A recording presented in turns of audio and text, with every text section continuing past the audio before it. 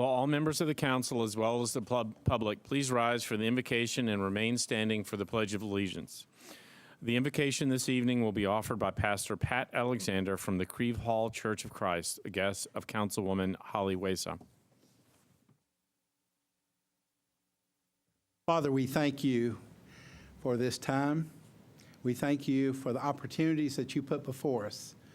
For this council, Father, we ask your guidance.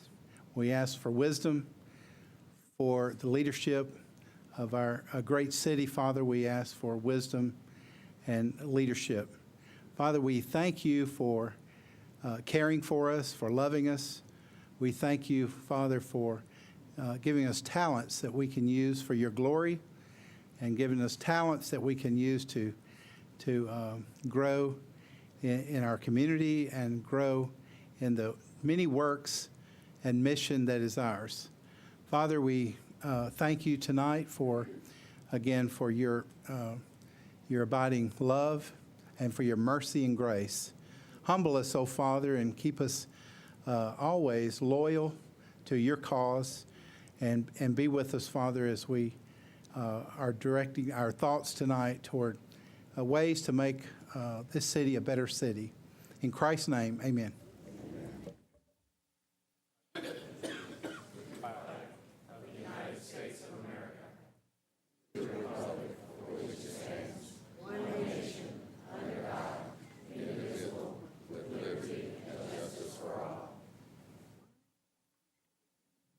Without objection, we'll suspend the calling of the roll and ask the clerk to record the names of those members present throughout the meeting. Is there a motion for adoption of the minutes of the meeting of June 21st, 2016?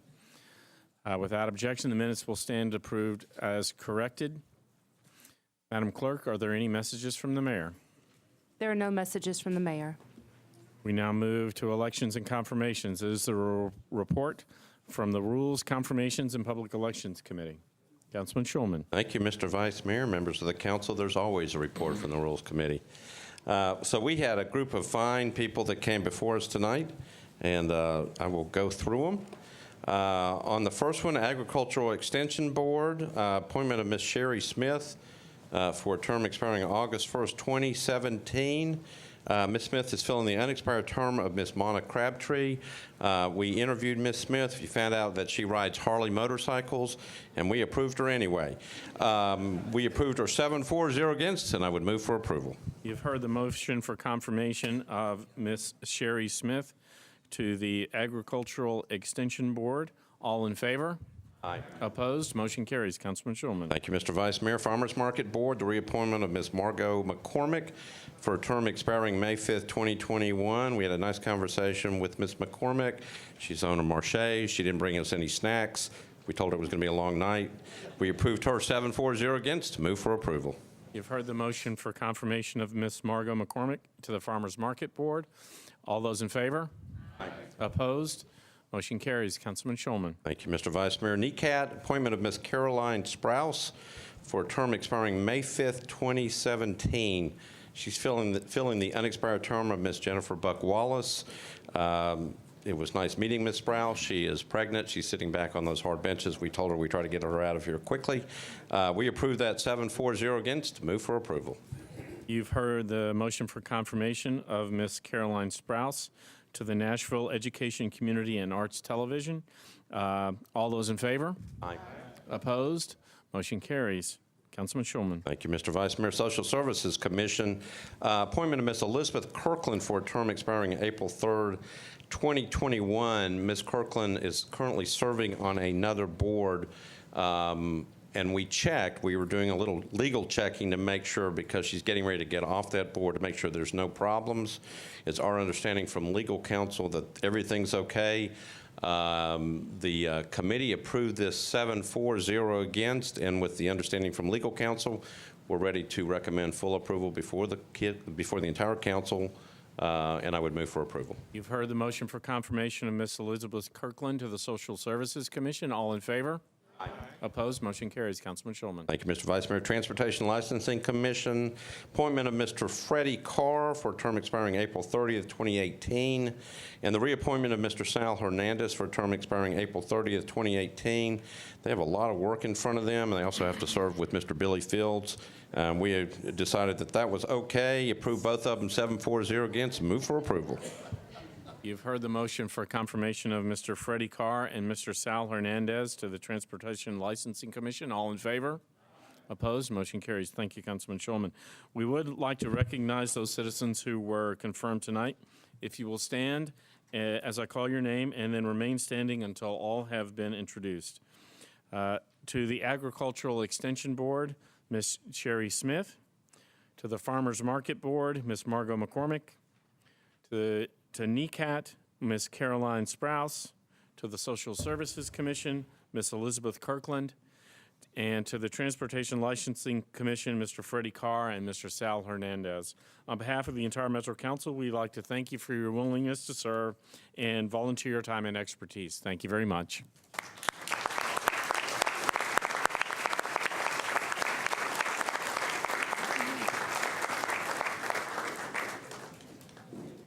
You must now surrender your front row seats.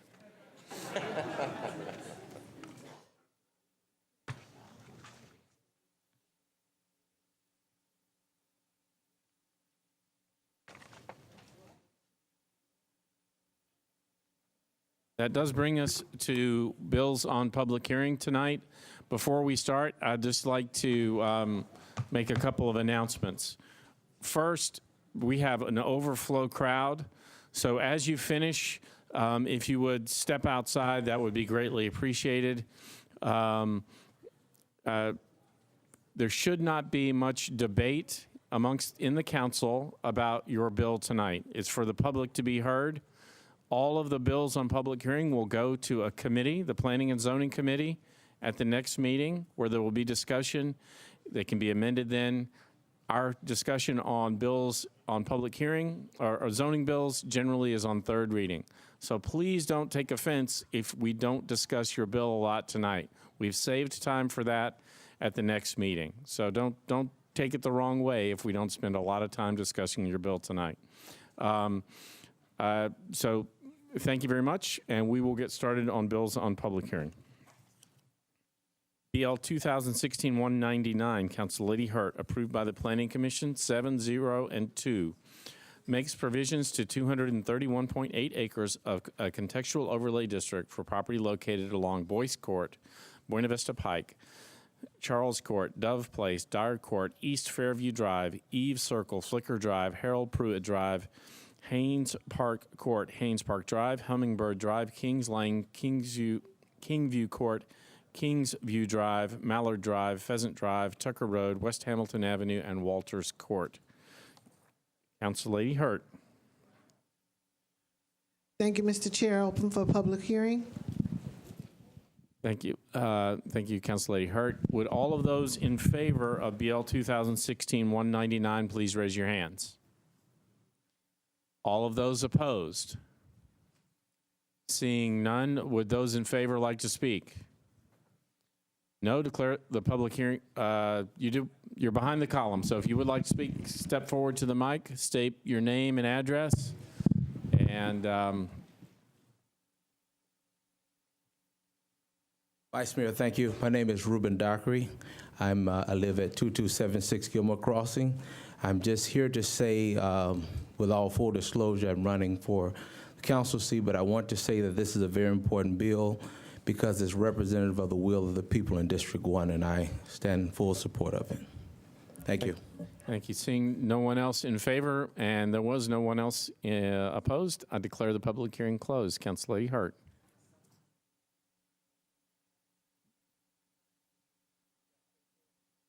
I'm sorry. Move for passage on the second reading. Moved and properly seconded. All in favor? Opposed? Motion carries.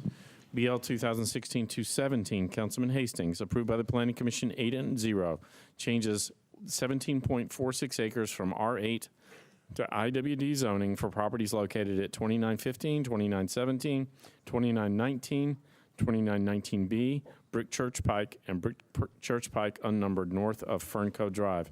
Councilman Hastings. Yes, I ask to open the public hearing. Would all of those in favor of BL 2016-217 please raise your hands? All of those opposed?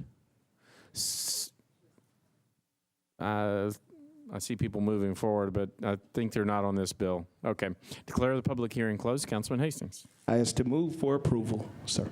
Moved and properly seconded. All in favor? Opposed? Motion carries. BL 2016-218. Council Lady Vercher and Councilman Hager, approved by the Planning Commission 10 and 0. Amends the Metro Zoning Code pertaining to the zoning application fees and public hearing notice costs for amendments to the official zoning map initiated by a member or members of the Metropolitan Council. Council Lady Vercher. Thank you, Vice Mayor. I'd like to open for public hearing. All those in favor of BL 2016-218, please raise your hands. All of those opposed? Seeing none opposed, would those in favor like to speak?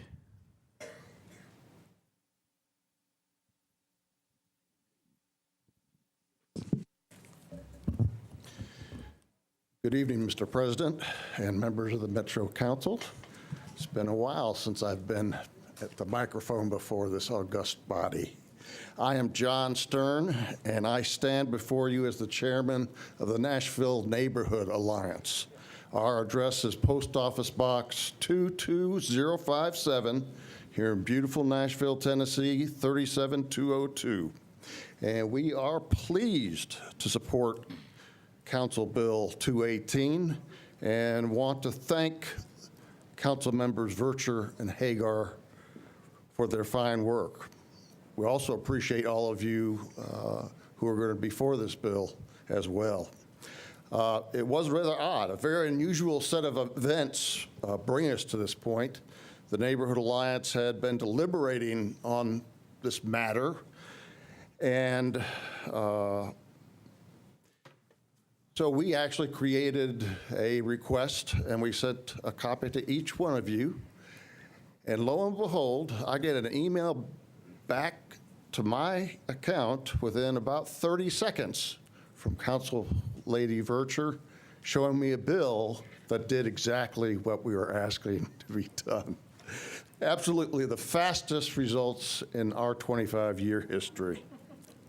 But seriously, this tool, as we understand it, is intended to give communities in all of your districts the support that they often need to initiate zoning changes and special overlay districts, changes that will make their neighborhoods even better places to live. And very few neighborhood groups, as you know, have any money. So they certainly don't have the money needed to pursue these actions on their own. So with only one community rezoning per council member today, we prefer that you all have a number of them available to you throughout the year. I do understand that there may be some concerns regarding this bill, and we stand ready to work as amendments are needed or changes are needed. But we are in support of it as it stands. And once again, we thank you all for your hard work and know how hard it is. Thank you.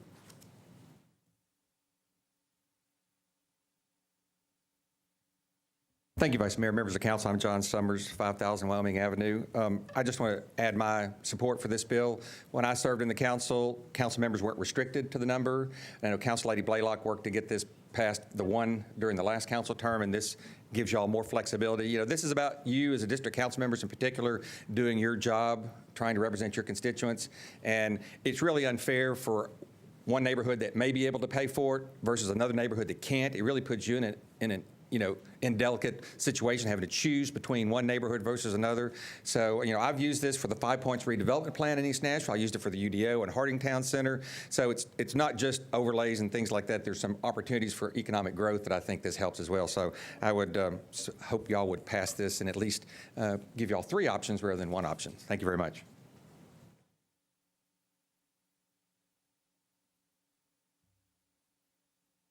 Hello. Good evening, council members and Vice Mayor Briley. Thank you for your time. My name is Ruby Baker, and I currently serve as the president of our Bordeaux Hills Residential Association, and I am also an executive board member on the Nashville Neighborhood Alliance. On the board, we also talked about this bill during our monthly May meeting. And my concern particularly was for some neighborhoods that I see that are not financially able to support or bear the costs for a, I'll say, contextual overlay.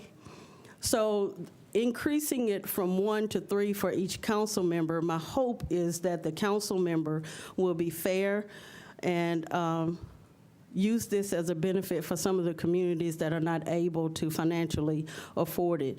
There are a lot of communities who have seniors that are settled and that have lived in their neighborhood some 40 and maybe 50 years, and they are, believe it or not, there are some that are welcome in development, but they just want to know what type, what kind, and they don't want to see a drastic change in their neighborhood.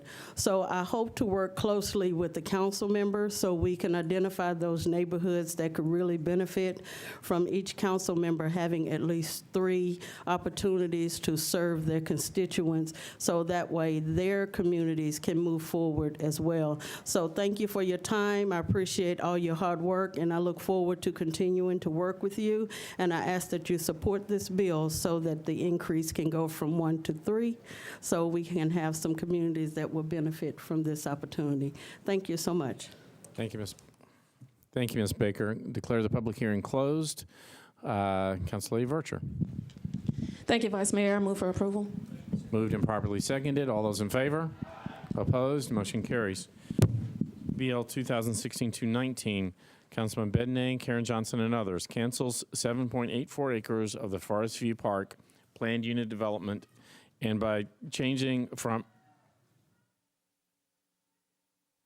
R10 to RS10, zoning for property located at Forest View Drive unnumbered east of Murfreesboro Pike. Councilman Bednang. I move to open the public hearing, please. Thank you. Thank you, Councilman. All of those in favor of BL 2016-219, oh, I'm sorry. This is a disapproved bill. We have to show the slides.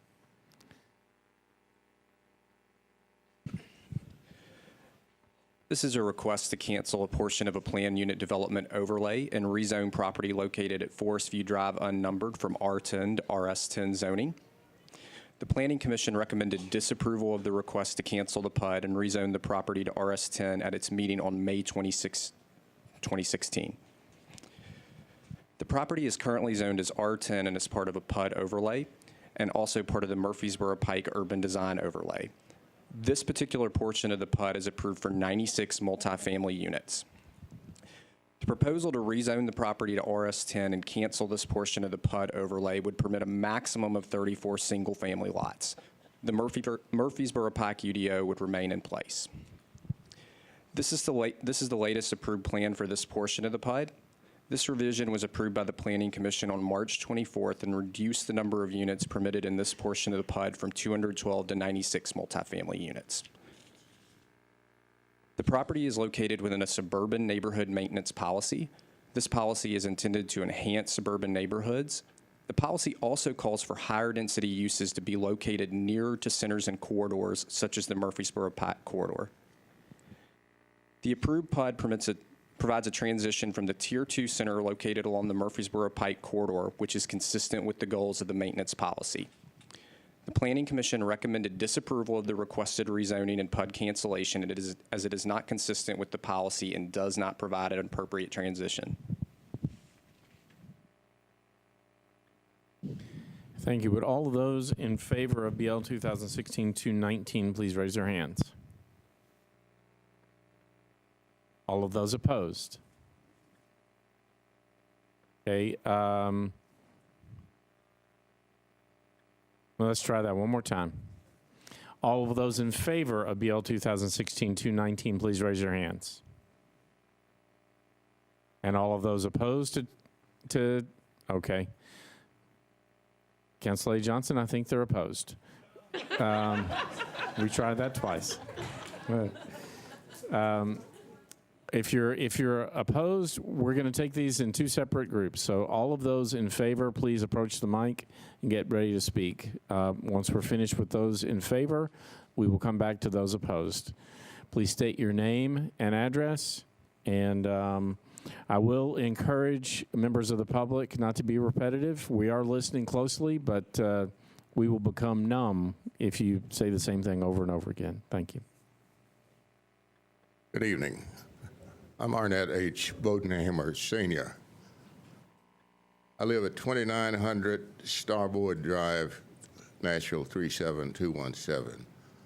I'm here to recommend approval of this zoning change for a number of reasons. I think if we do a little research, that those type PUDs that were done some years ago, and I go back a little bit farther than some of you, is when there were two zoning codes for Nashville. I'm not talking about Metro Nashville, I'm talking before that. There was a zoning code for black folks and there was one for white people.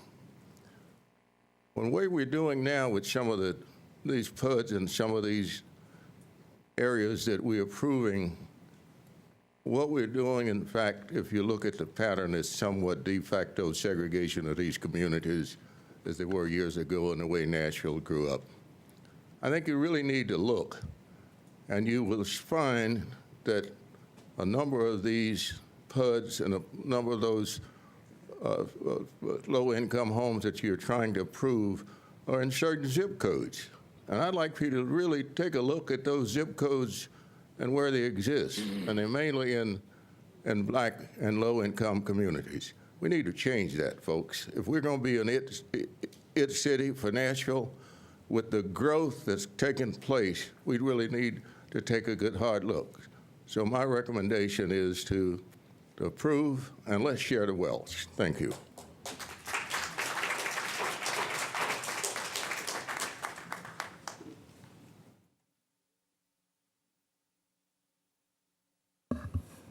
Good evening. My name is Brian Frederick. My address is 6452 Paddington Way in the Antioch area. And I stand to also approve this zoning. And I agree with my friend, and I speak on behalf of thousands of residents who live in that area, churches. And my question to you, council, is who are we that people can't live throughout the city, that we must package them all in one area? And you have people who have homes and businesses there, who have value there, who care about their communities. But I'm hearing that many communities are denouncing people, low-income people, to move in their community. And my question is, who are you or your constituents that you would say, that's okay, I don't want certain people to live amongst me? Man, we just sat here and said a prayer and had a pledge of allegiance, but it doesn't look like we are one nation under God. It looks like that we choose economically who we decide who goes and who doesn't go. And what I'm saying, what I'm standing on is, look at yourself and your constituents and ask, why would I not allow some people to move in my area? We already have two low-income areas in Antioch, right in a mile radius. Why would you not allow people to move amongst the rest of you and your constituents? I ask you to consider that and be truthful in saying, do we really care about those people in that area at all? Those who work every day, have for many years. Why don't you speak to your constituents and ask, what's wrong with people to move in your area? They don't have leprosy. Many were born and raised here. So I say, yes, I stand to approve that. And I pray that you would even look at your own self and be honest. to figure out why. We have many people who don't even live in our neighborhood who are here to oppose because they want to make sure that those people don't get in their neighborhood. If we want to be honest, let's be honest. But I'm saying I approve this, and many of the residents in the Antioch, the 37013, the 37217, also approve this. Thank you so much.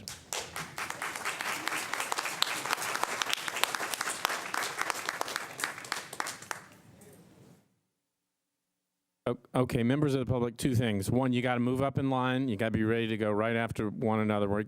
And secondly, I'm going to ask you not to applaud. I know you're passionate about it. We appreciate that, but we'll be here a long time tonight, and we need to move along. Please, no more applause. Thank you. Good evening. My name is Carol D. Cole Harris. I reside at 3360 Calais Circle, Antioch, Tennessee, 37013. I live on the back street that borders this bill that we are speaking about tonight. And I would hope that you all would consider to look at the matter as people have before me have spoke. Our neighborhood is growing and it needs revitalization, but we would like to have equitableness in our neighborhood.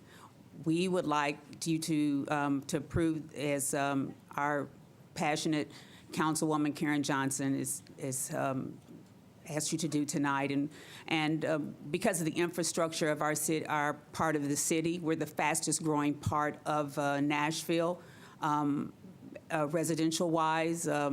Before we've had our great boom in our city, and I've lived here since 1974, and I want to know would you consider, please, thinking about it. If it's your neighborhood, we just want a balance and a balanced city. And I thank you for your time.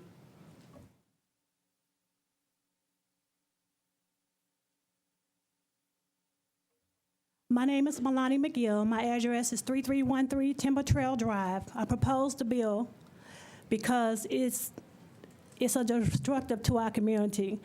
I know in our history that public housing has been separated from the north, east, south, and west for a reason, and that's to control crime. And I feel like if too many low-income housings are in one place at one time, the crime rate will go up and it'll be not able to control it. So I propose the bill for the safety of our community.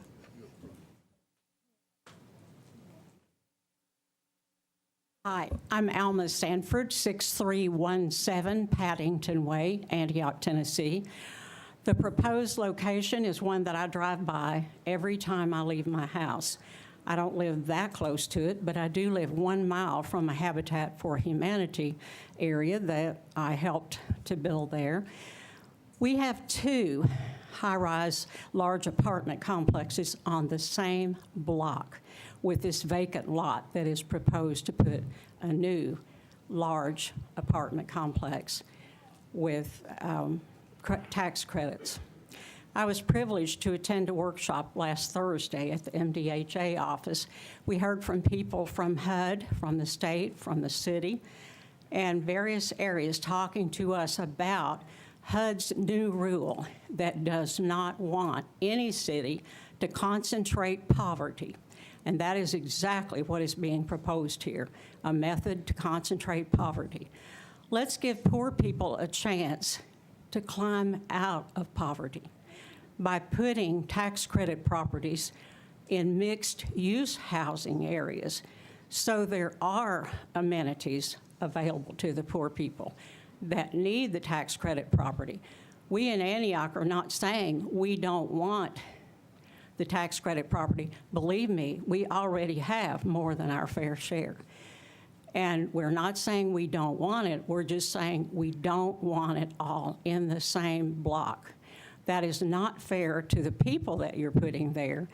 And if you'll look, as I have, at the new HUD ruling about not concentrating poverty, I say that Nashville is in danger of losing tax credits if we don't pay attention and stop concentrating poverty in North Nashville and South Nashville. I ask you to support Councilmember Johnson, Councilmember Bedney in making this PUD take another look at what they're trying to do there. I do not believe rights have been vested. No action has been taken on that lot. No permit has been pulled. No money has been spent except for purchase. Therefore, rights have not vested in that property, if that's what you're worried about. I sure appreciate your time, and I appreciate the service of each of you here tonight. Thank you. Good evening. I'm Margot Chambers, and I live in Nashville, and I am in support of 219 because of the concentrated poverty. There's also an outdated major and collector street plan that's outdated, and that's going to cause auto gridlock in this area. I ask you to approve it because it's the only logical choice given the fact that this could happen to you, where a developer comes into your district and ignores you. So this is one relief that you have to protect against that, especially if Bill 133 passes. You'll see more of these things. You'll need more of this type of support.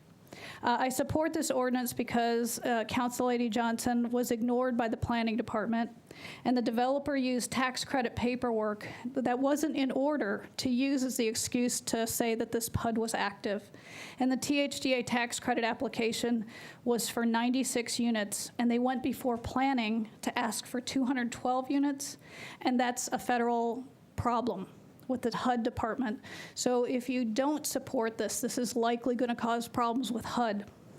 The THDA did not do their due diligence on this tax credit project, and that is why you need to support 219. Thank you.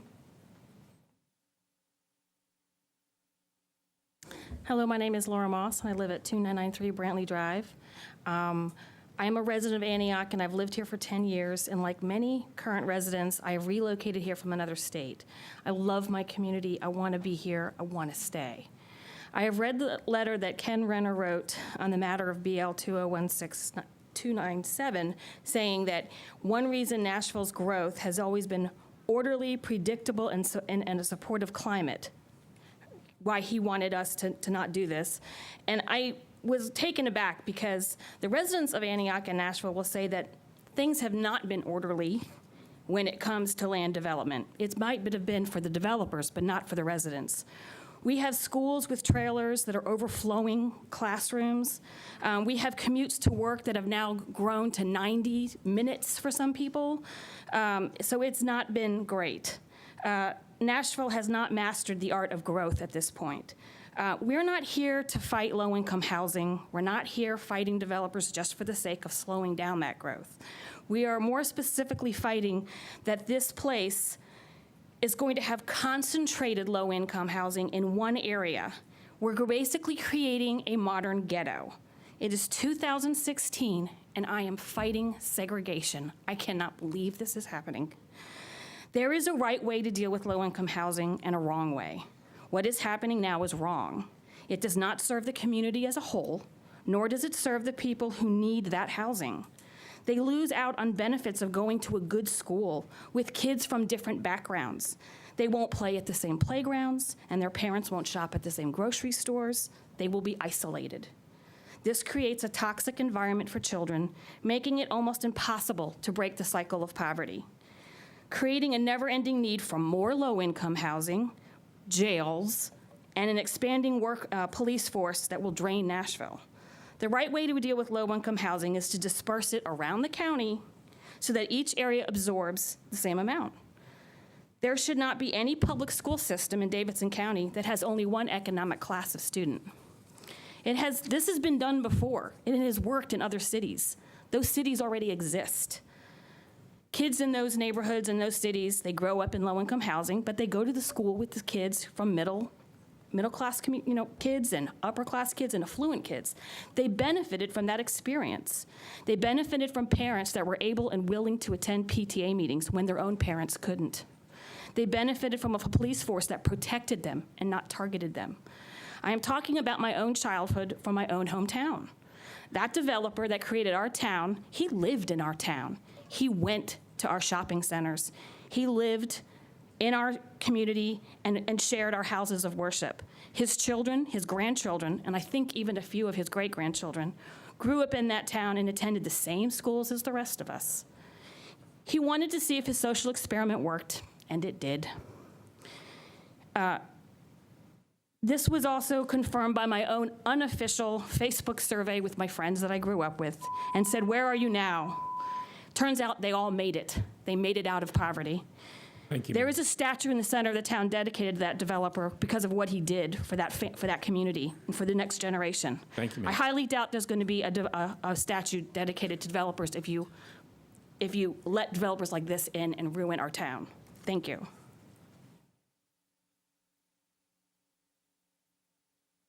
Good evening, members of council and Vice Mayor. My name is Marilyn Metz. I live at 2618 Forest View Drive, which is right in the area where we're talking about. And I'm going to come from a slight different tack because we are seeing a lot of opposition to this, and so there's something that I want to say to you. Please recognize the tactics that are being used to pressure you and to pressure well-meaning business organizations into a panic about something that is simply not true. These voices toss out ominous-sounding threats, and I hope and pray that you recognize them for what they are. They are the little chicken little cries, "The sky is falling, the sky is falling." Once uttered and even printed, these threats, if not recognized and counteracted, can have an immediate visceral effect and trigger a knee-jerk reaction. But then, when the threats are debunked and disproven, these voices will not retract their statements. They just merely attempt to redirect your direction. Some of you are new to the councilmatic responsibility, and what an admirable task you have undertaken. Thank you. Karen Johnson, the councilwoman for District 29, is a woman of integrity who represents her district well. Karen is a tireless worker who has done extensive research about unintentional reconcentration of poverty. Please do not fall for the discrimination ploy. Nothing could be further from the truth. We, the residents of District 29, trust Karen to shoot straight with us. We do, and you can trust her too. Please stand with Karen Johnson and vote yes to support Bill 2016-219. Thank you. Hi, I'm going to be quick. My name is Lisa Farney. I live at 506 Forest Point Place, which is right on Forest View. I just want to reiterate and make sure that you're all aware, this absolutely has nothing to do with low income. We've accepted it many, many times. We just want to share the love. Everybody needs to share the love. So I would ask you to please support Karen Johnson in this. Thank you very much.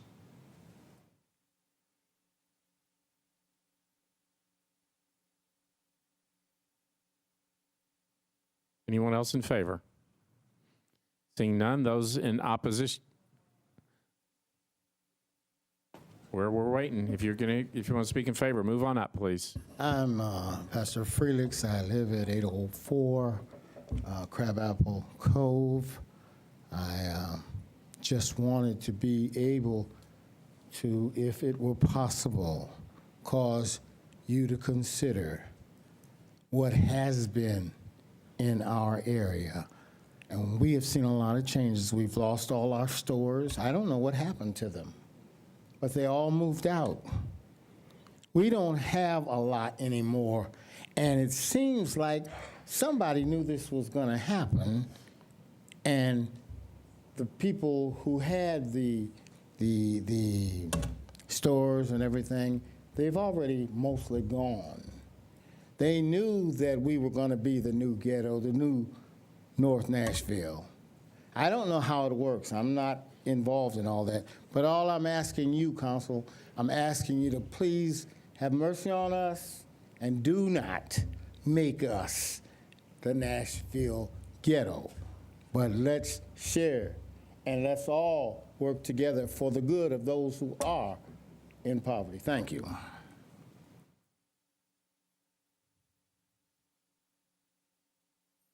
Good evening, Council. My name is Fran Bush, and I am the HOA President of Berkeley Hall in Antioch, Tennessee.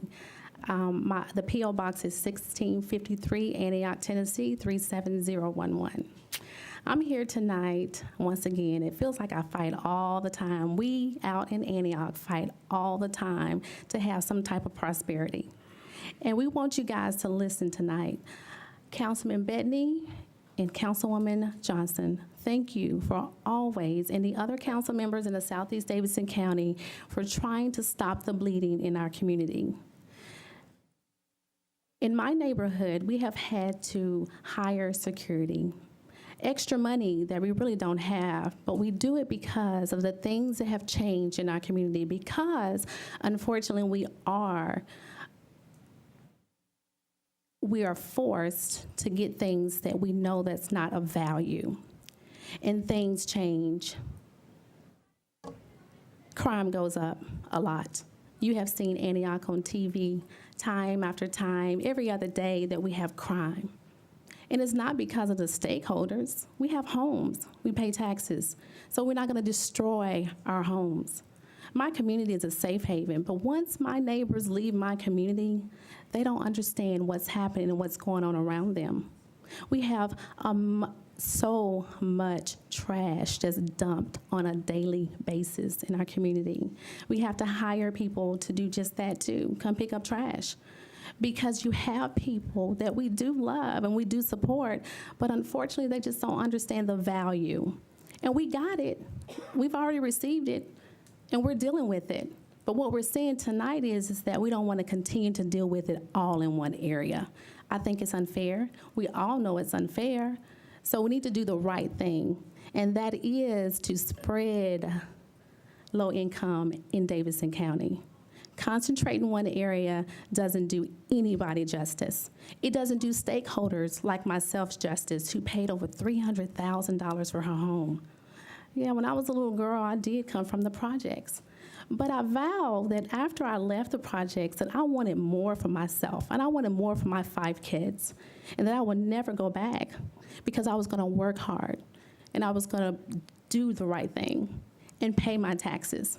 And that's what I'm doing. So for my 5 little young men that I'm raising in Antioch, along with the rest of these people who are raising their families in Antioch, we deserve more, and we deserve more from you. We voted for you.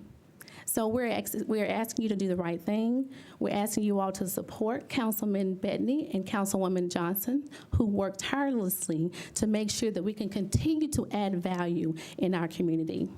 I appreciate you tonight, and I hope that you vote in support of Councilman Bettany and Councilwoman Johnson. We do appreciate you. Thank you. I was about to call, if you are going to speak in favor, and I don't mean to come across as impatient, I know I am, but you got to move on up, get right behind we got to be conscientious of everybody's time. So I'm going to consider you the last one in favor. Okay. My name is Beth Highland. I live at 1847 Isabel Lane in Antioch. I moved to Antioch 6 years ago from Brentwood, not really knowing what to expect. And I've been delighted to find a very diverse community of educated, multicultural, conscientious neighbors who really want to better their community, but they're struggling with dealing with things like the Planning Commission. There's got to be transparency in how the Planning Commission operates. I'm definitely for Councilman Johnson on this bill. Our community needs conscientious and responsible growth, not growth to suit the whims of out-of-state developers or special interest groups none of whose reps actually live in our area. We've got to have some control, and I appreciate your support of her bill. Thank you. Thank you very much. Those in opposition, please come forward.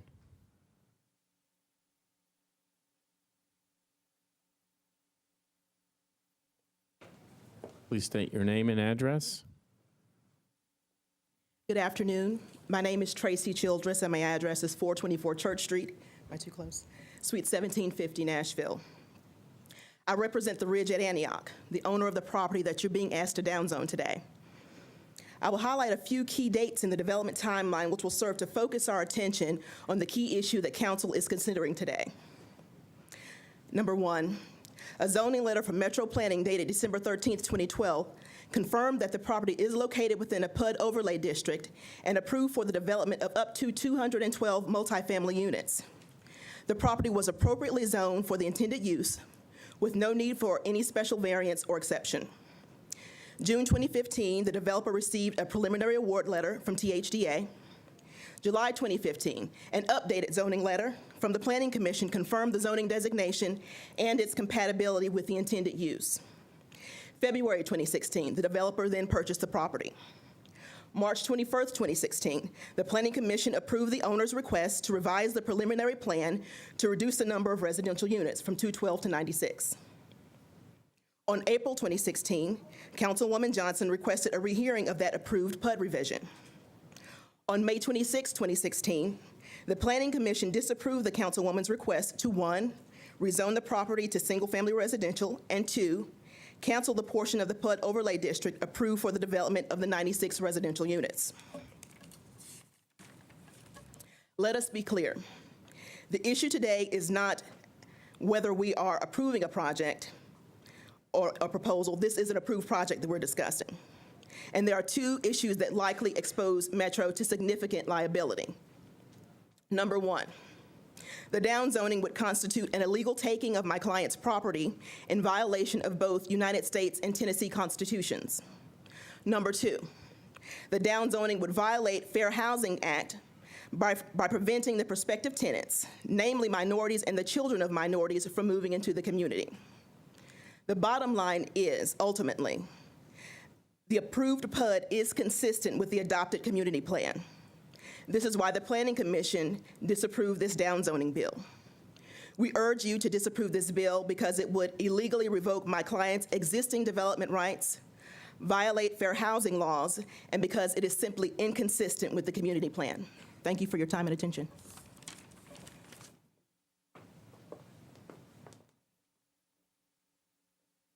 Good evening, Vice Mayor Briley and members of Metro Council. I am Verlinda Darden, 211 Commerce Street, Suite 100. Tonight, I'm here on behalf of the Nashville Area Chamber of Commerce to speak in opposition of BL 2016-219, the unnumbered Forest View Drive downzoning and PUD cancellation. The Chamber does not often weigh in on individual zone changes, but we are speaking up tonight because of broader implications it raises. The Chamber's concern on this proposed downzoning and PUD cancellation is that it is occurring mid-development and without the consent of the property owner. We believe it sets a dangerous precedent, signaling to the property owners and developers that lawfully granted entitlements can be stripped mid-development after significant investment, and we believe it runs counter to our city's commitment to transparent, predictable development regulations. We are also concerned about the impact the downzoning and PUD cancellation will have on the provision of affordable housing on this site and jeopardizing Davidson County's future access to low-income housing tax credits, as discussed earlier. So in summary, we respectfully request that you disapprove the downzoning and PUD cancellation of the unnumbered Forest View Drive property. Thank you.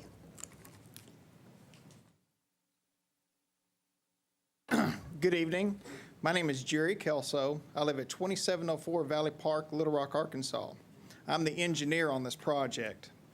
We first contacted Metro Planning in November of 2015 to obtain guidance on the permitting process. Because the zoning was already in place for this property, we proposed a multifamily project that was permitted under the existing PUD, only seeking to revise the PUD to permit the development from 212 units to 96 units. That was already allowed by the current PUD. The Planning Department staff responded to us around December of 2015 and advised us that we needed to seek a PUD revision that would allow us to go to 96 units. On February 11th, 2016, our PUD revision application was submitted to the Planning Department for review and to be presented at the next Planning Commission meeting. The PUD revision application included a site plan, drainage plan, a traffic study, utility plans, landscape plans, all the things that were needed, including building elevations. We worked with city staff diligently to take care of any concerns that they had and their comments. Staff recommended our application for approval, and Planning Commission approved our application unanimously on March 24th, 2016. The downzoning bill was filed on April 19th, 2016, well after the Planning Commission approved our PUD revision application and the owner had already purchased the property. We also confirmed with water and sewer availability, submitted permit applications to all the city departments, including Public Works, Water and Sewer, and Stormwater. Again, full traffic study was conducted. Stormwater pollution prevention plans, discharge permits were submitted to TDEC. Full building permit application was submitted. In short, we have sought and received guidance from the appropriate metro departments throughout the entire permitting process and have acted in complete accordance with their rules and instructions. For this reason, we ask that you disapprove the downzoning of this property. Thank you.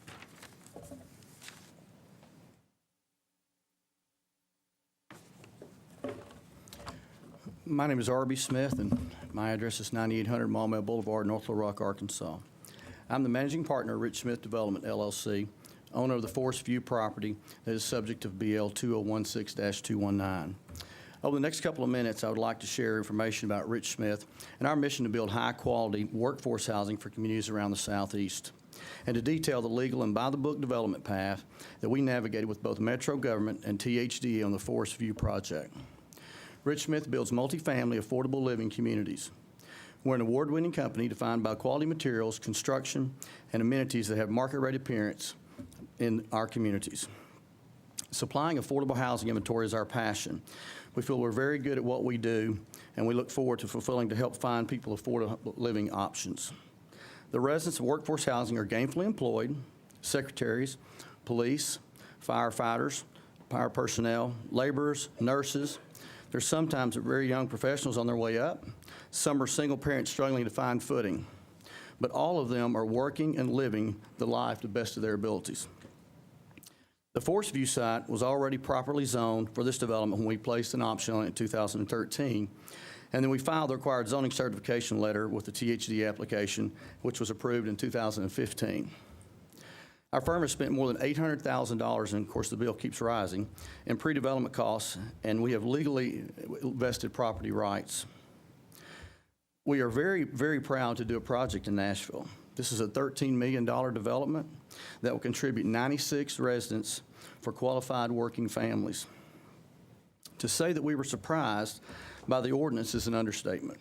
This legislation was filed against our wishes, without our notice, without proposed compensation for lost value of our property, and against our well-established legally property rights. We ask you to vote against BL 2016-219 and to uphold our legal property rights. Thank you. I appreciate your time and consideration. Anyone else in opposition? Seeing none, okay. I've now said it like probably 10 times. If you're going to speak, you got to move forward. My apologies, there's quite a line back there. I have some handouts that I'm hoping that might be distributed, if not now, sometime in the not-too-distant future. Thank you. My name is Samuel Lester. I live at 210 Morton Avenue. I work with Open Table Nashville. I'm here more concerned with the big issue. The big issue is, how can we provide affordable housing to all of Nashville?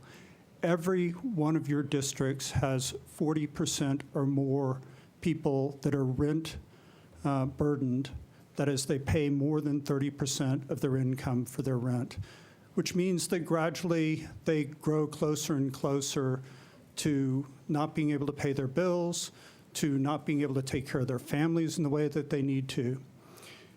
If you look at the back of the sheets that I handed out, of the districts, for District 29 in particular, there are 42% of its residents who are cost burdened. That's one of the lower cost burdened areas in the city. There are many things that are confused about affordable housing and the other sorts of housing that exists. For example, affordable housing is not the projects. There are a number of myths that follow. Affordable housing does not drive down property values. Anyone who has paid attention to property values and the way they've fluctuated, and that is to say gone up in Nashville with people gentrifying areas in poverty, would see that that is not the case. Affordable housing doesn't mean the projects. It isn't distinguishable from less affordable housing unless you go inside to see the kitchen countertops. Has anybody visited Weatherly Ridge in Antioch? Affordable housing does not bring in huge numbers of large families or cars. Rental apartments have fewer children per unit on average than owner-occupied single-family housing, and they have fewer cars per unit as well. Affordable housing doesn't reduce the quality of local schools. Affordable housing allows for stability of residents, which leads to higher test scores and allows teachers to live in the neighborhoods they teach in. Affordable housing doesn't increase crime. The National Crime Prevention Council calls for the building of affordable housing because neighborhood cohesion and economic stability are enhanced in these areas, to quote them. In District 29, it's certainly the case that there's more affordable housing than one would like in one little corner.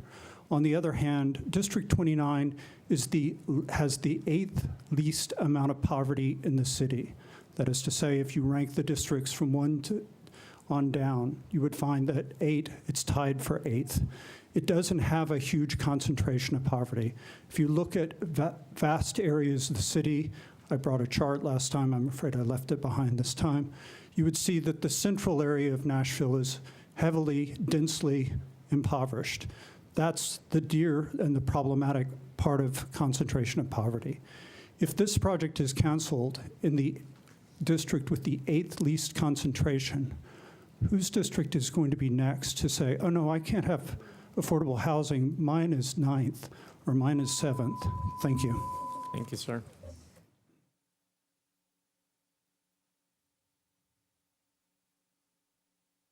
Hi, my name is Lynn Jones, and I live in Antioch. I'm an Antioch resident.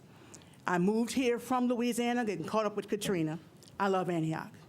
I wouldn't think of going anywhere else. I'm with Karen Johnson. We don't need them all in one centralized place. Spread them out. But as I'm looking at some of these bills, my understanding is, if y'all reject this, you're gonna punish people. Why not move it down? Spread it out. All people want is basic needs met and be able to afford where they live. It's not complicated. It's not complicated at all. Move it down and don't punish people. You're punishing people who really have a hard time supporting themselves. I'm one of them. I don't work. I'm on disability. My husband has had 2 heart attacks. It's hard for us. We don't want to be in a concentrated area and labeled as poor. We're not. We're working people with disabilities and such. Just spread it out. Don't punish Antioch for this. Thank you.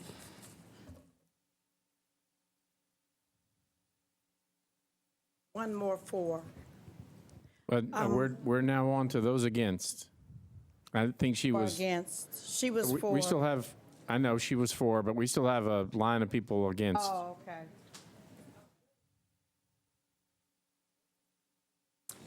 Hi, my name is Austin Sauerbry, and I live at 6933 Highland Park Drive. I live at 6933 Highland Park Drive. I work in the Edge Hill neighborhood. I'm an organizer for the Edge Hill Neighborhood Partnership. And first, I want to strongly affirm the residents of Antioch and their call for greater public support for infrastructure, for schools, and for Councilwoman Johnson's call for affordable housing to be built in the urban core, not just in the suburbs. I also support the call for residents to be included in the planning process for developments such as this. However, I do think it's important to know who we're talking about when we're talking about workforce units and who we're talking about when we're talking about affordable units. According to the 2015 Community Needs Survey, almost half of Nashville households earn less than 60% of the area median income. These Nashvillians include school bus drivers, public defenders, preschool teachers, construction workers, and firefighters, among scores of other occupations. We have a chart here that shows what we're talking about when we say workforce and what we're talking about when we say affordable.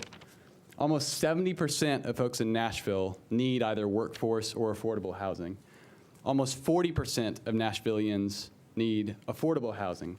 And so when we say we're building affordable units, we're not talking about, we're talking about working people, as Lynn said. We're talking about hospitality workers. We're talking about bank tellers. We're talking about electricians. We're talking about construction workers. And I think this is a point that I've been continually confused about in the news when people bring up affordable housing, when they bring up workforce housing, and I think it's really important that we know who we're talking about when we bring up these definitions. Thank you very much.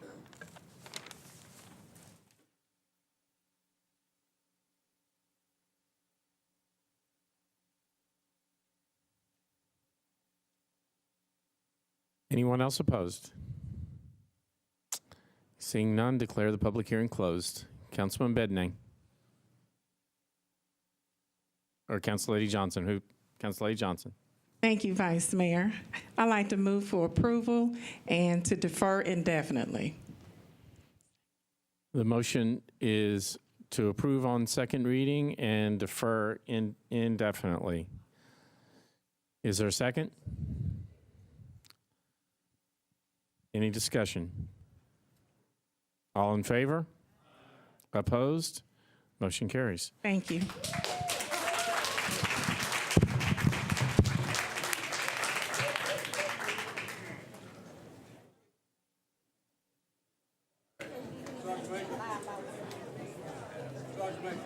BL2.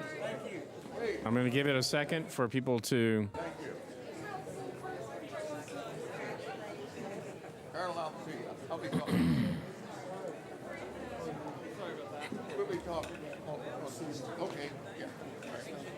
I'd ask that you quietly and as quickly as possible go ahead and move on out.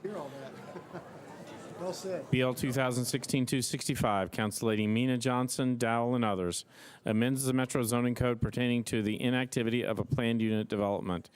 Council Lady Johnson. Thank you, Vice Mayor. I would like to defer public hearing to August 2nd with a brief explanation. Council Lady. Thank you. I am working with planning staff to give clear definition of aggregated action. So the bill will come up to Metro Planning Commission public hearing either July 14th or July 28th. So I would like to get their input first, and then I will bring up to the floor for public input. Thank you. Motion to defer to the August public hearing. Properly seconded. All in favor? Opposed? Motion carries. BL 2016-266, Council Lady Allen and Dowell. Amends the Metro Zoning Code pertaining to the inactivity of planned unit developments and specific plans. Council Lady Allen. Thank you. I'd like to open the public hearing. All those in favor of BL 2016-266, please raise their hands. All those opposed? I don't think Mr. Bodenhammer is. I think that was inadvertent. I'm going to declare the public hearing closed. Council Lady Allen. Thank you, Mr. Vice Mayor. Move for approval. Moved and properly seconded. All those in favor? Aye. Opposed? Motion carries. BL 2016-267, Council Lady Hueso. Amends the Metro Zoning Code pertaining to boat storage. Councilman Swope. Thank you, Vice Mayor. Move to open the public hearing. All those in favor of BL 2016-267, please raise their hands. All those opposed? Seeing none on either side, declare the public hearing closed. Councilman Swope. Move forward. There's a motion to approve, properly seconded. All those in favor? Opposed? Motion carries. BL 2016-268, Councilman Scott Davis. Disapproved by the Planning Commission, 10-0. Changes 0.34 acres from RS5 to RM20A, zoning for properties located at 1300 North 5th Street. Councilman Davis. I'm sorry. There you go. Thank you, Vice Mayor. I'd like to open public hearing. All right. We'll open the public hearing right after we see the slides. This is a request to rezone property located at 1300 North 5th Street from RS5 to RM20A zoning. The Planning Commission recommended disapproval of this request at its April 14th meeting. The property is currently zoned RS5 single-family residential zoning. The proposed RM20A zoning permits up to 20 units per acre of multifamily units. This property is located within an urban neighborhood evolving policy. The policy's intent is to create and enhance urban residential neighborhoods. The Planning Commission recommended disapproval of the request to rezone the property to an RM20A district due to the lack of a plan and the need to provide an appropriate transition to the surrounding neighborhood. Councilman, let's see. All of those in favor of BL 2016-268, please raise your hands.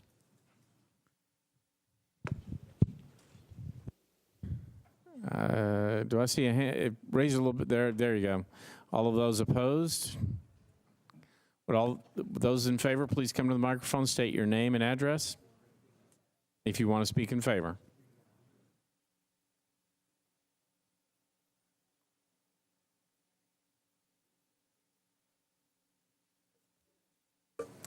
Hello, my name is Allison Patton, and I'm the applicant for the property at 1300 North 5th Street. Ma'am, if you'll move the mic down a little bit in Okay. front of you. Thank you. Is that better? That's better. Thank you very much. My name is Allison Patton, and I am the applicant for the property at 1300 North 5th Street. And I am here to speak on behalf of getting this rezoning approved. Initially, it was denied by the Planning Commission. We didn't have our site plan available at that time. We do have a site plan available, and we propose to have it approved for 4 dwellings, single-family units at that property, averaging from 1,800 to 2,200 square feet.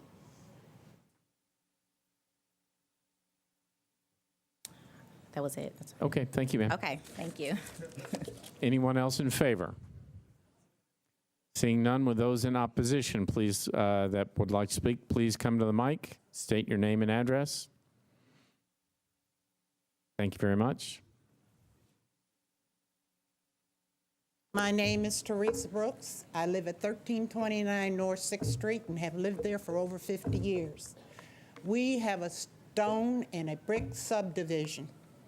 And now Mr. Patton wants to build a hardy board on the corner. It's not actually on the corner of Douglas, it's on the corner of North 5th because it goes out and around it. The pictures I have here show what type of landlord he is now. He does not keep his property, his grass cut. There's trees growing out of the gutter on the house. The leaves from last fall are still there to be picked up.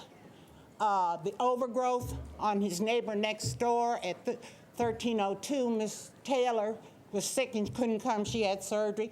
But the overgrowth over the privacy fences in her yard, the alleyway behind his property, and Eric Clapton's property, which are side by side, neither one of them are maintaining their property. Mr. Clapton has Section 8 in there, and it looks like a eyesore all the time. There's pictures of junk in the backyard, in the front yard, and everything else. We don't need this. The people in my neighborhood have been there all their lives. Most of them are in their 80s. They can't come out to this meeting because they aren't able. So I'm here to ask you, this is an area that nobody knew existed until here lately. I have them knocking on my door because I own the lot next door to me, and they want to buy my house, my lot, and my rental property. I don't need this. Let our neighborhood alone. Let us survive and continue to enjoy our lives. Thank you.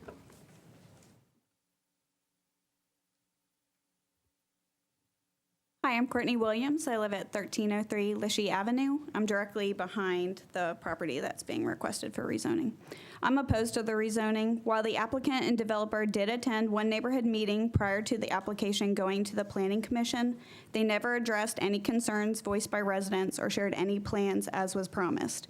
They failed to return to our future meetings despite encouragement from the Neighborhood Association, our councilmen, and the Planning Commission.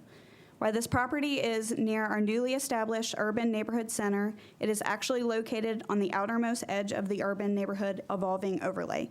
I believe there is a need for depth in our overlay policy, but even in an evolving urban neighborhood district, you must have a transition between higher and lower density to maintain the character of a neighborhood. This zoning request does not serve the function of a transition. This lot has a very small frontage and is very small for the requested density.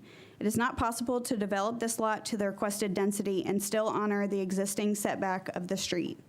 Secondly, if this rezoning is approved, the new rezoning would require the development to front a sidewalk, but this is also not consistent within the context of the street, which has no sidewalks. This property is not located on the major neighborhood corridor of Douglas Avenue and is not even a corner lot. This would lead to a partial sidewalk that would wrap around the corner, extend into the interior of the street, and abruptly end in front of the property.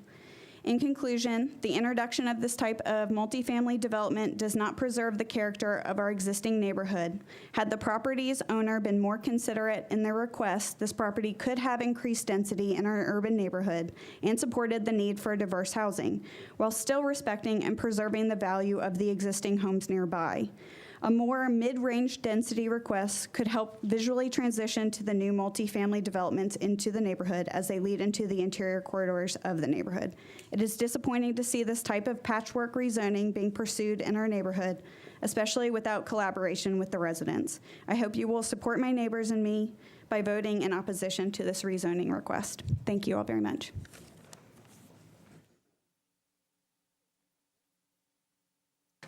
Good evening. My name is Alicia White. I live at 1304 North 5th, 2 doors down from the address that is in question. I'm not going to take you all through everything that was just said. I would say ditto to everything that was brought up. I just personally feel like a person that has been there in that neighborhood for so long that right now we are being overpopulated by duplexes and condominiums or whatever the case may be. Right there on that corner, we've already got right adjacent to that house 8 duplexes that are, or whatever you want to call it, that are being built. We don't have enough room in that neighborhood to constantly have more and more housing developments of this nature built. So all I'm asking is that you consider your own neighborhood. How would you like it if this was your home? How would you like a duplex being built on a piece of property that has a practically decent looking home? Yes, it may need some fixing up, but you could put someone in there and make some decent money. Why be greedy? Thank you. Seeing no one else, declare the public hearing closed. Councilman Davis.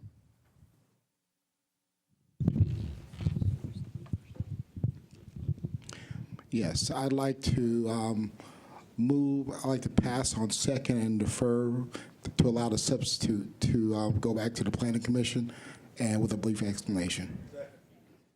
Moved and properly seconded. How long is the deferral, Councilman? We're gonna do one meeting, so we might need 2 meetings. We'll need 2 meetings, Vice Mayor. Motion to defer 2 meetings and to re-refer to the Planning Commission. Is that correct? Yes. Can I have a brief explanation? Of course.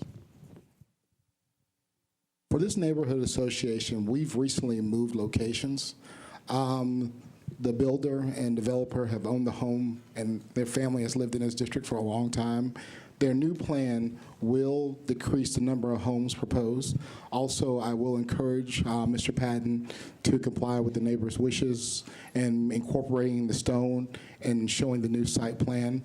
Highland Heights, we meet the 3rd Thursday of the month. One of my neighborhood leaders and officers are back there now, and she would be loved to have him at our meetings. And thank you for your time, Council. Moved and properly seconded. All in favor? Opposed? Motion carries. BL 2016-269, Council Lady Murphy, changes 1.2 acres from CS and R6 to CSA zoning for properties located at 288 and 292 White Bridge Pike. Council Lady Murphy. Thank you, Vice Mayor. I'd like to open the public hearing. Would all those in favor of 2016-269 please raise your hands? All of those opposed?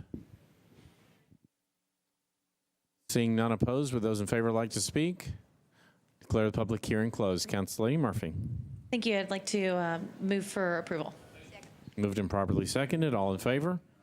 Opposed? Motion carries.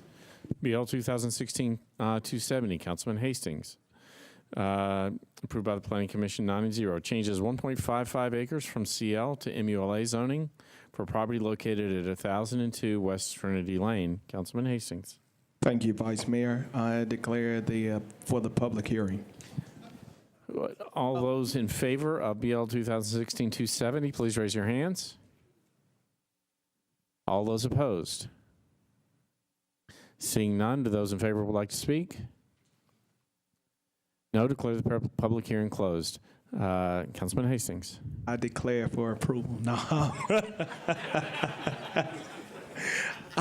Declare all you want. Yeah. I move for approval. Thank you. Moved and properly seconded. All those in favor? Opposed? Motion carries. BL 2016-271, Councilman O'Connell, approved by the Planning Commission 9-0, changes .17 acres from CS to MUNA zoning for property located at 1211 South 7th Avenue North. Councilman O'Connell. Thank you, Mr. Vice Mayor. I'd like to request that we open the public hearing, please. Would all of those in favor of BL 2016-271 please raise your hands? All of those opposed? Seeing none in opposition, do those in favor wish to speak? Declare the public hearing closed. Councilman O'Connell. Thank you, Mr. Vice Mayor. I'd like to move approval, please. I think we have a substitute on this one. You want to move the substitute first? I had forgotten about the substitute. I will move the substitute, please. The motion is substitute, properly seconded. All in favor? Opposed? Motion carries. You're on your bill as substituted. I'd like to move the bill as substituted. Moved and properly seconded. All in favor? Opposed? Motion carries. Thank you, Councilman. BL 2016-272, Council Lady Haywood. Approved with conditions, disapproved without by the Planning Commission 8-0-1. Amend 60.3 acres of a planned unit development located at 3300 Briley Park Boulevard South and 3400 and 3438 Briley Park Boulevard North and Brick Church Lane unnumbered north of Briley Parkway and west of Brick Church Pike to permit a 9,807 square foot building addition to one property within the planned unit development. Council Lady Haywood. I'd like to take this time to thank you, Vice Mayor Briley, and open for a public hearing. Would all those in favor of BL 2016-272 please raise your hands? All of those opposed? Those in favor like to speak?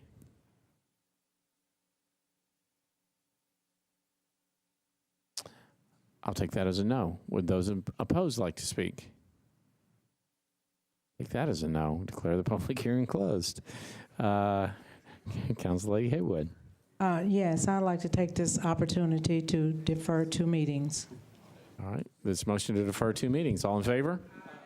Opposed? Motion carries. BL 2016-273. Council Lady Roberts. Approved with conditions, disapproved without by the Planning Commission 10-0. Changes .16 acres from R8 to SP zoning for property located at 5804 Ethel Street to permit 2 detached residential units. Council Lady Roberts. Thank you, Mr. Vice Mayor. Please open for the public hearing, please. Would all those in favor of BL 2016-273 please raise your hands? All of those opposed? Seeing none on either side, declare the public hearing closed. Council Lady Roberts. I'd like to move for approval, please. Moved and properly seconded. All those in favor? Opposed? Motion carries. BL 2016-274, Councilman Syracuse, approved by the Planning Commission 10-0. Changes 2.59 acres from CL to CSH zoning for properties located at 1620 and 1634 Lebanon Pike. Councilman Syracuse. Thank you, Vice Mayor. Open the public hearing, please. Would all of those in favor of 2016-274 please raise your hands? Those opposed? Seeing none on either side, declare the public hearing closed. Councilman Syracuse. Thank you, Vice Mayor. Move approval. Moved and properly seconded. All those in favor? Opposed? Motion carries. BL 2016-275. Council Lady Van Reese. Approved with conditions, disapproved without by the Planning Commission 8-1. Changes 1.47 acres from RS 7.5 to SP zoning for properties located at 903 and 905 Curdwood Boulevard to permit up to 8 residential units. Council Lady Van Reese. Please open the public hearing. All of those in favor of BL 2016-275, please raise your hands. Those opposed? Seeing none opposed, do those in favor like to speak? No, declare the public hearing closed. Council Lady Van Reese. Enthusiastically move for approval. Moved and properly seconded. All those in favor? Opposed? Motion carries. BL 2016-276, Scott Davis, disapproved by the Planning Commission 5-1. Changes 0.17 acres from OR 20 to RM 40 zoning for properties located at 121, 121B, 123, 125, and 127 Berry Street. While we wait for Councilman Davis, the Planning Commission can show us the slides. This is a request to rezone properties located at 121, 121B, 123, 125, and 127 Berry Street from OR 20 to RM 40 zoning. At its April 14th meeting, the Planning Commission recommended disapproval of the request to rezone from OR 20 to RM 40. The current zoning of the property is OR 20, which would permit up to 3 units on this property or office uses. The property is located within an urban neighborhood maintenance land use policy. The urban neighborhood maintenance policy is intended to preserve the general character of existing urban neighborhoods. The Planning Commission recommended disapproval of the request as the request is not consistent with the neighborhood maintenance policy and the requested zoning does not provide design standards. Councilman Davis, we're on BL 2016-276. Would you like to open the public hearing? Oops, I'm sorry, my bad. There you go. Thank you, Vice Mayor. I'd like to open the public hearing, please. All of those in favor of BL 2016-276, please raise your hands. Those opposed? Seeing none on either side, declare the public hearing closed. Councilman Davis. Thank you, Vice Mayor. I'd like to move for approval with a brief explanation. Floor is yours. To the left of this property, we have 300 units of rental. Right across the street, we have a fourplex of 4 units. And this is going from an OR 20, to allow 2 additional units on this lot. As you can see, when my neighbors are in support or against, they show up. And as we look at a public hearing once again, there's no one in opposition. So I would like to move for approval, and I'll be requesting letters of support for my 3rd reading. And I move for approval. Thank you, Vice Mayor. Moved and properly seconded. All in favor? Opposed? Motion carries. BL 2016-277, Councilman Sledge, approved by the Planning Commission 10-0. Changes 0.34 acres from OR 20 and R6 to MULA zoning for properties located at 1122 and 1124 and 1126 3rd Avenue South. Councilman Sledge, I'm sorry. I can't.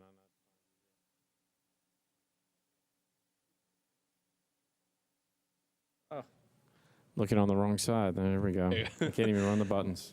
Thank you, Mr. Vice Mayor. I move to open the public hearing. Would all those in favor of 2016-277 please raise your hands? Those opposed? Seeing none opposed, would those in favor like to speak? Declare the public hearing closed. Councilman Sledge. Thank you, Mr. Vice Mayor. I have a substitute I need to move, please. There's I'll make the motion to move substitute. Properly seconded. All those in favor? Aye. Opposed? You're on your substitute. I will move the substitute. Moved and properly seconded. All in favor? Opposed? Motion carries. Bill 2016-278, Councilman Pridemore. Approved with conditions, disapproved without by the Planning Commission 8-0-1. Changes 1.92 acres from CN and RS 40 to SP zoning for properties located at Neely's Bend Road, unnumbered, northeast corner of Hudson Road and Neely's Bend Road to permit up to 2 single-family detached dwelling units. Councilman Pridemore. Thank you, Vice Mayor. Move to open the public hearing, please. All those in favor of BL 2016-278, please raise your hands. All those opposed? Seeing one opposed, would you like to speak? No? Declare the public hearing closed. Councilman Pridemore. Thank you, Vice Mayor. I move for approval. Moved and properly seconded. All those in favor? Opposed? Motion carries. I'm going to take BL 2016-279 and 280 together. BL 2016-279, Council Lady Henderson, approved by the Planning Commission 10-0, cancels 1.5 acres of the Village Hall Planned Unit Development Overlay District for properties located at 413, 415, 417, 419, and 419B Village Hall Place. And BL 2016-280, Council Lady Henderson, approved with conditions, disapprove without by the Planning Commission 10 and 0. Changes 2.6 acres from RM4 and R20 to SP zoning for properties located at 413, 415, 417, 419, and 419B Village Hall Place, and 2204 and 2202 Hobbs Road to permit up to 11 residential units. Council Lady Henderson. Thank you, Vice Mayor. Move to open the public hearing, please. All those in favor of BL 2016-279 and 280, please raise your hands. Those opposed? Seeing one on each side, those in favor like to speak? Please state your name and address. Thank you, Mr. Chairman. I'm Roy Dale with Dale & Associates, engineering firm in Nashville, located at 516 Heather Place. We've been working a lot with the council member on this. She's doing a great job. I know that she's had some discussions with some constituents. This is something that I know Harriet Smith has talked to her about. I think it's going to be a good project for her district, and we're just going to follow her lead. Thank you. Thanks, sir. Those in opposition?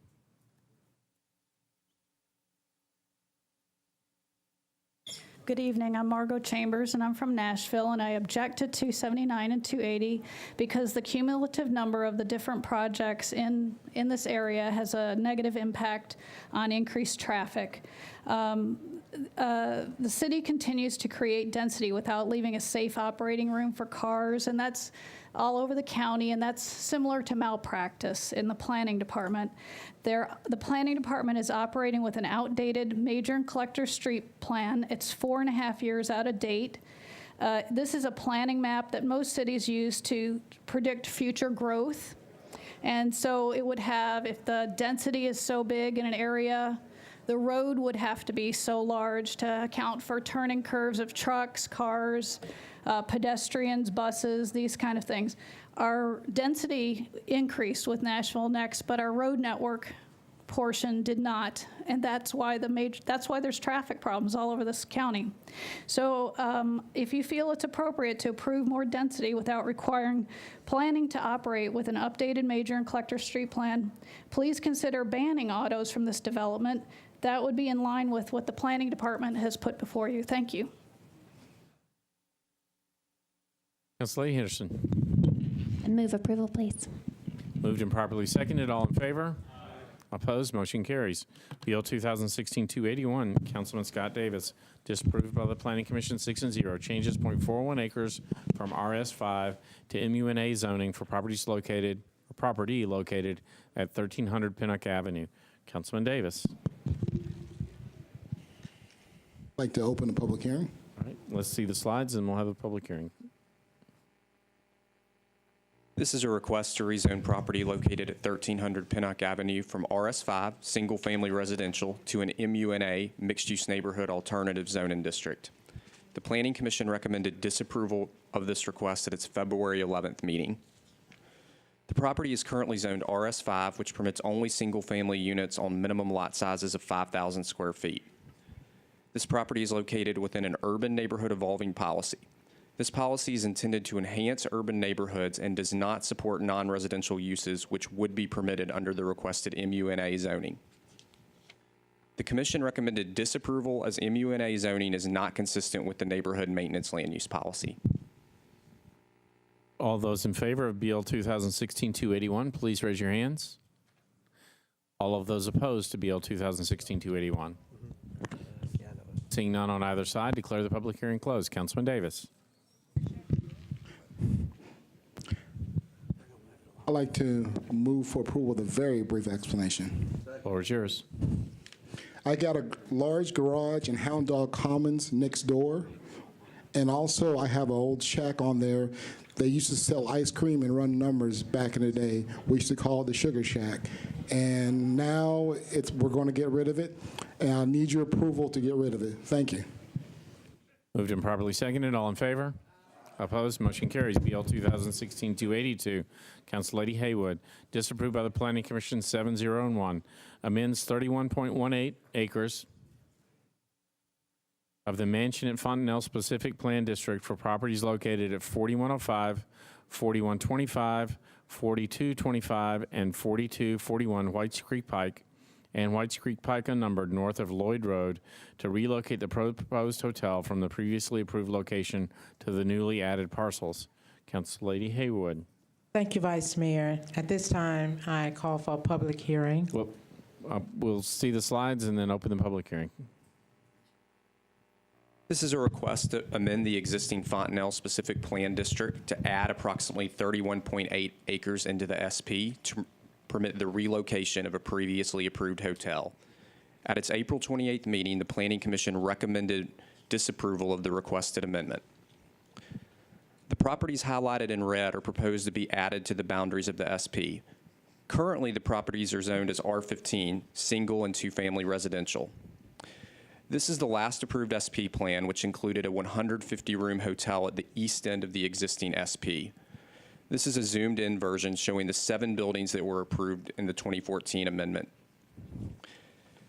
This is the proposed amendment. A 136-room hotel is to be proposed on approximately 31 acres to be added to the boundaries of the existing SP.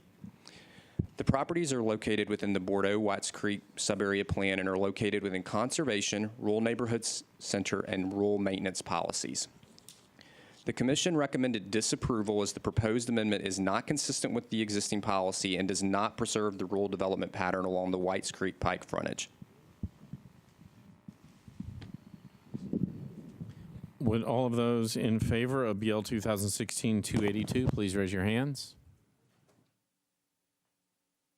All of those opposed? Those in favor, please go ahead and get lined up as orderly as you can. Come on, move on up. Please do state your name and address. And go ahead. Your floor is yours, ma'am. Yes, sir. My name is Linda Thompson Jarrett. I live at 4300 Whites Creek Pike. I live in my grandparents' home, and in addition, thank you. I live in my grandparents' home where both I and my parents were married. I was raised next door at 4104 Whites Creek Pike. Generations before me and my grandchildren after me are all living on this same property now.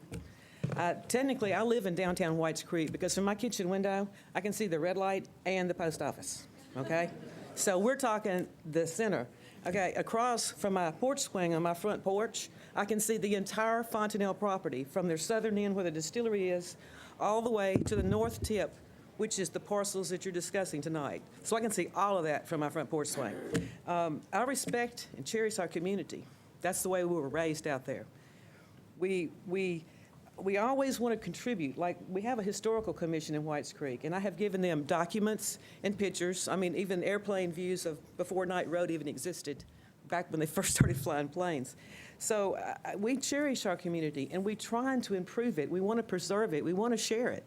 And these pictures have been shown at public hearings before. My home, other homes I own, businesses that we have in the community, properties we own, have been shown at the last 2 public hearings in front of the Planning Commission. So there's no doubt that we have a heart, all of us, blue shirts and all, love our community. I was present at Whites Creek, one of the Historical Society meetings, when representatives from Fontanelle just came in and said, we want to join in. Teach us what's special about Whites Creek. We want to showcase it. We want to promote it. We want to embrace it. And we're like, oh, okay. It's good to have people want to help you. So they have personally, when I've looked at what they have come up with when the engineers draw plans, when I look at it, it's like, to me, it looks like a cross between a Monteagle Mountain Resort and Leaper's Fork. It's kind of like you took the two together and twisted them, and like, it's Nashville, 15 minutes from town.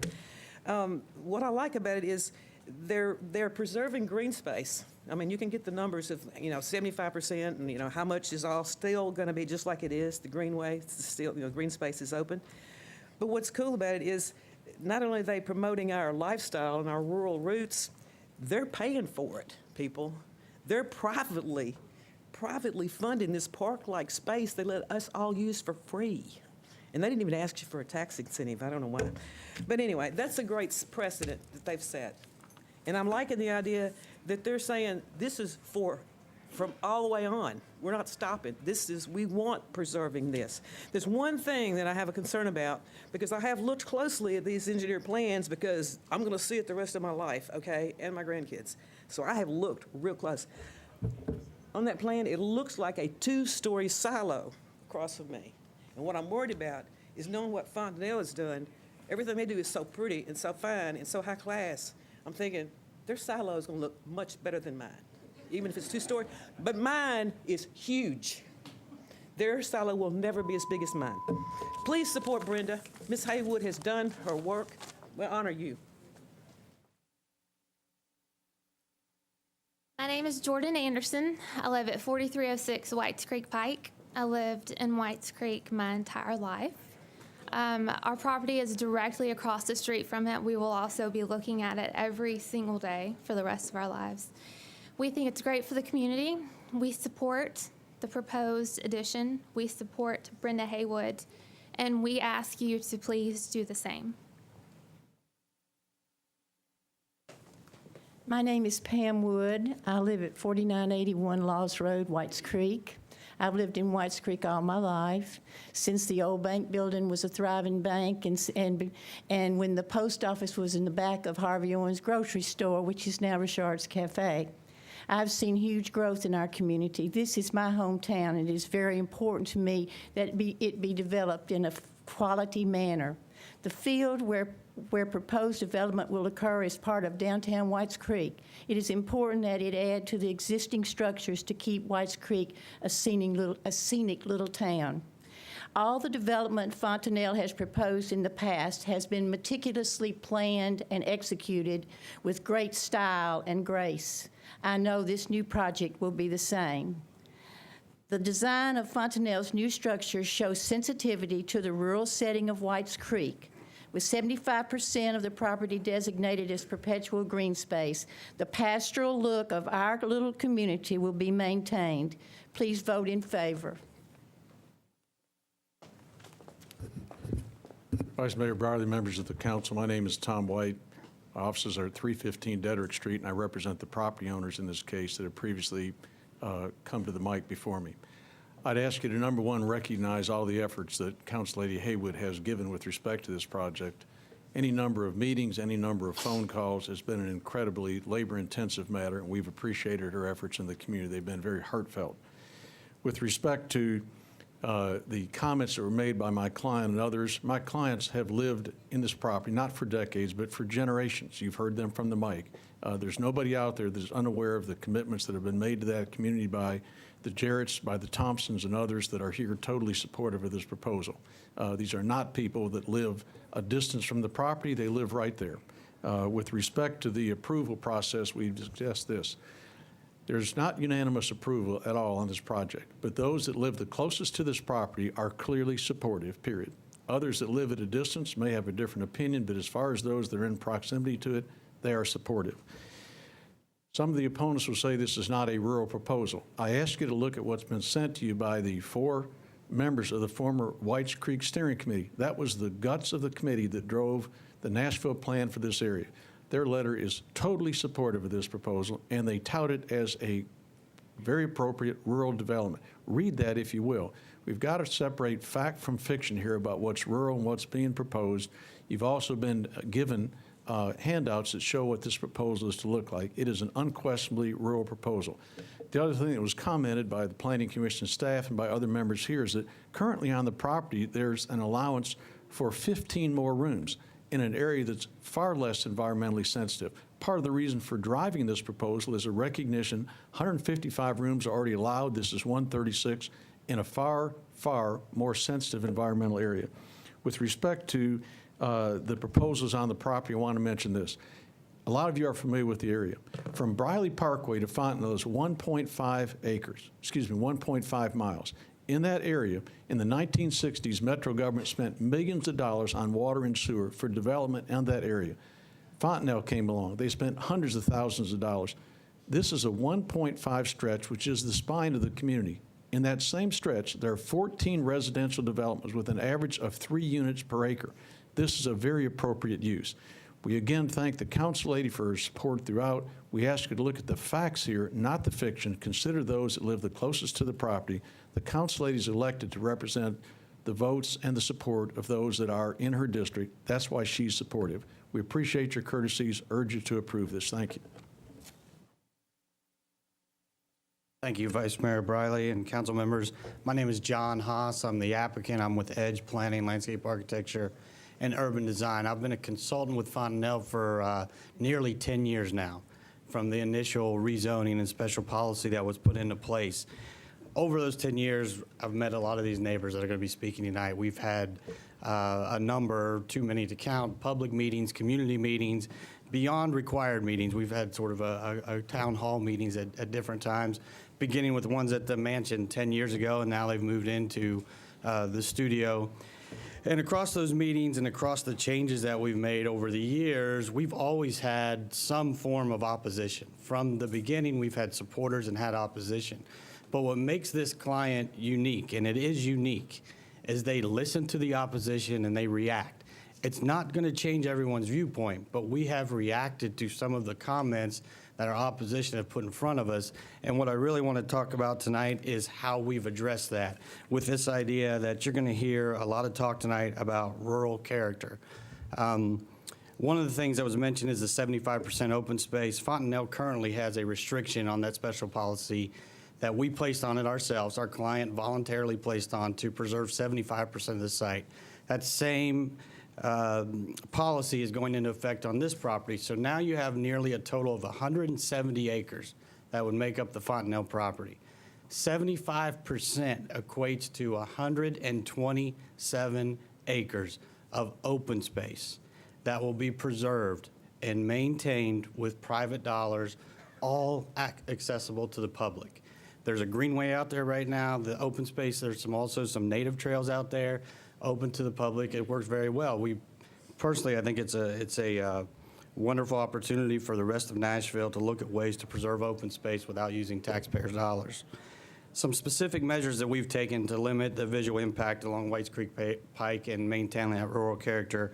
Number one, if you look at the package as submitted, we've mimicked the look of this layout to mimic a rural farmstead with multiple buildings, none of them in excess of 2 stories. We also have 3 different footprints. So just like a farmstead, not every barn is the same size, same shape. We've done that as well with this design. That's 3 different treatments. Each treatment for 5 guest barns, it creates a variety.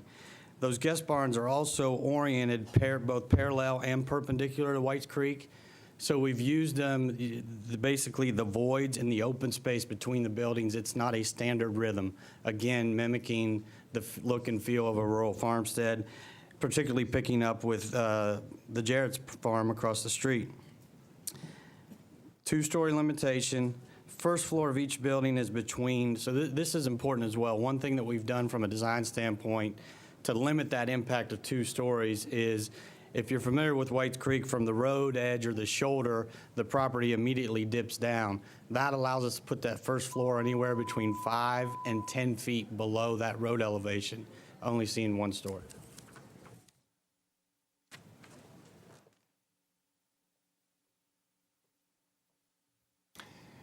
Good evening, Vice Mayor Briley, City Council members. I'm Mark Oswald. I'm co-owner of Fontenelle with my partner for 15 years now, 4225 Whites Creek Pike, Dale Morris. Dale and I have been partners on a handshake for 35 years now in all the business that we do. This expansion is a fairly complex deal, and it has polarized our community to some extent. And I thought the way I approach problems in my own business is to break it down to its component parts, where you can get your head around the true impact of each component. So I'd like to do that right now. The first component to this is the common concern that we have, as well as all the people here in blue shirts opposing us. We all share the same concern that we must maintain the rural character of Whites Creek and the historical significance of Whites Creek. We share that concern. If you vote to approve this expansion, the net result will be these barn-like buildings that are designed specifically to support rural and historic character.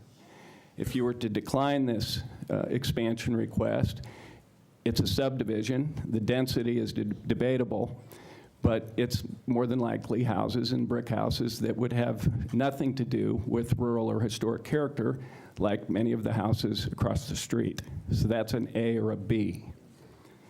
If you approve this measure, 23 more acres of Whites Creek premium acres go right into our conservation plan automatically, because that's 75% of the 31. You can add that to the 103 acres we've already dedicated permanently through the millennia, and you will have 126, John said 127 acres of protected space, and I don't think there's a single square foot of land in all of Whites Creek in a conservation trust besides ours, which isn't technically a conservation trust, it's in our SP, but it's the same net result, 127 acres with approval versus 0 new acres. With approval, we will add 3/4 of a mile of greenway to the 4 miles roughly that we've already given the city.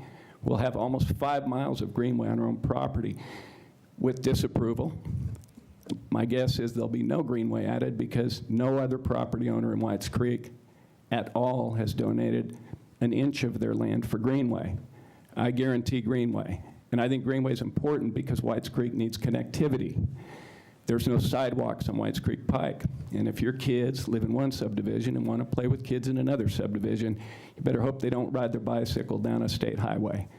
This greenway and this connectivity, which will stretch from the far north part of the valley near Richard's Restaurant on Old Hickory Boulevard and Whites Creek Pike, all the way south to the city-owned community garden, will provide 5 miles of connectivity for bicycle riding, for hiking, for jogging, for baby strollers in a community that has no connectivity. I would urge you to support us. Thank you very much. I appreciate your time and dedication to an awesome city. Thank you.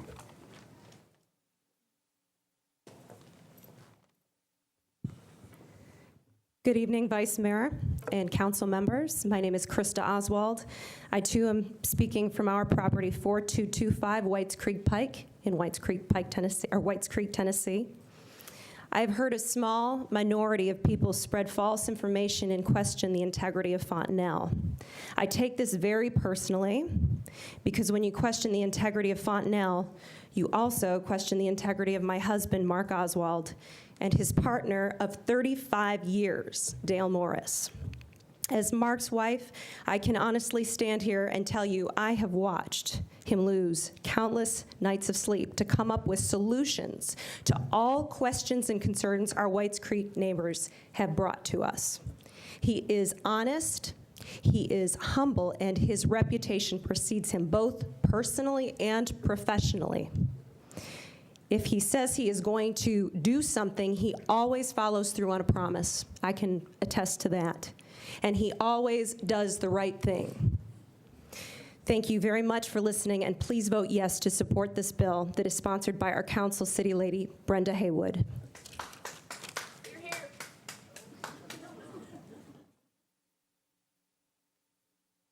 Good evening. My name is Robert Eckman. I'm a Nashville resident. I'm the CEO of More American Hospitality, which is the operating concern for Fontanelle. I'm also a partner and the current general manager of the property. I have 33 plus years of hospitality and business experience, 10 with Marriott Corporation, and the last 19 with Intercontinental Hotels Group as the Vice President of Franchise Sales and Development. So I definitely understand development, and I've been very much involved with resorts. I am a partner with Dale and Mark, and for very good reasons, because they're truly special human beings with great vision, intestinal fortitude, as you could imagine, and a passion for Whites Creek. This is an opportunity that my wife and I, Karen and I, who's here in the audience, personally invested in. We feel confident that the Inn at Fontanelle expansion will allow the investment to flourish. There's some examples of the way we've listened. We've mentioned this before. We've anticipated, listened, and reacted to many comments which will enhance the project. We thank those who have been constructive and passionate with their thoughts and generous with their time. One issue was traffic. We've addressed that significantly this year, in particular, with the addition of entrances, parking attendants, off-duty police officers directing traffic beyond our doorstep, all with a focus on flow. We've even created a plan for Whites Creek neighbors to help get them back and forth to their homes during busier times like concerts and events. This is the example. They just put this in their windshield, and all of the people I mentioned before recognize this and help guide them home. We've been asked to make sure that the look and feel of the property was pleasing to folks passing by, and I think that's been addressed. We will be adding a white picket fence reminiscent of places like the horse country of Kentucky or Leaper's Fork area, berms, trees, water features, and overall world-class landscaping. You may have heard or may hear tonight from the opposition some things that need to be addressed. One thing is the fact that it was stated that Dale Morris is a resident of Florida, which is not true. He is a 45-year resident of the state of Tennessee and Nashville, married to his wife, Erlene, of 59 years, and has been a taxpayer in Whites Creek, along with Mark, and now myself, with overall taxes, including property sales and payroll taxes, in excess of $1 million annually. In an effort to exaggerate what our project truly is, the opposition also calls our conference center or banquet hall a convention center. I'm thinking Butch Spearden of the National CVC, responsible for filling Music City Center, might take exception to the use of this term, considering his 1.5 million square feet, and we're looking at 5,000 square feet. Thank you very much. We encourage you to vote positive for approval tonight. And thank you, Council Lady Haywood.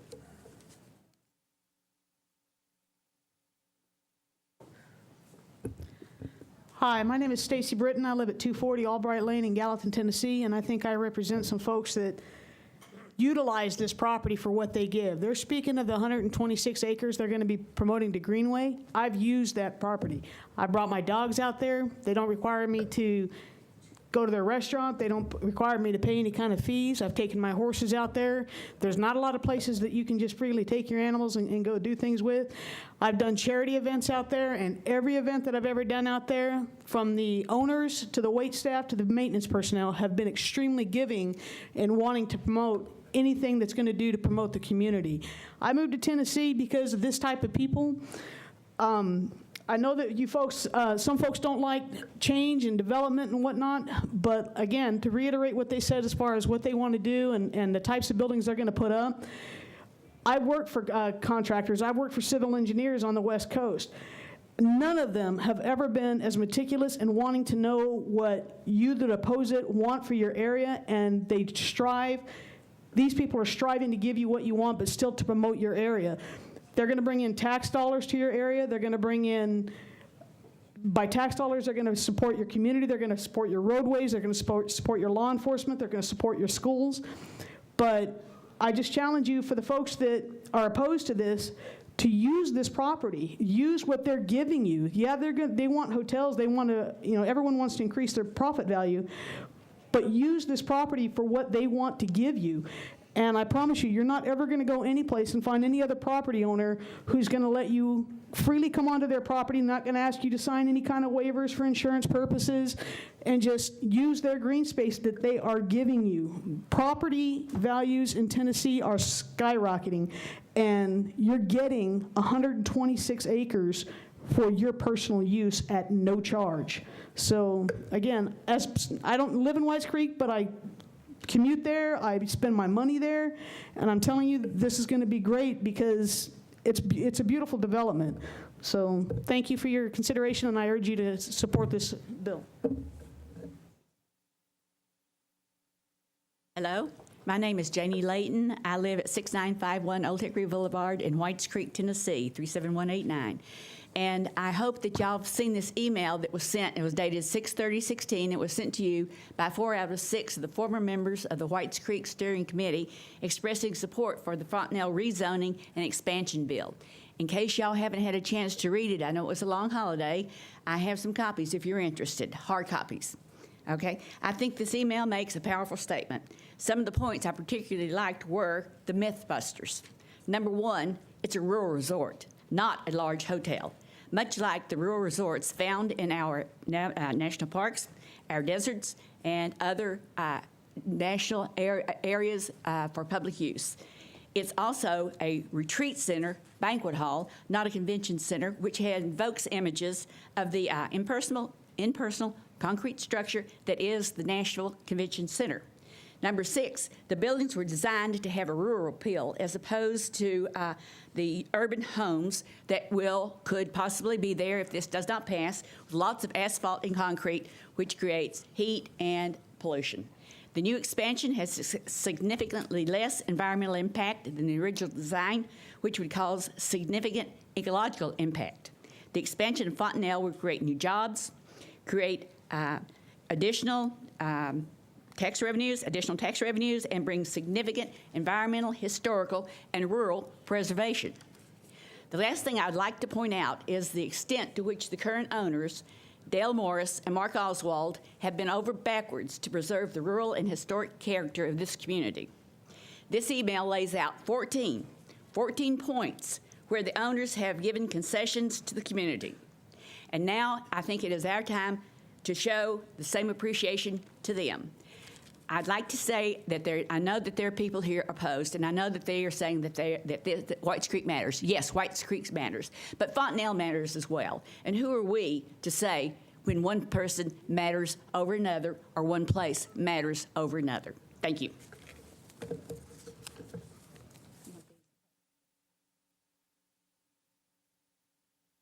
Good evening. I'm Deborah Trest.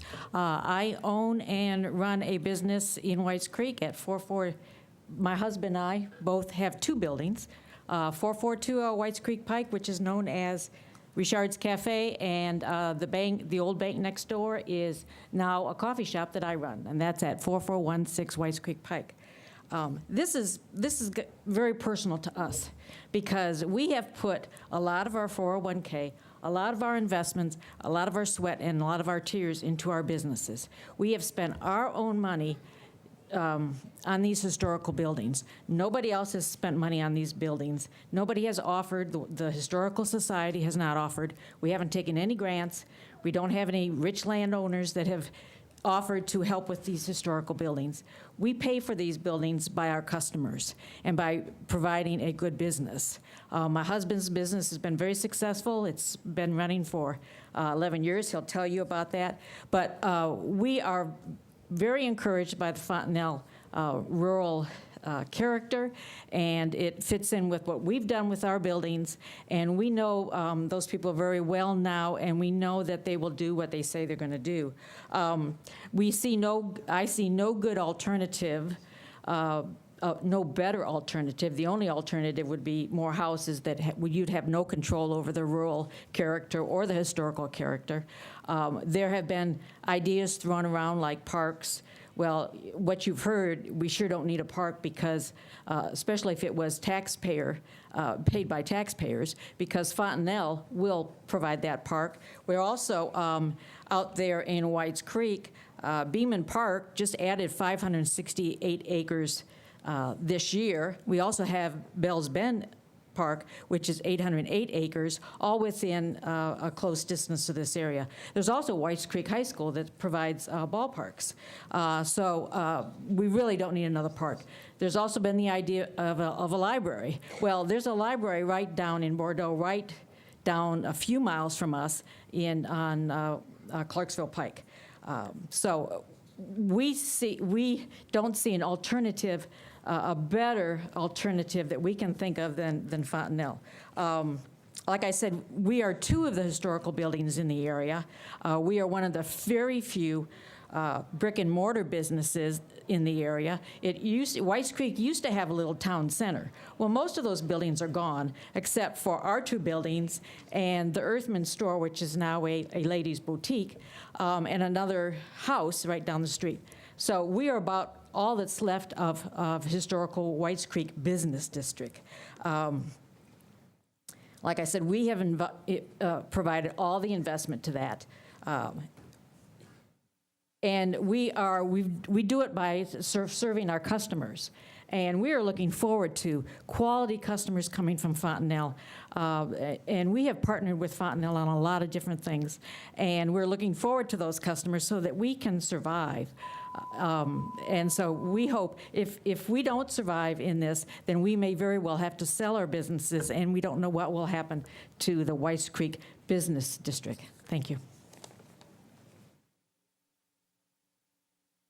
Thank you very much, Vice Mayor, council members. I really admire your stay with it. I'm so hungry I could eat a blue shirt right now. I don't know about you guys. I'm known for my humor. It comes with the neighborhood. The Whites Creek Pike area has become my family. I've seen newborns come through with their families from the hospital to show them off. Old people that have passed away, young people who have passed away. We serve as the cornerstone of the Whites Creek community. We're called the town center on the Nashville Next map. As a matter of fact, one thing that I think maybe is a misnomer, I was at the Planning Commission when they voted to pass on this, and when it says it was defeated unanimously, the thing is that the Planning Commission wanted to get the Whites Creek Rural Plan on the books. This and some other properties were things that were being asked to avoid that. What the Planning Commission wanted to do is to pass through you folks, who are the city council who needs to do the zoning. And by the way, there's a lot of zoning can be coming to you from Whites Creek. A lot of things are coming to you guys as well. I admire your diligence in these matters. We like to, I have not only my wife and I working in Whites Creek, my daughter is the speech pathologist at Jolton Schools. My son is my manager at the hotel now. We're a family business. We love to keep these things. I had to replace the floors. I had to deal with code when I bought the building. And we, like my wife said, we put a lot of money into resurrecting those old buildings. And so as the neighbor across the street as well, and the Fontanelle preserving the 27,000 square foot mansion, which is a diamond for Nashville, one of the biggest log houses in the country, in the world, I believe.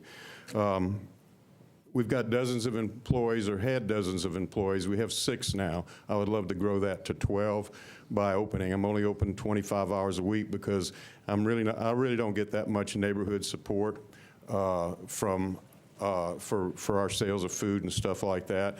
A lot of our people are coming from Hendersonville, from Clarksville, another place, and visiting Nashville. I love to share the beauty of our community, and I love to talk about it. Even today, people in Nashville don't know about Whites Creek until you mention the Fontanelle. And then they'll say, oh yeah, I've heard of that. Might as well be White Bridge or White House. But Whites Creek has become something.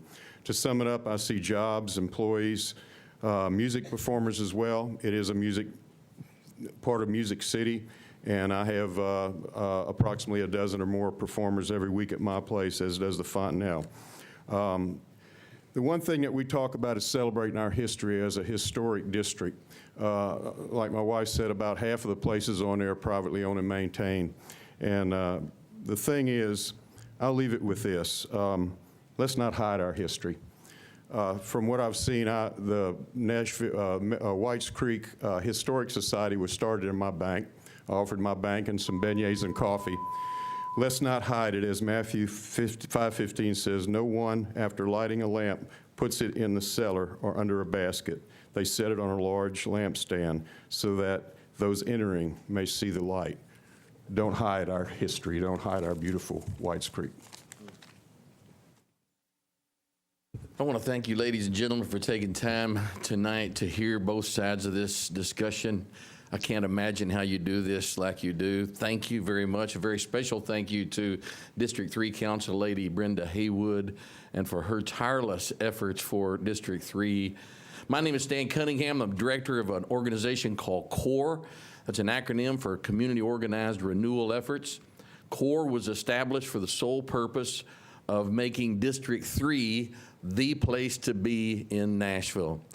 District 3, as you might well know, doesn't have a whole lot going for it. It's got a whole lot of trees, a whole lot of rural area, and the areas that are populated are very low income. There are not a lot of resources in District 3. There's not a lot of cash flowing through District 3. There's not a lot of business opportunity in District 3, but there's a lot of great people. And those people that exist there love District 3, they love the place that they live, and they want to make it better. They want to make it safer. They want to be able to enable their children and their grandchildren to grow up in a safe and loving atmosphere. And so CORE was developed to bring people together. We just developed this little ministry to bring people in the community, whether they live there, work there, or worship there. We want people to come to our table to discuss how we can make District 3 the place to be in Nashville. One of the bright and shining spots in my time in that side of Nashville since we developed CORE has been the time spent with Fontanelle. My very first meeting with them, as we talked about what we desire for that area of Nashville to experience, they lit up and immediately began to partner with us to find ways where we could utilize their properties for events. September 11th, we have an event planned where everybody in District 3 will be invited to bring their families to the Fontanelle grounds free of charge, and CORE will be working with them and other groups to make that a family day. We're calling it Family Day at Fontanelle. And that's the kind of things that we've experienced with Fontanelle. So we're very excited to partner with them and to know that they have the heart not just to make money. They're business people. I hope they make a lot of money. But I hope that they'll continue to think about their usefulness in the community, their partnership with groups like CORE and others like ours to make District 3 the place to be. Please vote yes. Thank you all.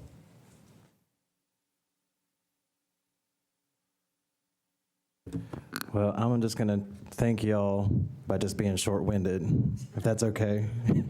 My name is Chris Grimes. I live at 5044 Grady Lane in Whites Creek, 37189. My spouse has lived in Whites Creek for over 10 years. We currently own an 11-acre farm. It's 5 minutes away from Fontanelle. We're both small business owners, and we're both patrons of nearly every local business in Whites Creek. And I feel that we represent kind of a younger, involved generation of residents in Whites Creek, and we live in what we call a forever home. Our farm is also a source of income for us. We've had small weddings and many events, hosting up to about 150 people at a time. And one thing that we've noticed, from my perspective, when we have had weddings, one of the first things that brides ask us is, where's the closest hotel? You know, Nashville is a huge center of, it's a great destination wedding place. And there's really not any place close unless you want to send it down to Millennium Maxwell House Hotel. Or I think there's like a Super 8 or something up in Jolton, I'm not sure.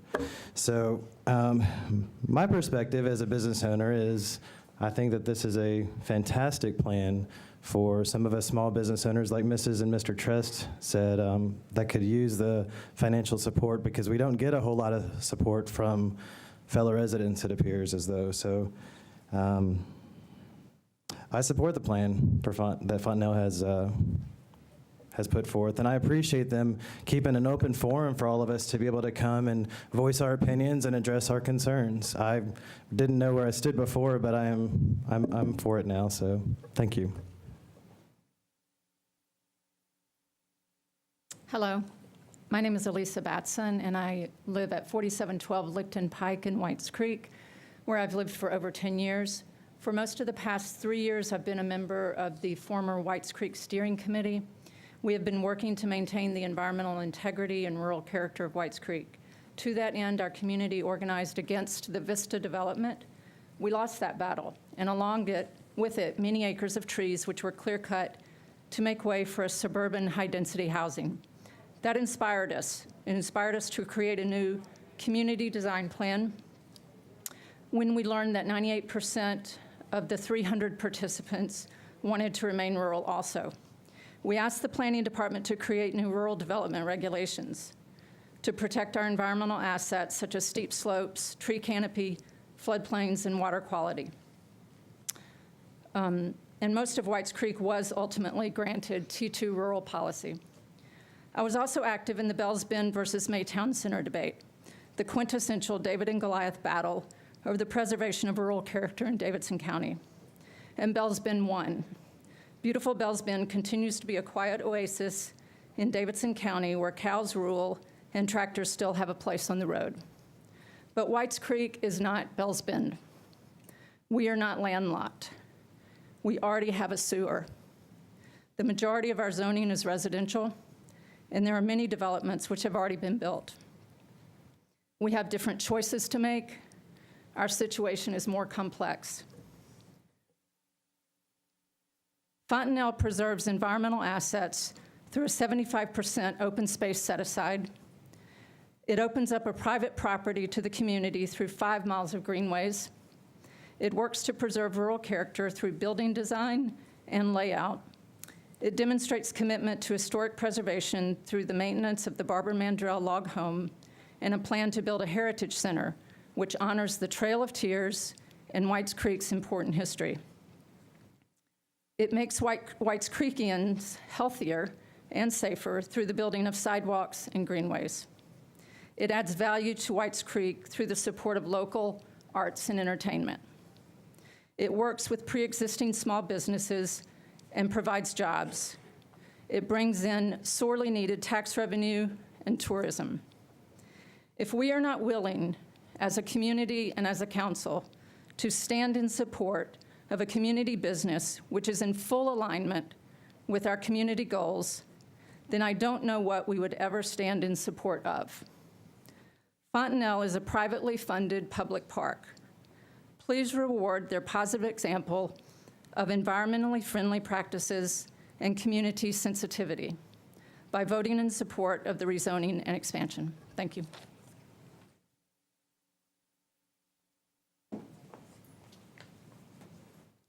Good evening. My name is William Jeffries. I live at 3891 Knight Drive. Been there 20 years, and I've watched the Fontenelle from its inception, and I could only add to the many things that have already been said that they have been an overwhelming benefit to the community, in my opinion, and have followed and adhered to their original plans and then some. So I would recommend strongly that you approve this measure.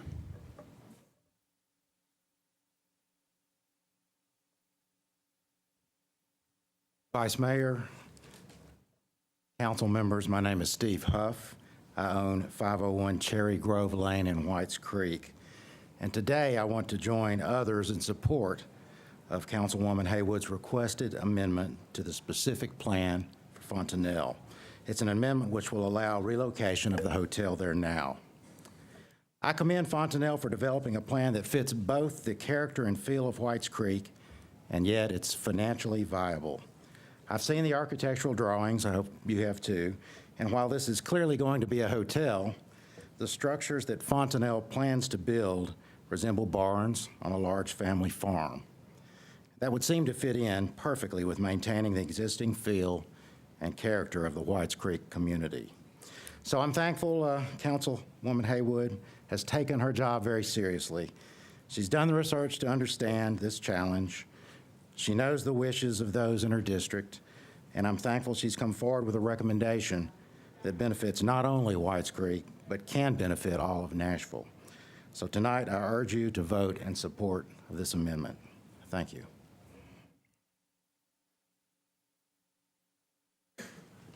Council members, Vice Chairman, my name is Larry Layton. I lived at 6951 Old Hickory Boulevard, Whites Creek.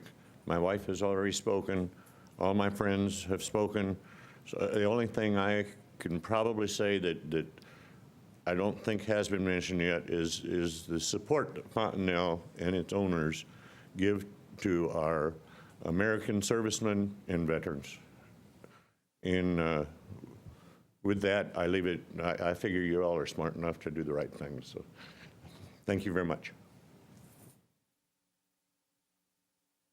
My name is Lori Burkhead, and I live at 7721 Whites Creek Pike in Joelton. I want to say first that I speak personally tonight. I'm not representing any group. I own a farm, and it's no stretch to say that I support keeping the rural character of Whites Creek community. From an environmental standpoint, I would much rather see the expansion of Fontanelle in its presently proposed location rather than taking out acres of mature trees and at a great loss of the wildlife habitat in the previously approved location. I sincerely appreciate the preservation of, as we heard tonight, over 100 acres, I believe 127 acres of open space. The increased greenway miles and public recreation space is a wonderful gift to the community. It is basically a public park paid for by a private company. The architectural rendering beautifully fits the rural character. These are all things that you've heard, and I reiterate. I believe the new hotel and the meeting space are actually quite small by most standards, but they will add 50 to 60 jobs, and I know that Fontanelle currently employs many residents. I've been to several meetings, and I've been extremely impressed with Mr. Oswald's willingness to listen to the community and incorporate their comments and concerns into their plans. I ask that you vote in favor of this amendment, and I appreciate you having the opportunity to speak.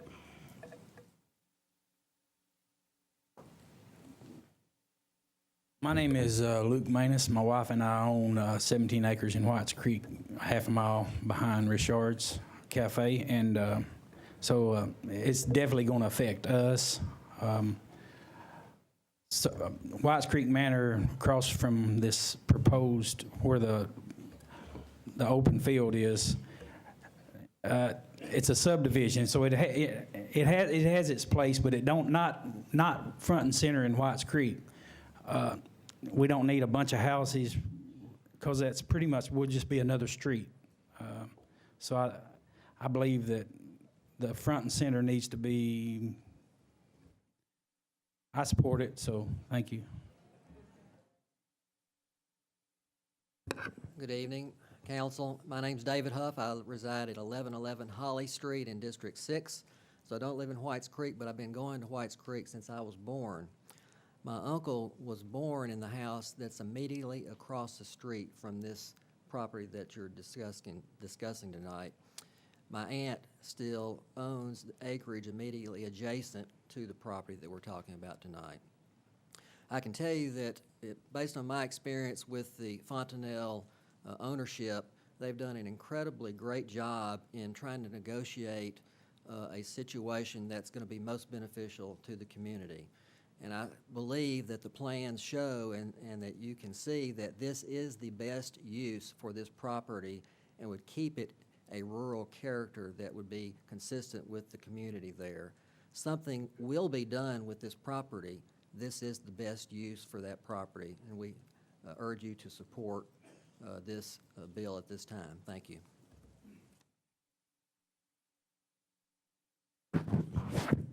Mr. Vice Mayor and Council and Chief, name is Melvin Brown, 4241 Whites Creek Pike. Live right adjacent to the property. Just want to reiterate the message I sent on the website, council website today. My wife and I have lived there since 2003. Fontanelle's been very good neighbors. I won't rehash the message, but we fully support the bill, fully support this development of the property. I respect all of my neighbors' opinions that's in opposition. We do, my wife and I both do. Also, I agree with everything that my neighbors in support have said previously. Thank you, and I urge you to support the bill. Thank you. Thank you, Mr. Vice Mayor and Council. My name is David Haskell, and I'm here to speak on support on behalf of Mr. Dale Morris and Mr. Mark Oswald, the owners. I personally have had the pleasure of working with them for over 30 years, both professionally and personally. I invite you to remember everything we're talking about, preservation and integrity of this area, this land. Keep in mind the integrity of the people attempting to preserve it. That's all I have to say. I think it speaks for itself. Thank you. My name is Stephen Whitson. I currently live at 4625 Whites Creek Pike. 6 years ago, I moved to Nashville to make it, but I feel like I have made it because I'm happy, and I get to work at Fontenelle every day, and happiness is making it for me in this town. You know, I was from a town of 633 people in West Tennessee, and have always been called Opie Taylor. But I think it's time for Opie to grow up in a town that is prospering and bringing, you know, so much to our community of Whites Creek. And I hope that you will pass this bill to see what else is possible for Whites Creek, Tennessee. Thank you. My name is Gary Schiebler. I live at 2554 Old Highway 431 South in Springfield, Tennessee. I've been performing and donating my time and working on a bunch of special events at the Fontenelle property since it opened 6 years ago. And change is hard, but these are good people. And I know Mark and I know Dale. I know Whites Creek matters to them. And I think every community, especially in and around Nashville, at this particular time of just amazing growth, needs caring gatekeepers. And I can't think of better gatekeepers for Whites Creek, for change that is coming. It's coming. But these are good folks, and they would be wonderful gatekeepers for Whites Creek. Thank you. Good evening. My name is Jamie Dudney. Unfortunately, I do not live in Whites Creek. However, I did. My parents broke ground in 1987. They built a home, and they named it Fontenelle. I'm the daughter of Barbara Mandrell and Ken Dudney. We lived there for 14 years as a family, and when we lived in Whites Creek, there were no subdivisions, just a few little of the historic buildings that the trust are still preserving and the few other people are preserving. It was very rural and sweet and charming, and it changed. They sold it, my parents did, in 2002 to Mark and Dale. And as a child, I was devastated, as all of you were devastated when your parents sold their childhood home, I'm sure, right? And I drove past the gate in about 2006, and I saw all the new subdivisions. And it scared me, because it was change, and I didn't like it, and I didn't know what was going on, and I wasn't involved, and I didn't know what was going on at Fontenelle anymore, because I wasn't involved at that time. However, I got to know Mark and Dale. In the past 7 years, I have devoted my professional career as one of their humble employees. I believe in them so much that I allow them to use my mother's name, Barbara Mandrell, to be in the home of Fontenelle. Some of the 75 awards that she won are on display at Fontenelle. My old bedroom is on display at Fontenelle. My mother does not get paid to let them use her name at Fontenelle, but that's how much she believes at Fontenelle. My dad built that house. We love Whites Creek. I love my job. If this expansion doesn't happen, I'm afraid again. I'm afraid of change. But with these guys, they got our back. They got y'all's back. I know it's scary. I'm scared. But I trust them. I trust them so much that I work for them. I'm dedicated to them. I love them. And I'm proud to represent them. And I'm proud my parents built that house and that we're even here tonight. That's so cool. And Nashville's amazing. So much so that 100 people a day are moving here. So, as the great Sam Cooke sang about, a change is gonna come.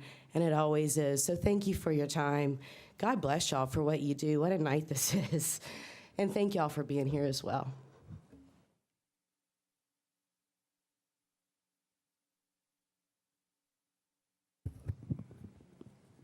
Mr. Vice Mayor, my name is James Lawson. I reside at 3969 Lloyd Road in Whites Creek.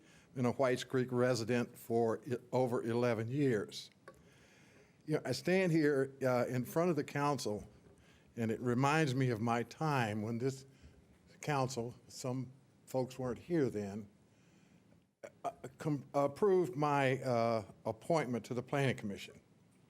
And I was fortunate to serve 14 years on the Planning Commission, 9 as its chairman. During that time, I had an opportunity to watch the growth of Nashville, as well as listening to thousands of zone changes, PUDs, SPs, ABCs, you name it. But the experience that I took away from that was the things that were crucial to the city in terms of development were, one, does it meet the city's development plans? 2, does it meet the community's plans? And whose plan is going to balance out the other? When I looked at Fontanelle, and I was part of a contingent that worked with the Planning Commission and the Fontanelle group when it first got organized, and I was a little hesitant.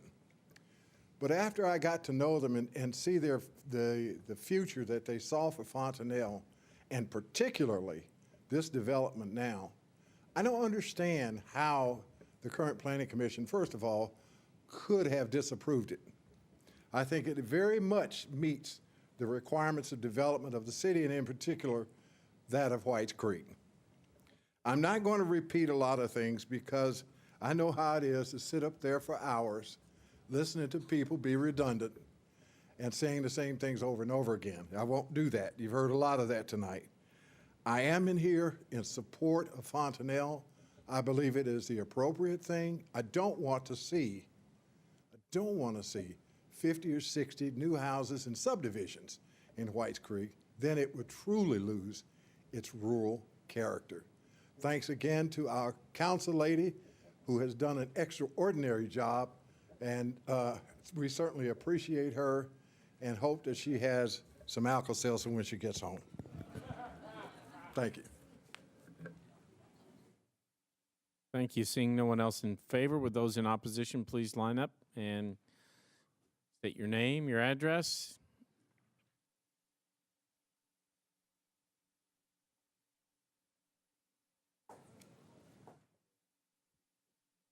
Ready? The floor is yours. Good afternoon, or good evening, sorry. It's evening already. Council members and Vice Mayor Briley, my name is Zach Deere, and I live at 681 Brick Church Lane in Whites Creek, about a mile from Fontanelle's proposed expansion. We know you'll be hearing several important matters this evening, and I recognize it will likely be a late night. Know that we appreciate your time, your service, and your thoughtful consideration of each matter that comes before you. Although each matter is different, your decision will have long-lasting impacts beyond your time here on council. I want to start by saying that Council Lady Haywood has not held a public meeting on this matter since February. The only meeting I'm aware of since that time was just over a week ago, organized by a third party, with only 8 people in attendance, including the Council Lady. We had to fight to even get 2 people to the table. As a group made up of community members volunteering our time, we do not represent the Whites Creek community and made that perfectly clear. To characterize the meeting as public is laughable. During and after this most recent closed-door meeting, it was apparent that the owners of Fontanelle had already counted your vote, confident that you'd disregard the Planning Department and Planning Commission's unanimous decision to reject the project. The reason why they were so confident is not that they felt vindicated for presenting a great argument for the project and how it helped our community. No, they were confident because they knew you'd vote with your fellow council member via councilmanic prerogative or councilmanic privilege. In 2015, the Pew Charitable Trust published a report where it was determined that not only does a councilmanic prerogative often confuse developers and residents alike by inconsistent application from district to district and occasionally within a district, it's also exercised outside of public view. It's been less than a year since we voted to bring in 26 new council members. Not one of you was elected to maintain the status quo. Each and every one of you on this council was elected based on the agreement you'd keep Nashville unique and work to ensure we'd grow smartly and thoughtfully, planning, transit, and quality schools. You were elected to strategically review and vote on legislation that makes all of Nashville great. Nashville Next should be a great strategy guiding you. As Nashville Next's largest participant, Whites Creek is Middle Tennessee's only National Register of Historic Places rural historic district, and one of Historic Nashville, Inc.'s 9 most endangered properties. Our plea isn't that you vote with us because we have a 900-person petition. We simply ask that you keep an open mind and listen to the debate, knowing that it won't be the last one you'll hear. It's also important to note that of the 75% of land Fontanelle are planning to preserve, most of that, almost 90% of that 75%, is actually within a floodplain or conservation zone. Please vote no on this bill. Thank you for your time. Hi there. My name is Elise Hudson. I'm at 4601 Whites Creek Pike, Whites Creek, Tennessee 37189. I live less than a mile north of the proposed hotel site. My family has been in Whites Creek for over 100 years, and Night Drive is named after my great-grandparents. I used to support the Fontanelle Hotel. Earlier last year, one of my index cards is in the pile of community meeting people who are supporting it, saying, hey, I want this to happen because I would rather have this hotel rather than a bunch of houses. But now I'm saying that there hasn't been enough public information or discussion about this bill. Right now, even the hearing that we're at is a common week for people to be on vacation. Many of our friends and people who oppose this are on vacation now. I canceled my vacation to be here. This is poor timing. Since the last meetings all held at the Fontanelle were opposers anyone who was brave enough to speak up were booed and hissed at. The Planning Commission has voted down the proposal and has adopted new rural neighborhood policies that would limit the number of sites on this location to 5 to 7 lots. This negates a key argument that was given for the hotel to proceed at all of those meetings, that the community would much rather have a hotel than hundreds of houses or condos on that lot. Now that choice is 5 to 7. Many people don't realize that. There have been no negotiations regarding the concerns of the people who oppose this hotel in the past few months. I'm the administrator of SaveWhitesCreek.com. We're the ones who linked the Change.org petition that has nearly 900 signatures. And we tell people how to get opposed to this bill. Nobody has reached out to the website contact form or to me directly to discuss at all why people are opposing the bill or what compromises we might be willing to have. We're regular people. We're not opposed to Fontanelle being there. We hope that they succeed. But right now, I'm worried. I'm worried that we're writing a blank check to a company that can't succeed even in one of the most economic booms of our city. Mark Oswald has spoken at the Planning Commission and time again and recently in the Nashville Business Journal in terms of how much money they're losing, how they've never had a profit. They're the 3rd most visited tourist site in Nashville right now, and they've never made a profit. Think about that. And then we're going to give them a check to write to build a hotel and convention center, banquet hall, whatever they want to call it, 300 people to be there. Think of all the parking spaces that's going to take. Think of what they have now. They have an amphitheater, they have zip lines, they have a winery. They've had 4 failed restaurants in the past 4 years. They've got they've got a lawsuit against the amphitheater over it being unsafe to use. What happens if this hotel doesn't make it? Whites Creek will go on. It will. They've asked for several SPs over the past few years with the excuse that they need this SP so that they can make profit. Well, given its status and the times that they have cried wolf in the past, I don't believe them. I think that they will succeed just fine. And I'm asking you to please preserve Nashville, one of Nashville 9's most historic rural sites. Thank you.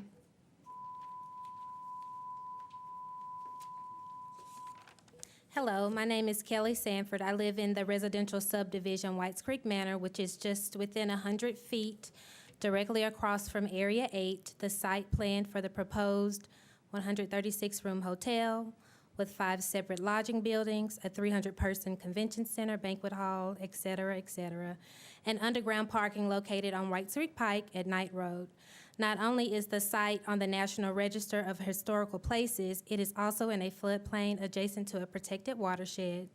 Currently, Fontanelle Properties has approval to expand on the back end of their property to refrain from having such high-density development visible from Whites Creek Pike. Fontanelle owners agreed to this stipulation temporarily before subsequently requesting a revision to their existing SP 1 year later. The Planning Commission unanimously disapproved their request for revision of their special policy twice, once by denying their direct request and later by adopting the Nashville Next Plan for Whites Creek to remain a rural historical district community by preserving the T2 rural policy. My biggest concerns are not only for the environmental and quality of life impacts of this development, but the fact that so many residents in District 3 feel they have no advocate when it comes to corporations capitalizing off of our community. A great deal of time has been spent at the table advocating for Fontanelle, SP request after SP request, and it saddens me that the residents of Whites Creek Manor have not been considered in this process. For our residential subdivision to be so close in proximity to this proposed development, one would think about the impact to their constituents. No public meetings have been held with the residents, no phone calls have been made, no time has been spent in Whites Creek Manor to gain an understanding of how this development could or could not work on this site. Whites Creek's Nashville Next Plan, adopted by the Planning Commission, had a 95% acceptance rate by residents of Whites Creek, including our own District 3 Council member, Brenda Haywood, as noted in a letter she wrote to the Planning Commission during her campaign. I ask that you honor our desires for our community, as we have expressed during our engagement with the Nashville Next Plan, and accept the Planning Commission's recommendation by voting no to this bill. Thank you for your consideration and service. Council members, Vice Mayor Briley, thank you for your time and public service. My name is Tommy Holt. I live at 5255 Whites Creek Pike in Whites Creek, Tennessee. I wish to update you on the online petition numbers. As of this afternoon, we've had over 870 signatures, with 645 being from Metro Nashville and over 250 being from Districts 1 and 3. Thank you. Vice Mayor Briley, council members, my name is George Ewing. I live at 4601 Whites Creek Pike, which is about 0.6 of a mile from the proposed SP expansion. My notes are a mess, sorry. One of my favorite comments, I'm gonna start with a joke because I'm nervous. One of my favorite comments on the petition was that this plan puts the cart before the horse. Leave that to us country folk. Bad joke. There was some discussion earlier about fact versus fiction. Rural is somewhat the point. This is not Nashville. The people, the trees, the fields, that's what makes Whites Creek, not the cash that's running through it, not the proposed hotel. There's fear of change, more subdivisions.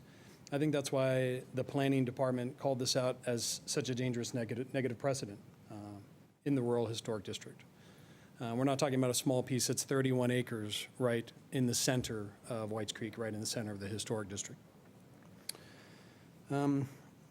Fear of other subdivisions. I think that also led to maybe my personal early ambivalent support for this proposal when it was presented to us at the meetings held at Fontanelle. Since then, as I've gathered more information, what that's been referred to me as silos hardening too early with incomplete information. Mimicry, rural resort, barn-like buildings. It's a loss of authenticity. There's a chance here for other conversations to happen, other uses of this parcel. There was the anticipation that this plan might wait until the rural policies were on the books, and they are now. We're talking 5 to 7 lots, according to T2, with all the floodplain in primary conservation area and unbuildable.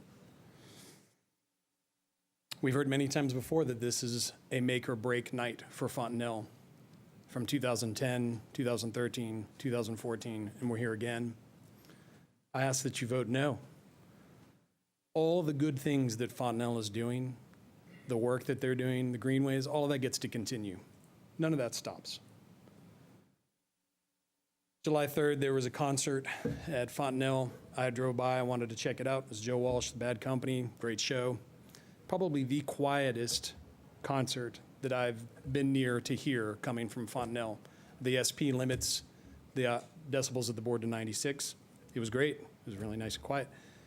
The greenways were closed. There was a young couple walking their Labrador dog down Whites Creek Pike near dark The woman was wearing battery-powered Christmas lights wrapped around her. There's other options for this. I ask that you vote no. Thank you very much. Laney Marsh, 3891 Knight Drive, Whites Creek, 37189. What is sustainability? It's a word we haven't heard yet tonight, and I'm wondering why. The simplest and most fundamental definition is the ability to sustain, or put another way, the capacity to endure. Okay, so we get that. The Fontenelle SP communicates that there is no understanding of the concept. And most disturbingly, there's no interest in the concept. Firstly, the SP is unsustainable with respect to environmental factors. Area 8 is on a floodplain, a geographic certainty that cannot be made otherwise by any denial or hoodwinking.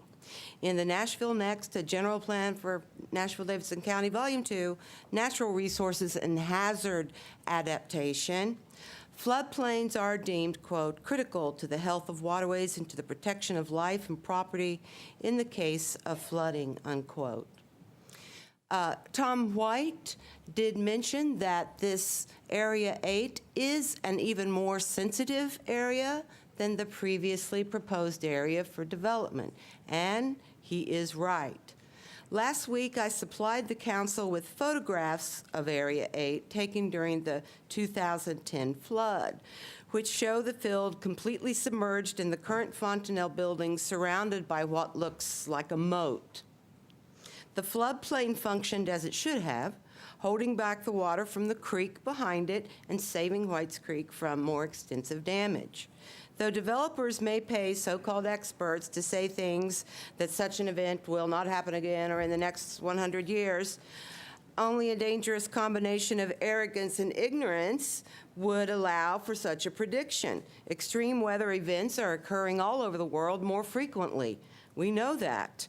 The construction project Fontenelle is proposing would result in a deep disturbance of the land in Area 8, including the floodplain, which does back up to the watershed and does encompass an ancient Native American burial ground. Yes, this field was voted one of the 9 most endangered historic sites in Nashville. The construction, as planned, would irrevocably damage that area, and its ability to withstand erosion during future extreme weather would be significantly compromised. Secondly, I am very concerned about the fact that 80% of the vegetables and fruits used in the Nashville restaurant industry come from Northwest Nashville. How can we put our faith in a business model that doesn't even acknowledge this reality? The Whites Creek Jolton area is an agricultural gem, a landscape so rich in agrarian tradition that to ignore it is to dismiss an entire culture, one that is not something of the past, no longer useful, but one that is vibrant and alive. Please vote no on this bill. Thank you. So my name is Abby Rubenfeld. I live at 2915 Browns Lake Road, and it's actually Goodlettsville. I'm in District 1, up the hill from the Fontenelle. I go by it on my way home from work. I live in a district where we don't actually have a councilman to support our interests or to hold meetings or actually listen to the constituents on this issue, which I'm not sure happened in District 3 either. My concern is about the process that's been followed here. I'm kind of late to the game. I'm not as organized as some of the other people that have been speaking, but I feel just as passionately about this because I moved to this area because I wanted to live somewhere that was rural, that didn't have all this traffic, all the congestion of being in town. Now with the unfettered growth of the Fontenelle, that's not the case anymore, and I have deep fears that this will continue. If y'all approve this, it will continue up the hill, and there'll be even more development continuing further into my district, District 1. My concern about the process maybe is just that I don't understand it, but I don't get why the city spends the money that we spend to have a planning commission that voted unanimously against this, or to have the Nashville Next program, working for 3 years with the community to develop a plan that was against this, and then simply because one private business owner wants to try to make money, they get to override all that work? That makes no sense to me. Why have a planning commission then? Why have Nashville Next? I don't think that the issue before you tonight is how nice the owners of the Fontanelle are. If they are nice, I don't know them. They never bothered to meet people in my district. All I know is that since they've come into the area, they've had several different zoning variances already. They're still not making money. Why do the rest of us have to suffer so that one private business can try to make more money? The area is already congested. We don't need a large hotel. We don't need a convention center or meeting center, banquet hall, whatever it is. There's plenty of places to do that in other parts of Nashville. And our area is rural, not because people put up pseudo-looking barns on their property like the Fontanelle has done. All this talk about how great the buildings are, not all of us share that view. Personally, I think it's an eyesore when you drive down Whites Creek Pike. It doesn't look like Richard's. It doesn't look like all the other old buildings in the neighborhood. It looks like you're going through Pigeon Forge. If we wanted Pigeon Forge, we could move there. We want Whites Creek to stay rural, to stay as a neighborhood. Please help us do that. Please support the Planning Commission. Please support our neighbors. Please support Nashville Next. Thank you. Good evening. I'm Gladys Herring. Whites Creek's address is 605 Cherry Grove Point. Thank you so much for this hearing, because since the introduction of Bill 2016-282, those of us who have residential property within the immediate neighborhood within 2,500 feet or about a half a mile have not had the courtesy of a neighborhood meeting being called to get our opinion as to what we think about this bill and what should be built in the neighborhood. It is also important for you to know that Whites Creek residents have engaged in a 4-year-long process with the Metro Planning Department through community meetings with up to 550 people in attendance, completing surveys, and attending public hearings that culminated in the Planning Commission's adoption of the May 2016 Whites Creek Community Plan, and it merits your support. Please also refer to the handouts from me with 3 exhibits. It's probably somewhere scattered on your desk, but Exhibits 1 and 2 reflects recent statements from the Metro Codes Department Director and a captain of the Metro Police Department explaining that they do not have the ability to enforce the noise level or the traffic control stipulations in Fontanelle's SP. And we owe special thanks to Council Lady Hurt for helping us to finally get those responses to learn why the SPs were not being enforced. With regard to Metro Code 17.40070, Exhibit 3 shows Whites Creek roadway in close proximity to the Alex Green Elementary School playground for 350 school children. And Fontanelle's 2015 traffic impact study, as documented at the April 28 Planning Commission meeting, did not include any calculation for the cumulative or simultaneously impact of the 300-person convention center, the 140 lodging units, and the up to 4,500 concert goers who come in and out on the rural 2-way no-passing roadway. In summary, with all of these issues, in the city of Nashville, is it in such a need of a tourist hotel and a convention center that you have to put it in the heart of Nashville's only rural historical district? Please vote no on this bill and preserve the character of this community. Thank you very much. Good evening. My name is Shonda Holly. I live in Whites Creek Manor, which is about 100 feet away from the proposed area. I too can see the stoplight in downtown Whites Creek from my home. I too would have a view of this proposed area, hotel/convention center, from my front steps as well. But I would like to stand here and represent the neighborhood and let you know that there are several people who are against passing this bill. We as a neighborhood would like to keep the area, keep the integrity of the area as we have all spoke about today. And I just wanted to stand and let you know that there are people in direct proximity to this proposed area who oppose this bill. So I'm not here as an investor, I'm not here as a small business owner, I'm not here as an employee of the Fontanelle, and I'm not here as a former member of the Planning Commission, but I am here as a concerned neighbor in direct proximity to the area that for this proposed bill, and I would like to let you know that there are several people who oppose this bill, and I do ask that you will vote no in this bill. Thank you.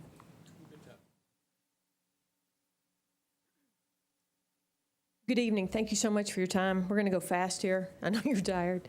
My name is Angela Williams. I live at 7203 Old Hickory Boulevard, less than 3/8 of a mile from the proposed site. I live on a 231-year-old family farm, and I've been involved past 3 years as a member of the Whites Creek Detailed Design Planning Committee as well, although I tend to fall on the other side of some of the committee members. So. And we're a little light on attendance tonight. I apologize for that because the director of schools came to Whites Creek High School today, and so some of our supporters weren't able to be here. But I hope you'll take a moment to read the petition that put out and the comments that are there. We had well over 230 people in the Whites Creek area sign that because of the inconvenience of the timing of this meeting. As a community, we've worked hard with the planning department the past 3 years. We held 6 extensive community planning meetings at Alec Green Elementary School, and the planning department come up with a new detailed design plan for our area, the newest one in the county. It was 11 years old. It was outdated. So everyone in the community was involved in this process. I personally called Mark at Fontanelle, who I respect greatly, and I asked him to be involved in the process, and he designated a staff person to come, and she was one of the group facilitators of this process. So we were challenged as a community to decide what we wanted for our future. 532 local neighbors showed up, and 98% of them said rural. I wonder if our voices will ever really be heard. According to the Nashville Next process, we had the most highest participation in Nashville Next, with over 4,000 participants at meetings. We don't have the best schools. We have a high crime rate. We've got a lot of poverty. Folks, we've got community. There's some things that money just can't buy. So regardless of your opinion on Nashville Next, the fact remains that our community turned out when Metro asked us to turn out. And today, in 2009, I stood and spoke in favor of Fontanelle because they needed an SP because Mark said they were losing $300,000 a year maintaining that incredible log mansion. And it made sense to people. Hey, let's give them a shot at it. And they only needed 8 little concerts to make a go of it. Since then, we've had 7 more SPs, adding businesses, increasing the number of cars allowed by the SP from 2,500 to 4,500, increasing the number of concerts from 8 to 14, and they still couldn't make money. So the last SP allowed them to build a hotel at the back of the property with no convention center and no 150 parking spaces, 1 mile off the road beside the mansion with the Holiday Inn Resort. All was approved based on the argument that they would really be able to make money. Well, that hotel never happened, and so here we find ourselves today. You hear the argument, because they need to stay in business and they need to make money. And the reason they want to put the hotel in the middle of Whites Creek instead of back on the property is because it's more expensive to develop up there. And if you looked at that up there today, they're cutting roads. Okay, so my final thought is there's a solution to this, and everybody can come together. We haven't had the meetings to do that, and I would ask that you vote no so we have the opportunity to sit down and find a solution as a community. Thank you so much.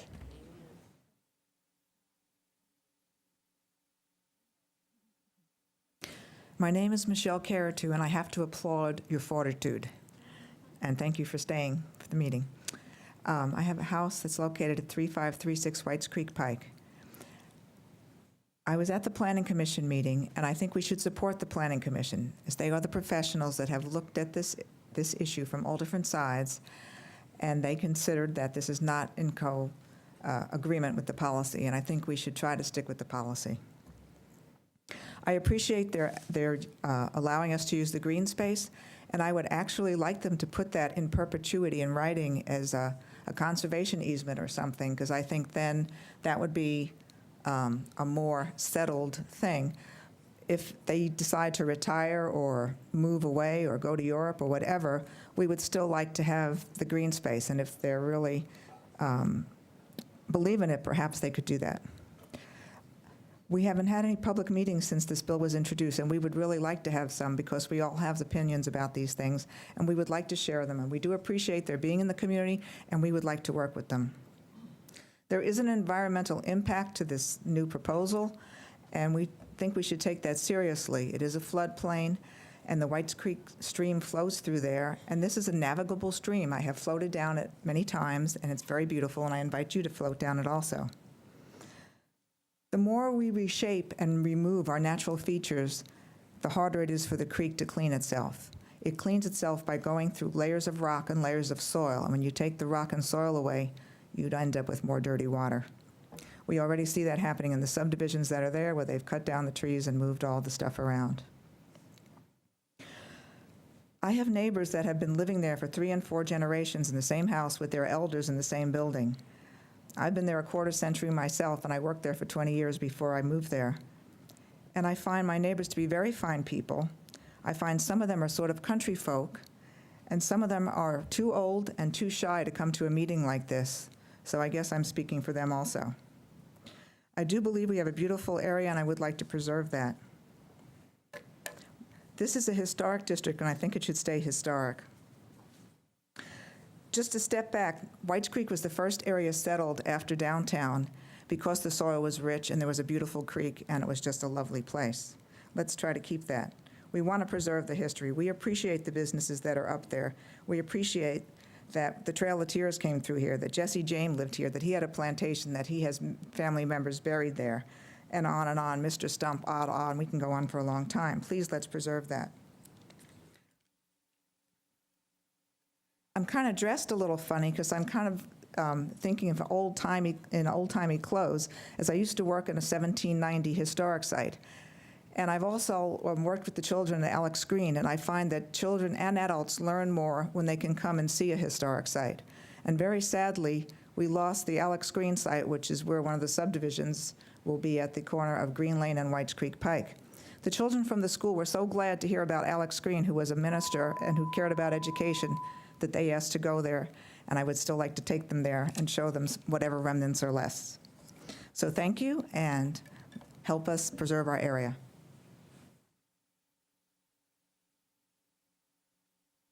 Good evening, everybody. I'm Nina Ground from Madison. I came here to speak on behalf of Whites Creek because I did 33 years in entertainment. And I've known Mr. Morris as a promoter and working with other bands. There's been many facilities like this with great startups. Their intentions are awesome and wonderful, but you have a gem out there. It is on the National Historic Register. It offers more to Davidson County than Fontenelle can ever bring. And Barbara built a beautiful log cabin. I remember all that. I drove buses with them. I just cannot see the destruction of our historical value for private enterprise when children, tourists, residents, all of us have to benefit. And if you've never been out there and you don't know who has passed through that land, the Indians that have died, the Americans that have set up homestead, Alex Green is the beginning of Vanderbilt University. And if the children don't understand their history because we don't understand it, where are we going to go in the future? And destroying Whites Creek with Fontenelle will be not only heartbreaking, it's devastating to our future. We are a great city. We're on a fulcrum in our development because there are older established neighborhoods that can be redeveloped. There are areas that are barren and need housing, and we need low-income housing. We have a lot of challenges, but we only have one rare gem in Davidson County. And you're looking at white shirts that want to keep it that way, blue shirts that want to keep it that way, and people that don't live there that don't want to lose it.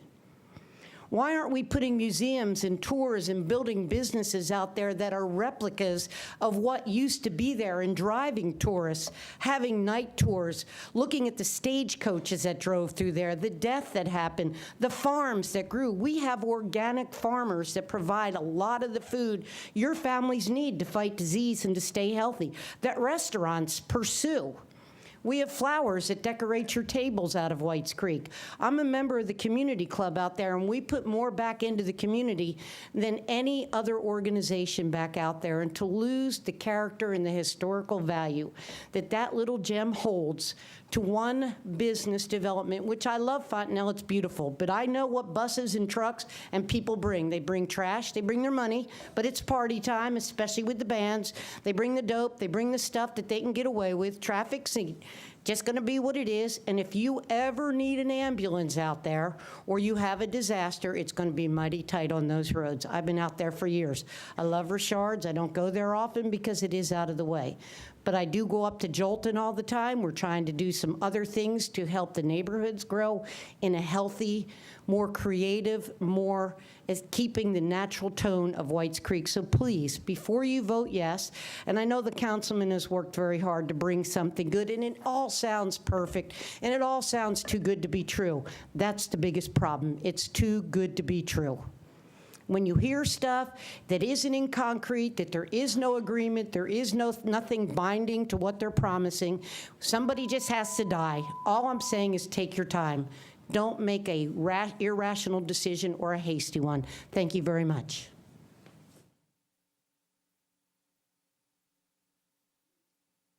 My name is Brian Boble, and I live at 5268 Sipkins Road in Whites Creek. I actually grew up in Whites Creek. Purchased adjacent property where I grew up after I got married 8 years ago. So I have a very vested interest in the community. And I can probably live within a mile as the crow flies from Fontanelle. I can hear the concerts at night through the hills, which is good if I know the band and like the band, not if I don't like them. So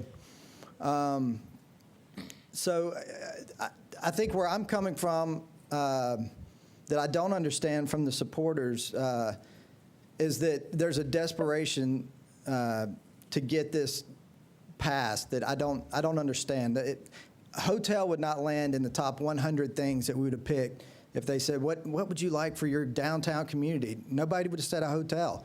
None of them either. And so I think the community deserves more. I'm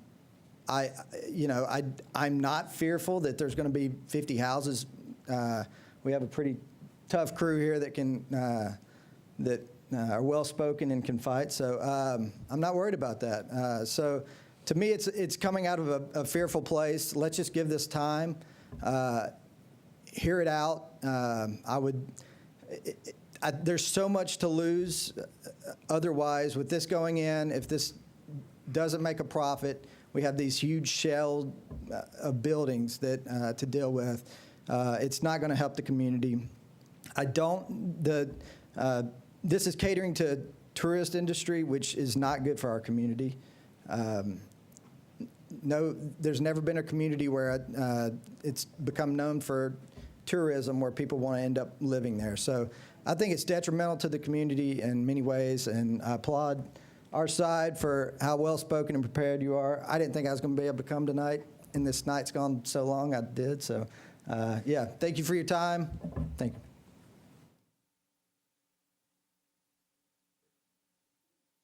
Council members, Vice Mayor, I'm Fred Leib. I actually live in Jolton on Bidwell Road, 7421. My daughter and her husband live in Whites Creek, so I'm kind of speaking for them. I also was Assistant Director of Public Works in the mid-'70s. Let me just tell you, throw a number and remember it. You start adding roadway, add roadway, one lane, $1 million a mile. That's going to have significant impact on Public Works budget, on your budgets, and on the money that's going to be able to be spent on the roads in your areas, because that's how it's divided. Thank you.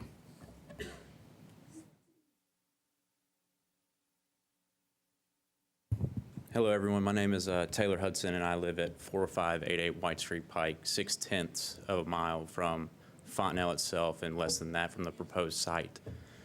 I am a fifth-generation Whites Creekian, however you want to say it. I love this community so much that I decided to buy my house after moving away from my parents in Whites Creek on Whites Creek Pike. I could have bought a house in East Nashville. I could have bought a condo in downtown Nashville in our beautiful city, but I wanted to stay in the country where I was born and raised and what I know. I also am a member of the Nashville Fire Department, and I can attest that it is impossible to drive on Whites Creek Pike in an ambulance when there is a concert or with any amount of traffic on Whites Creek Pike. I just want you guys to reconsider this and think about what we're asking you guys to do. Thank you. Declare the public hearing closed. Council Lady Haywood.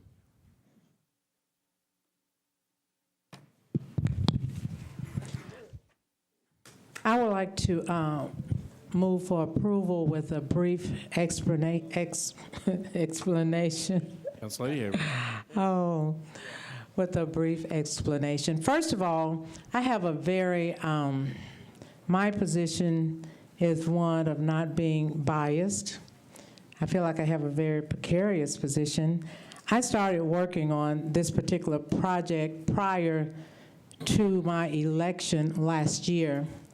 At that time, there were two people that were the most vocal in terms of the pros and the cons of the expansion there in Whites Creek. I must admit unequivocally that at that time, I knew very little. Of course, I had visited Fontenelle, but I didn't know much about what they were aspiring to do. At that time, May of last year, prior to the runoff, September the 10th of last year, I had two opposing views to come to my house and to sit in my living room. Both appeared here tonight.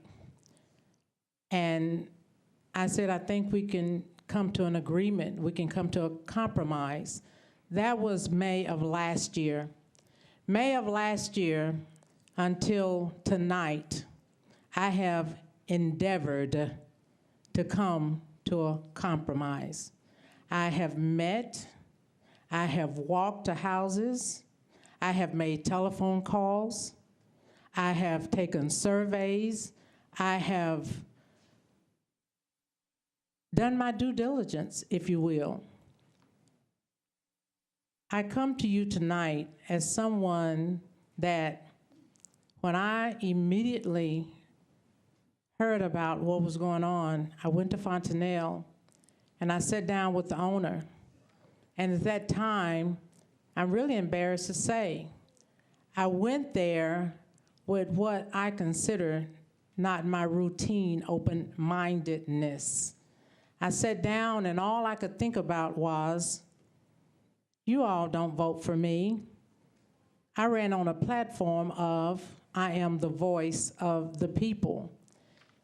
And Mark Oswald sat there and he looked at me and later I asked him what he thought of me. And he said, I think you have a love for the people. I interrogated him for probably 2 hours. And I told him, I said, you must come up with a PowerPoint and you must tell me what you have to offer the community. Then I went to the steering committee and I also told him, I said, there are 5 immediate parts. You will meet with me, you will meet with the Whites Creek Steering Committee, then we will have a public meeting, then we will have a debriefing, and it would go on from there. And that's exactly what we did. It was said that I chose Fontenelle to have the meetings. The fact is, the steering committee, I said it's up to you all. The steering committee, which is present here tonight, I asked them to choose the place to have the committee meeting. And I just want to say to all of my constituents, I am so encouraged by you all. I have learned so much from you all. I respect you so much. I have grown immensely because being a part of this council, that was a steep learning curve for me. And you all have taught me so much. And for each one of you, I have nothing but love for your diligence and your tenacity. And I'm so glad you're here. But having said that, and not being partial, all I can say is the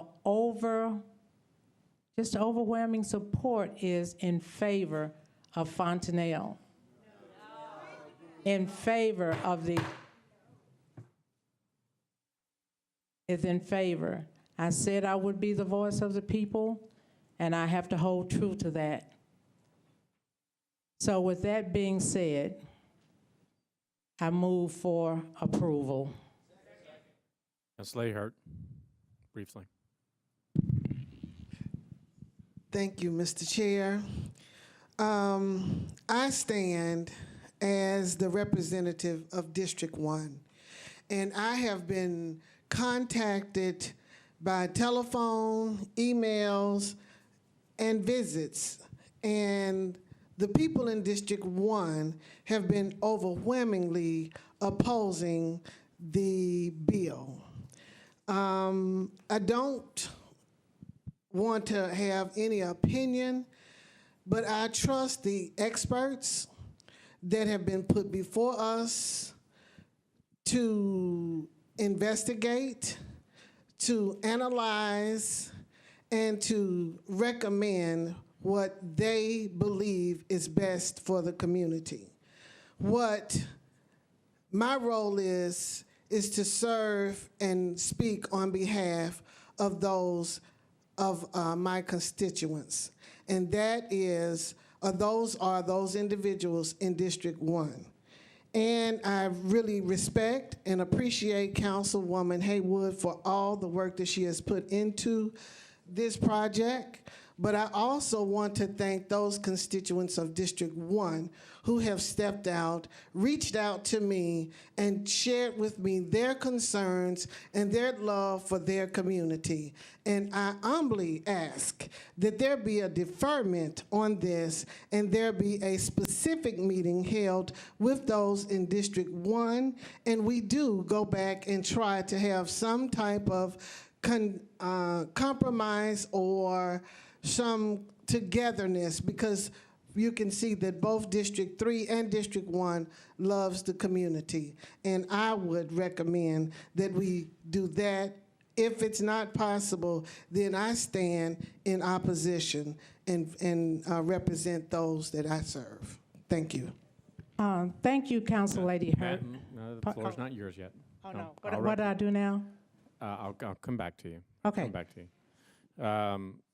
I will remind the council that bill will be going to the Planning and Zoning Committee 2 weeks from today. You'll have plenty of opportunity to discuss it then.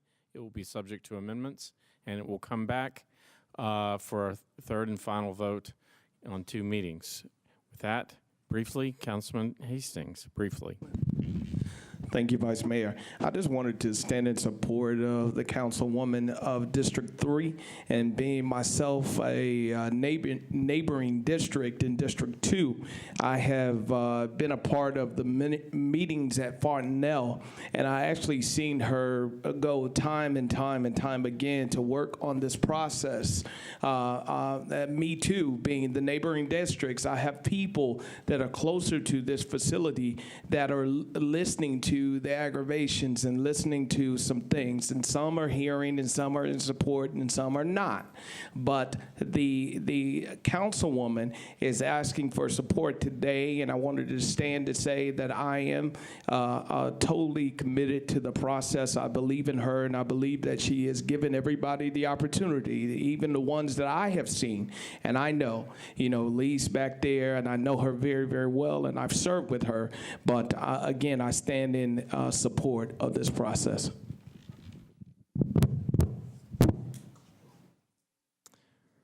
Council Lady Mina Johnson. Thank you, Vice Mayor. I just want to reiterate your point because we do have a process and procedure. And as a rule, not rules, planning committee, we will vet fully at the next committee meeting. So today, with respect to sponsor, I will vote yes. However, at the next 2 weeks from now, at the not rules, I'm so sorry, long night. Planning committee meeting, we will have plenty of opportunity to discuss this matter.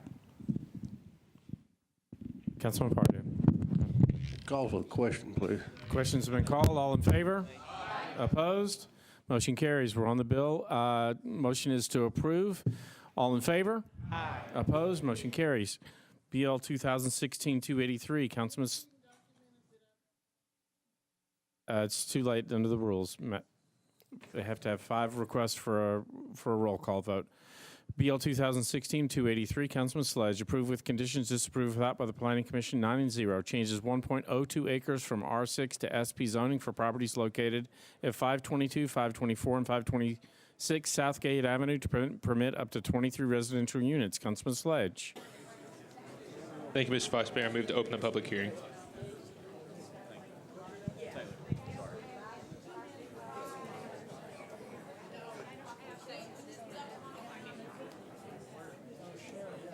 Would all of those in favor of BL 2016-283 please raise their hands? Is there anyone opposed to BL 2016-283?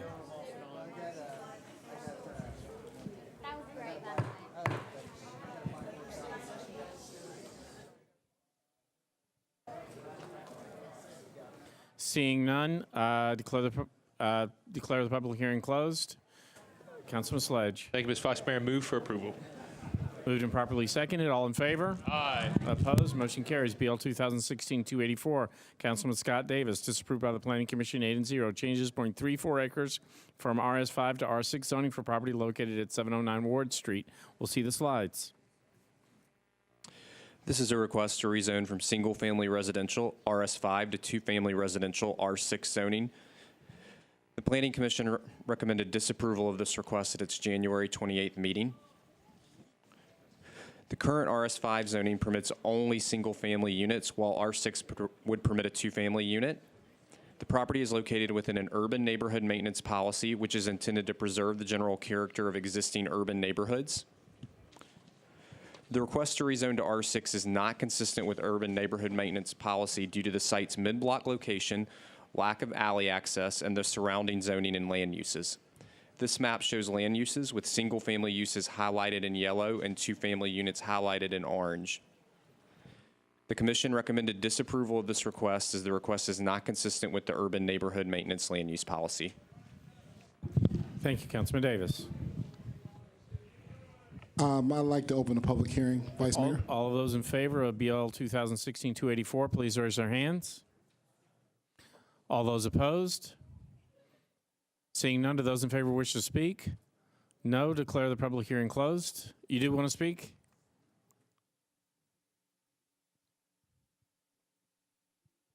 You have the floor, Councilman. This is thing. They want to speak because when this will go to third, you know, some people may question the policy, but the neighbors that live across the street and live in the district are for this. Okay, Councilman. And that's why they want to speak. All right. Sir. Please state your name and address. Pull the mic down just a little bit, would you? Thank you. Hello, everybody. My name is Frances Skates, and I live at 1430 Rosedale Avenue. It's right around the corner from 709 Ward. And me and my sister are in favor. She lives on Ward, and she owns 4 houses there. We're in favor of this bill. We have filed an application so we can put 2 houses on the property. In 1998, it was zoned R98 for 2 houses. R6, and then they changed in 1980 to R5, so we wanted RS5, we want to return it back to R6. So we are in favor of that. Thank you, ma'am.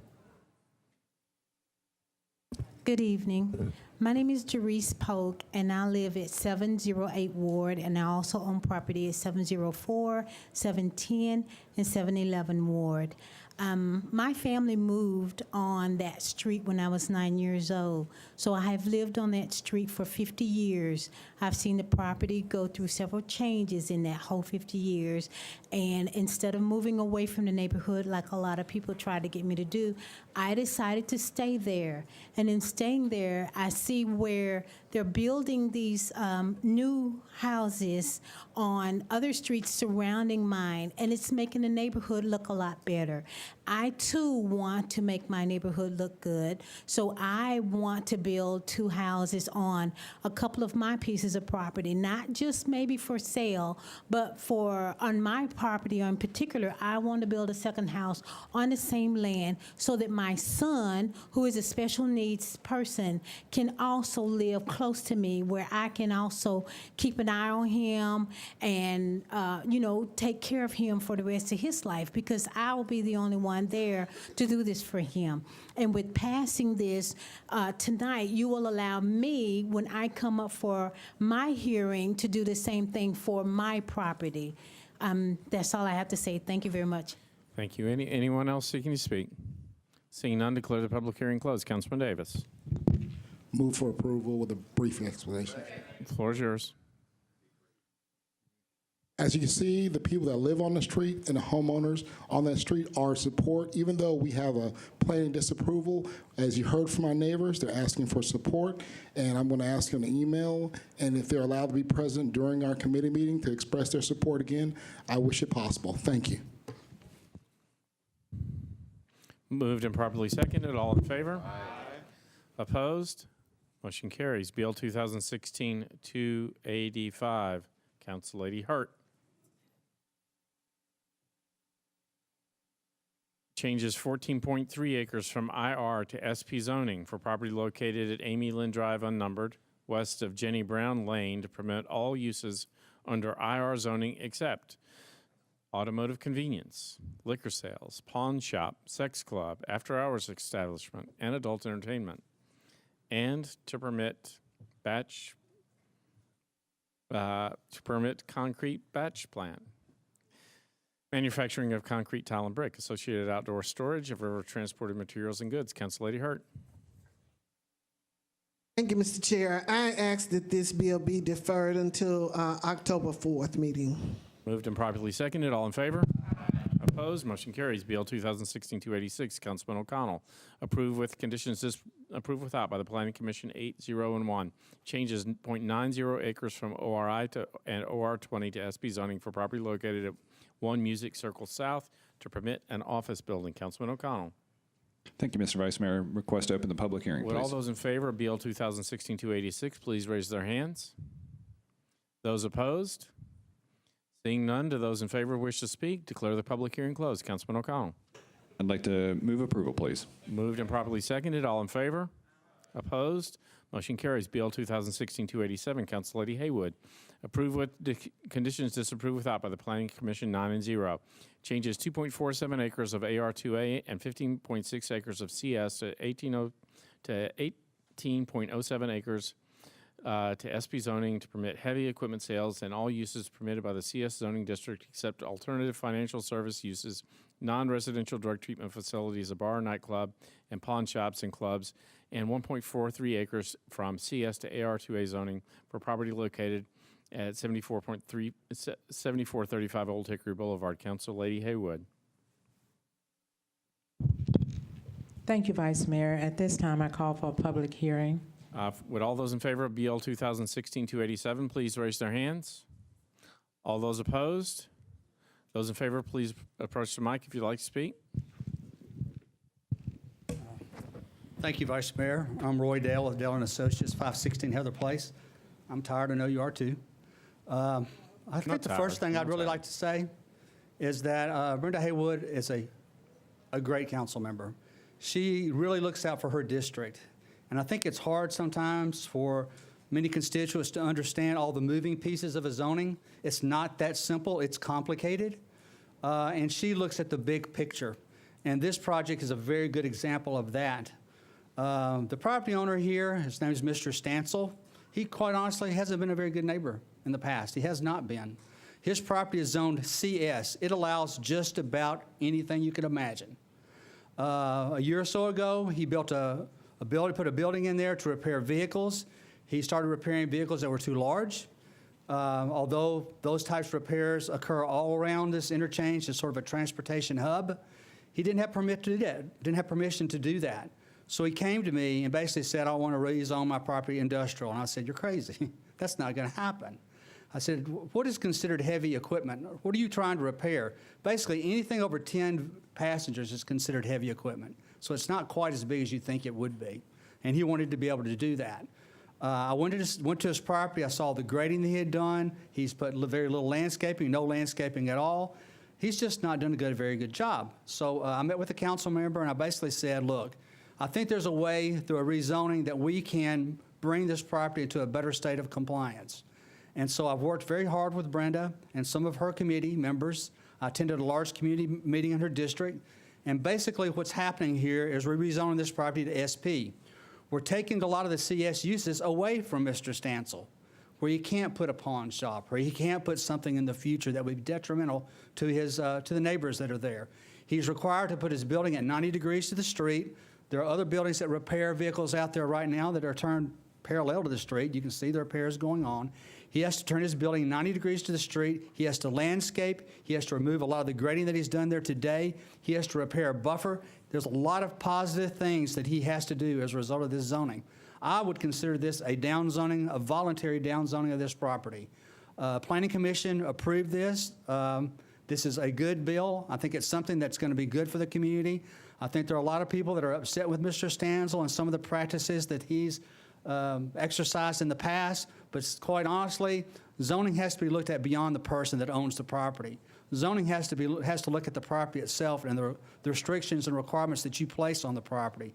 And in this case, the restrictions that are going to be placed on this property are going to make this be good for the community and make him be a good neighbor.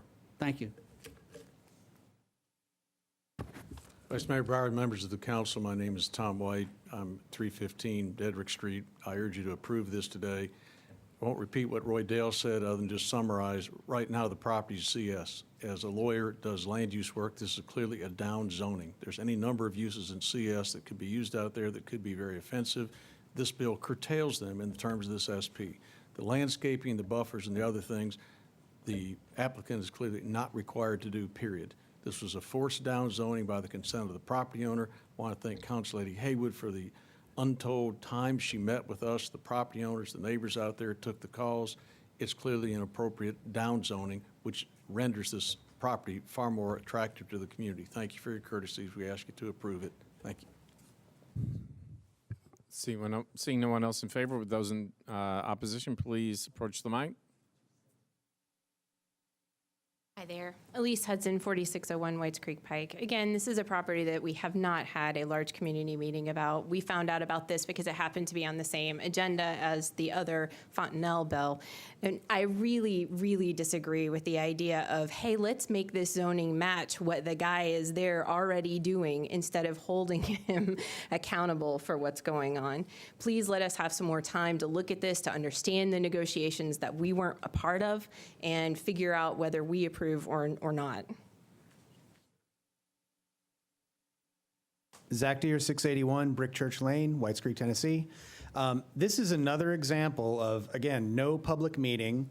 Council Lady Haywood actually told many members in our community that she was going to kill this bill tonight. If we hadn't stuck around for a few extra minutes after being here for hours for the Fontanelle bill, then we would have just had this pass and nobody would have said anything about it. So it's just another example of how she doesn't involve the community and how she basically, this was supposed to be killed, and here it is. Here we are. It's being passed. So please kill this bill. Thank you.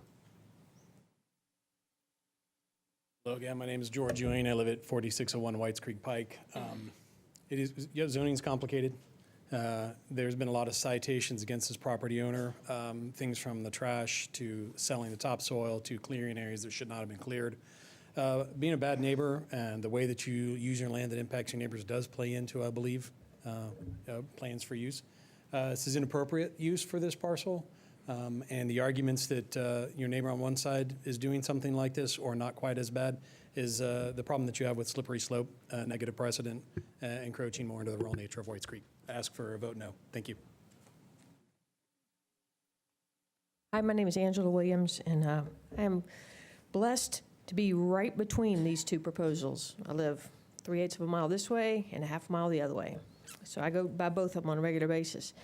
In July of 2015, Councilman Hunt brought this, skipped the Planning Commission and brought it straight to the council. And we had to run down here to the council and tell everybody, hey, this hadn't even been in the Planning Commission. And so they killed it. So it was here before. It was the old Duckworth Farm, Century Farm. When they bought it at auction, he broke it up into two pieces. The back 25 acres was, I'm not sure about the acreage, but it was AR2A, agricultural, and he told us he was going to put cows and stuff back there. And the front part was CS, but it was really, should have been CS the whole time because he was just trying to get out of the taxes. Subsequently, he was cited for building without a building permit, selling the topsoil without a permit, improper grading, and the latest is improper fill, because when he pulled out all the stuff, he replaced it with all kinds of trash. This is the same gentleman that put a concrete plant across the road that we had to fight very hard to get out. So he has even been served a warrant served papers by the court to appear in court, which he has not done. So we're not talking about just stepping over the line. In fact, he's advertising on the internet right now to be servicing major industrial trucks. And it's a gravel road that goes up in there, and they come at all times of the night, and it just increases the heavy load at that intersection. So I would ask that this council please use its wisdom and not promote this kind of behavior. And I'm hoping that our council lady will follow through on what she told me, that she was going to kill this. Thank you. Declare the public hearing closed. Councilman Haywood. I move to defer this bill indefinitely. We need further conversations. Moved and properly seconded. All in favor? Opposed? Motion Thank you. carries. Bill 2016-288, Councilman Scott Davis, approved by the Planning Commission 10-0, changes 0.46 acres from CS to MUGA, zoning for properties located at 2, 4, and 6 Ligon Avenue. Sorry. Councilman Davis. Open public hearing, please. Would all those in favor of 2016-288, please raise their hands. Those opposed? Seeing none on either side, declare the public hearing closed. Move for approval. Moved and properly seconded. All in favor? Opposed? Motion carries. Bill 2016-289. Councilman Anthony Davis amends the approve with conditions, disapprove without by the Planning Commission 10-0. Amends the Porter Road Specific Plan District for 2.55 acres, a property located at 1509 Porter Road and Porter Road unnumbered, to permit a maximum of 50 residential units. Councilman Davis. Thank you, Vice Mayor. I'd like to open the public hearing. Would all those in favor of BL 2016-289 please raise their hands? Those opposed? Seeing none opposed, or those in favor wish to speak? Declare the public hearing closed. Councilman Davis. Thank you. I'd like to move approval. Moved and properly seconded. All those in favor? Opposed? Motion carries. BL 2016-290, Council Lady Roberts, approved with conditions, disapprove without by the Planning Commission 8-0 and 1. Changes 27.87 acres from IR to SP zoning for property located at 1407 51st Avenue North, 1640 54th Avenue North, and 54th Avenue North unnumbered, north of Centennial Boulevard, to permit a mixed-use development with up to 394 multifamily units. Council Lady Roberts. Thank you, Mr. Vice Mayor. I'd like to open the public hearing, please. Would all those in favor of BL 2016-290 please raise your hands? Those opposed? Seeing none opposed, or those in favor wish to speak? I think that is a no. Declare the public hearing closed. Council Lady Roberts. I'd like to move for approval, please. Moved and properly seconded. All those in favor? Opposed? Motion carries. BL 2016-291, Council Lady Murphy, approved with conditions, disapprove without by the Planning Commission 9-0. Amends 5.65 acres of the Hill Center Sylvan Heights Specific Plan District for property located at 610 Sylvan Heights Way to allow uses permitted under MULA zoning and liquor sales. Council Lady Murphy. Thank you, Vice Mayor. I'd like to open the public hearing. All those in favor of Bill 2016-291? Those opposed? Seeing none, declare the public hearing closed. Councilor Lee Murphy. I'd like to move for approval. Moved and properly seconded. All those in favor? Opposed? Motion carries. BL 2016-292. Councilman O'Connell, approve with conditions, disapprove without by the Planning Commission 9-0. Changes .38 acres from R6 to SP zoning for property located at 1623 and 1625 7th Avenue North to permit up to 7 residential units. Councilman O'Connell. Thank you, Mr. Vice Mayor. I'd like to open the public hearing, please. All those in favor of BL 2016-292, please raise your hands. Those opposed? Seeing none of those in favor wish to speak, declare the public hearing closed. Councilman O'Connell. I'd like to move approval, please. Moved and properly seconded. All those in favor? Opposed? Motion carries. BL 2016-293. Councilman Scott Davis, disapproved by the Planning Commission 8-0. Changes 53.83 acres from CL RS5 and SPR to R6A zoning for various properties located along Berry Street, Cleveland Street, Grace Street, Hannock Street, Lishy Avenue, Meridian Street, North 2nd Street, Stockwell Street, and Troutland Avenue. We'll need to see the slides. This is a request to rezone various properties from commercial limited, single-family residential zoning, and specific plan zoning to an R6A district, which permits 1 and 2 family residential uses. The Planning Commission recommended disapproval of this request at its June 23rd meeting. The properties are currently zoned CL, RS5, and specific plan. The specific plan district permits single-family homes as well as detached accessory dwelling units. All other standards of the RS5 district are applicable. The properties included in this request are located within urban open space, urban neighborhood center, urban neighborhood evolving, and urban neighborhood maintenance land use policies.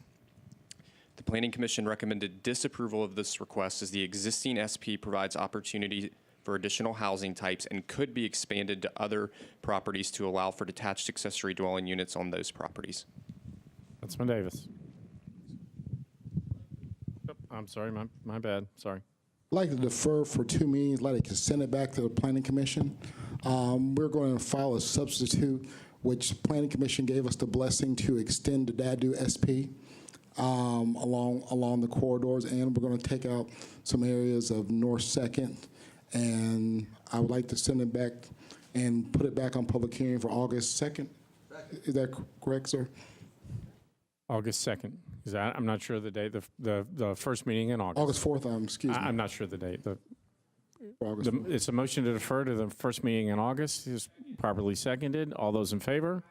Opposed? Motion carries. BL 2016-294. Councilman Mendez. Approved with substitute by the Planning Commission 8-0. Changes 12.06 acres from R6 to RS 7.5 zoning for various properties located along Burgess Avenue, Corbett Lane, Orlando Avenue, Patina Circle, and Rural Avenue. Councilman Mendez. Thank you, Mr. Vice Mayor. Can you please open the public meeting? All those in favor of BL 2016-294, please raise your hands. Those opposed? Those in favor, please approach the mic to speak. Please state your name and address. Hello, I'm David Bloodworth. I have property at 183 Rural Avenue, and I am for this bill. Probably biggest concerns I have, these are very small lots that are in a part of town that has great elevation change. I also have property that's downhill from this, and the watershed issue of covering all this earth up with housing is just going to push the water, into an uncontrolled area. So I support this bill. Thank you. Thank you, sir. Hello, my name's Joan Palmer. I live at 5406 Burgess Avenue. And my concern has been that part of the area is already zoned 7.5. It was done 8 years ago, and changing this would make it consistent with the rest of the area. Mr. Bloodworth mentioned the water runoff. We have a feeder creek that feeds into Richland Creek, and Richland Creek is a lot healthier than it has been when I moved in 1993. And so we really have to be mindful of that impact of a lovely creek, and also the impact of the health of our area, because Richland Creek feeds into the Cumberland River, and that impacts all of us because we get our drinking water out of the Cumberland River. And also, a lot of houses, when they go down, the tree canopy comes down when there's not as many trees, and these houses that get built in more than one house squeezed into a small area, there's not as much green space, not as much grass, more runoff, more problems with sewage, and thus more problems that adds to our own area and the rest of Nashville. Thank you. Thank you. Seeing no one else in favor, those in opposition, please come up to the mic to speak. State your name and address.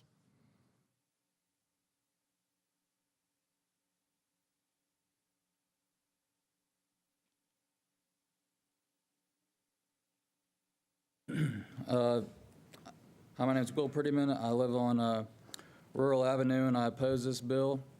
I respectfully would like to disagree with the Planning Department's recommendation of approval to the Planning Commission based on the following points. Number one, allowing duplexes in the area, especially along Rural Avenue and Burgess Avenue, seems to be appropriate as it's bordered by existing multifamily uses, being the Richland Creek Apartments and West End Terrace, and the commercial corridor on White Bridge Road. Number two, the Nashville Next Special Policy Area for this area says, quote, because of the established character, healthy housing mix, and infrastructure of this area, the intent is to retain the existing zoning districts, although rezoning R20 districts to a RS district would be acceptable, end quote. Number three, duplexes have been in this area for a long time. This is indicated by the existing duplexes built in 1979 on parcels 214, 215, 216, and 217. Number four, I'd like to speak briefly on the stormwater concerns. I think that the Metro Stormwater Department has done a great job implementing the low impact development standards and also the recent infill residential stormwater regulations that require to treat any increase of impervious area of 800 square feet or more, which would happen should any of these lots be redeveloped. So given these points and the number of people in the neighborhood that are in opposition, I ask you to please disapprove or defer this bill to a later date. Thanks.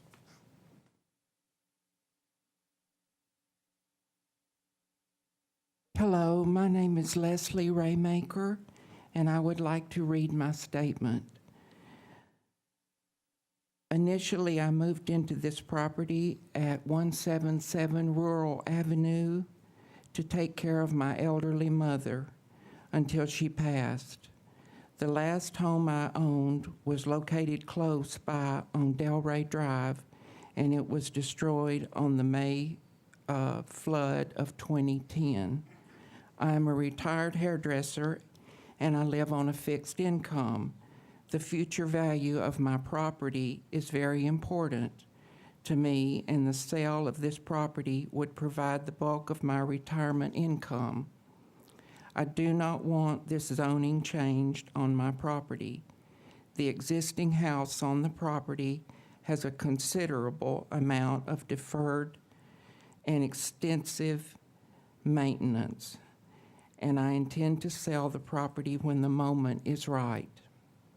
I am a Nashvilleian, and I have lived here my entire life. I pay my property taxes and consider myself to be a good neighbor.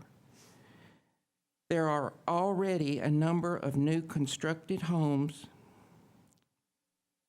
on my street which bookend my property.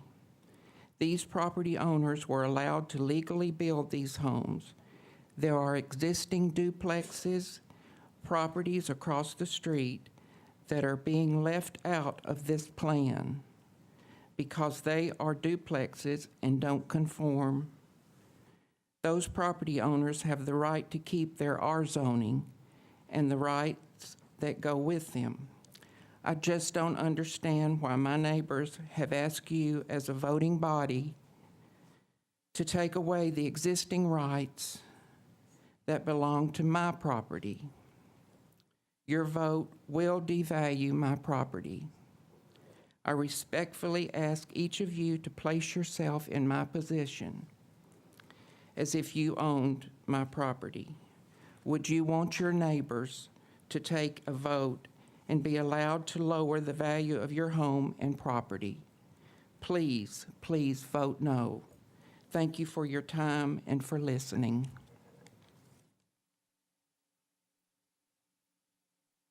My name is Russ Rolls. I'm a 15-year resident of 174 Rural Avenue, and myself and my wife, this is our primary investment, and as such, we hoped to be able to turn it around into some sort of profit. But after seeing the nature, as I believe it to be, behind this zoning change, it would substantially change the outlook for our future. My wife is disabled, so this is not play money for me. This is my life, and if this were taken away from me, the outlook for my future is going to be substantially different. With all that being said, I hope that you vote no on this zoning change. Thank you very much for your time. Ladies and gentlemen, hi. My name is Catherine Hitchcock, and I am a third-generation property tax payer on this specific piece of property on 173 Rural Avenue.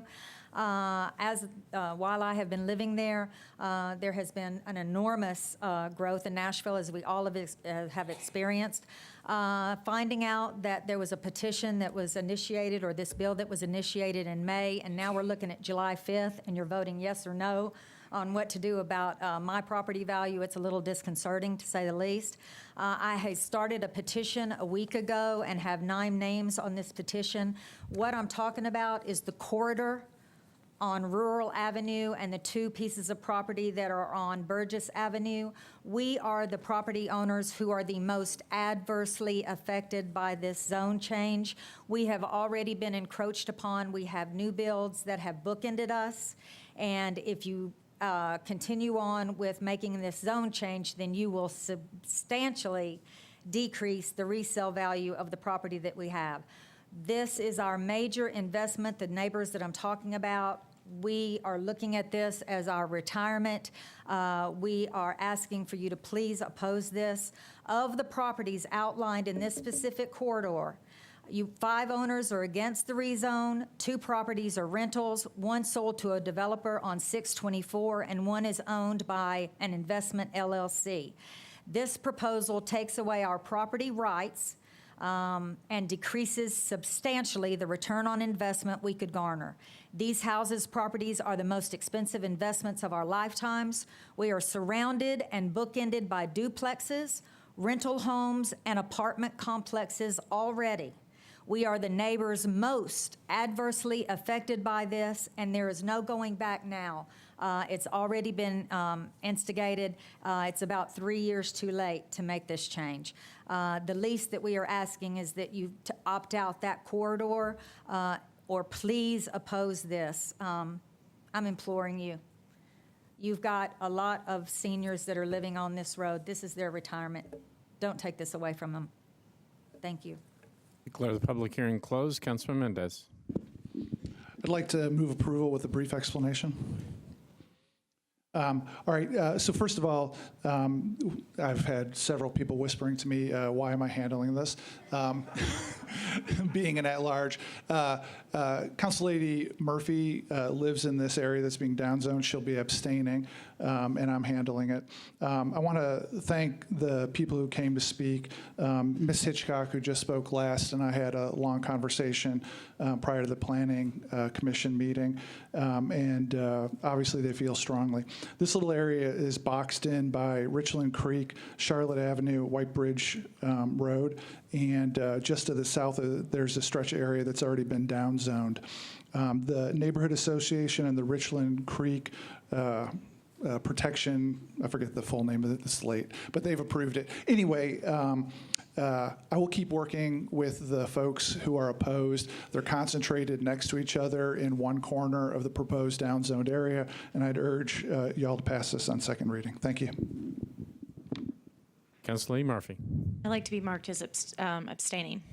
Councilman O'Connell. Thank you, Mr. Vice Mayor. I just have a quick process question for the sponsor and/or planner. I'm not sure who best to ask it of. We don't often see approved with substitute without a substitute, so I was just wondering if we could get a quick explanation of that. Councilman Mendez. Sure. There's a house in this proposed downzone area that sits on 2 lots. As originally proposed, 1 lot would be downzoned and 1 lot would not. And that would make for, the kitchen would be one zoning and the living room would be another zoning. So the substitute will be basically to take the other lot out of the downzoned area so it's consistent for that one house. And we would, I'll offer that before 3rd reading. Councilman Glover. Just very quickly, because we have heard from a number of people who their property is affected, they didn't know. I assume then Councilman will be meeting with those and would come back with perhaps an amendment or a deferral. I'm fine to vote on it this time, but obviously it's affecting some people's lives here that I would like to know a little bit more about. Thank you. Moved and properly seconded. All in favor? Aye. Opposed? Motion carries. BL 2016-295, Council Lady Karen Johnson and Council Lady Vircher, approved by the Planning Commission 8-0, applies 109.9 acres to a new urban design overlay for various properties located along Old Murfreesboro Pike and Murfreesboro Pike between Donaldson Pike and south of Franklin Limestone Road. Council Lady Johnson. Council Lady Vircher. Thank you, Vice Mayor. I'd like to open for public hearing. All those in favor of Bill 2016-295, please raise your hands. See one in the back. All those opposed? Seeing none, do those in favor wish to speak? Take that as a no. Declare the public hearing closed. Council Lady Vircher. I move for approval. Moved and properly seconded. All those in favor? Opposed? Motion carries. BL 2016-296. Councilman Hager, approved by the Planning Commission 8-0, changes 785 acres from IG to IR zoning for various properties located along Burnett Road, Swinging Bridge Road, Industrial Drive, and Old Hickory Boulevard. Councilman Hager. Thank you, Vice Mayor. Request to open the public hearing, please. Would all those in favor of BL 2016-296 please raise your hands? Those opposed? Seeing none on either side, declare the public hearing closed. Councilman Hager. Move for approval, please. Moved and properly seconded. All those in favor? Opposed? Motion carries. BL 2016-297. Council Lady Dowell, disapproved by the Planning Commission 4-3. Changes 19.27 acres from RM20 to RS15 zoning for property located at Hickory Hollow Parkway, unnumbered, west side of Hickory Hollow Parkway and south of Mount View Road. Council Lady Dowell. We need to see the slides. I'll open the public hearing and you can do your presentation. Okay. This is a request to rezone property located at Hickory Hollow Parkway unnumbered from RM20 zoning to RS15, single-family residential zoning. The Planning Commission recommended disapproval of this request at its June 9th meeting. Property is currently zoned RM20, multifamily residential, which permits up to 20 units per acre. The property is located within urban community center policy with some areas of conservation policy. The T4 urban community center policies are intended to enhance and create urban community centers by encouraging developments as intense mixed-use areas with solely residential buildings and zonings appropriate to interior areas of the urban community center policy, such as this particular site. The Planning Commission recommended disapproval of this request as the current RM20 zoning is consistent with policy and serves as a transition to the residential areas located north of the site. Thank you, Council Lady Dowell. Thank you. I'll open the public hearing. All those in favor of BL 2016-297, please raise your hands. I see one in the back. All those opposed? Those in favor like to come forward and speak?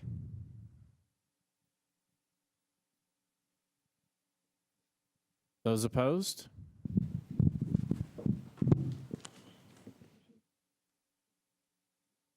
Please state your name, sir. Good evening. My name's Larry Papel. I'm an attorney in Nashville, 154th Avenue North. I represent the owner of the property, Vasklin Development. We speak in opposition to this forced rezoning. The owner became aware of this when the rezoning was was filed by Council Laney Dowell. There was no communication before or since. I'm active in development in Davidson County. I know many of you. I am concerned, all of us should be concerned with the process by which this rezoning has come to the council for consideration. More concerned with the process than the content here. What this council should be considering is why this was initiated without any communication with the owner. This owner has owned this property for 20-plus years.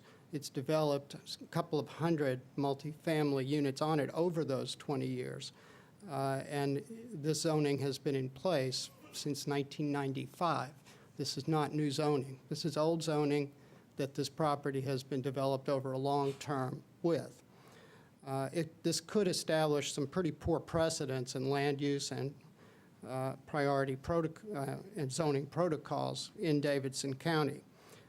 You have a letter in your file from the Nashville Chamber of Commerce, Jennifer Carlott, that I urge you to read carefully. She points out that this could have a destabilizing effect on the orderly development of long-held properties where the owner has followed all the rules for many, many years, and then the rules get changed involuntarily without communication at the last minute. This seems fairly arbitrary. It's against long-term owners' wishes. This is an owner that's complied with all of Metro's zoning ordinances for many years, and it could destabilize other processes.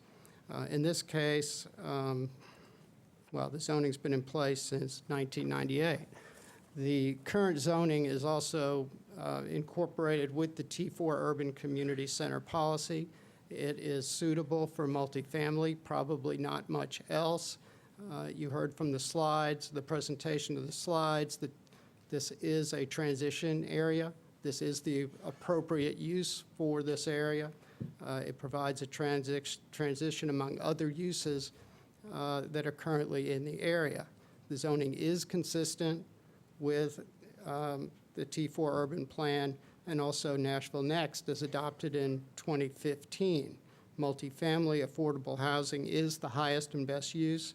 This property is not very suitable for single-family homes, and this is a part of town where single-family homes suffered tremendously during the recession. One more point, this is a drastic reduction from 385 potential multifamily units, that's probably not practical, to 47 single family homes. It's not a good policy, it's not a good procedure, it's not an appropriate action by the council, and we ask you to vote no.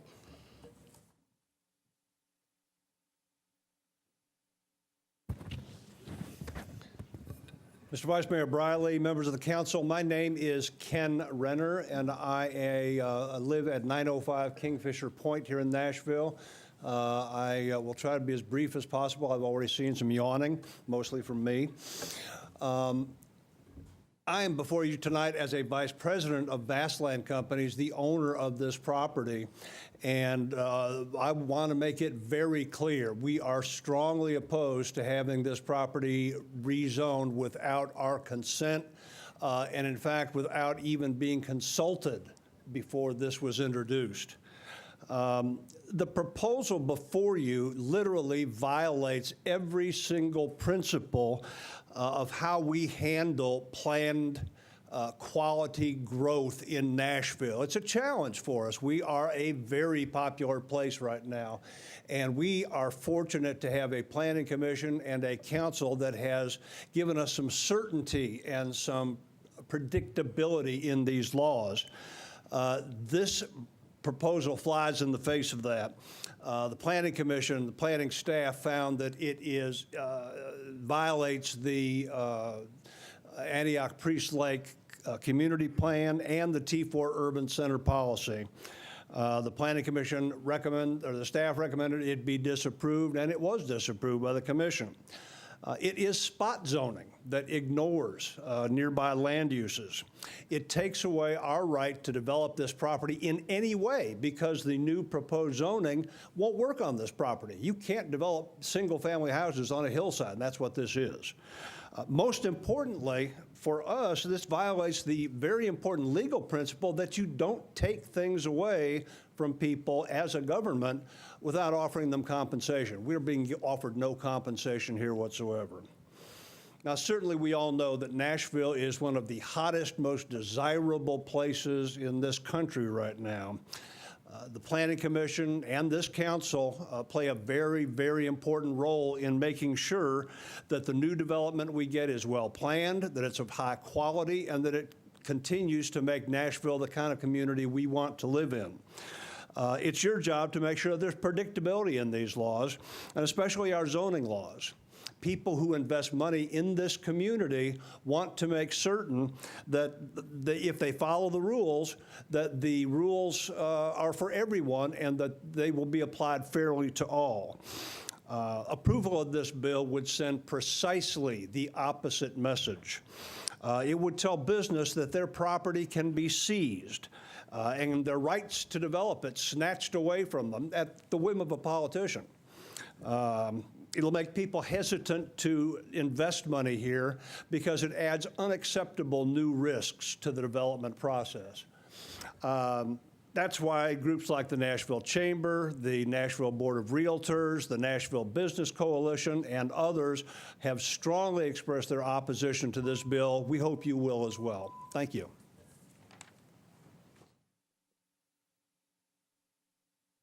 Good evening, Vice Mayor Briley and council members. My name is Jennifer Carlett. I'm here on behalf of the Nashville Area Chamber of Commerce at 211 Commerce Street.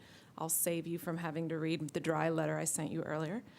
I'm here in opposition to Bill 2016-297, the downzoning of the property at Hickory Hollow Parkway. As we've heard tonight from large property owners and small property owners with a lot of investment and a little investment, I think we're all clear that business investment thrives in a regulatory environment that is consistent and transparent and where there's certainty. And the downzonings before council, whether they're on a large scale or small scale, if adopted, they can set a real dangerous precedent that will diminish the confidence that property owners and investors have in our city. And with that in mind, the Chamber respectfully urges you to disapprove Bill 2016-297. Thank you. Thank you. Declare the public hearing closed. Council Lady Dowell. Thank you. I move for approval.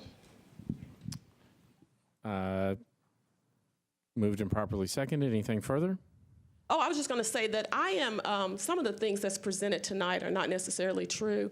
I don't want to keep us here any longer than we have to, but I think most of you know me, know that I definitely work with all of my property owners to make sure that we have good development, whether neighbors like it or not.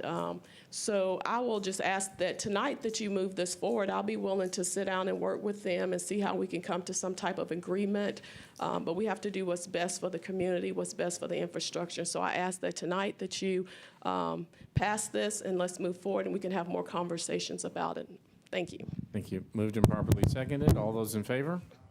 Opposed? Motion carries. BL 2016-298, Councilman Scott Davis referred to the Planning Commission. Changes 45.67 acres from CNCS OR 20, RS 10 OL, and RS 5 to RM 40A zoning for various properties located along Kingston Street, Queen Avenue, Duke Street, Prince Avenue, East Trinity Lane, and Sultana Avenue. Councilman Davis. Thank you, Vice Mayor. I'd like to open the public hearing. All those in favor of BL 2016-298, please raise your hands. Those opposed? Seeing one on each side, you can both come up together. All those you're both in favor? Okay. We've got a slow hand back there. Seeing only those in favor, do you wish to speak? No. Declare the public hearing closed. Councilman Davis. Like to move for approval. Second. Moved and properly seconded. All those in favor? Opposed, motion carries. Bill 2016-299. Councilman Sledge, approve with conditions, disapprove without by the Planning Commission 8-0. Changes 1.8 acres from RM20 to SP zoning for properties located at 1440 and 1500 12th Avenue South and Wedgwood Avenue, unnumbered, northeast corner of Wedgwood Avenue and 12th Avenue South to permit a maximum of 150 multifamily units. Councilman Sledge. Thank you, Mr. Vice Mayor. I would request to open the public hearing. All those in favor of Bill 2016-299, please raise your hands. Those opposed? Seeing none opposed, or those in favor wish to speak?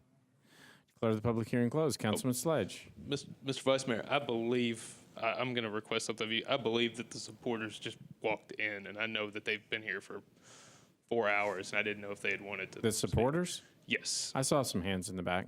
Okay. Did they want to speak? Yes. All right. You're ahead so far. Don't say anything to mess it up. Ooh, pressure. Okay. Good evening. My name is Janet Shands, and I live at 1001 14th Avenue South in the Edge Hill community. And I'm here in support of the bill. Initially, this proposal for workforce housing at 12th Avenue South in Wedgwood was offered prior to community input. But the mayor's office and our council person did meet with us and did listen to our concerns, for which we are very grateful. Edge Hill is undergoing rapid change like many of Nashville's urban neighborhoods. What's unique about Edge Hill is that we're historically a diverse racial and economic community. And like many other places, we experience rapid displacement of our longtime residents. We voiced our concerns that workforce housing be broadened to embrace more persons who work full-time in our community but did not meet the initial guidelines. Thank you to Adrian Harris and to our councilperson Sledge and the mayor's office for listening and responding in a way that is a wonderful proactive start to help us preserve that which makes Edge Hill such a unique community in our city. Thank you.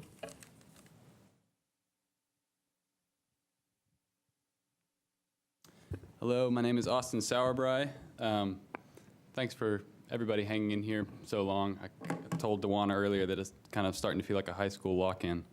But my name is Austin Sauerbry. I work in the Edge Hill neighborhood with the Edge Hill Neighborhood Partnership, and I'm here to support the zoning change and the mixed income development at 12th and Wedgwood. The Edge Hill neighborhood has a long history of imposed, if not forced, displacement, but it also has a long history of residents coming together and saying, we won't be moved. So I want to applaud the Edge Hill residents, most of who could not be here tonight, who spoke up and ensured that this proposed complex would include truly affordable units. And also many thanks to Councilman Sledge and the mayor's office and the many others who listened and responded to this request from the needs of the neighborhood. So this is a victory for the neighborhood, but we also see this as just a beginning, just as a start.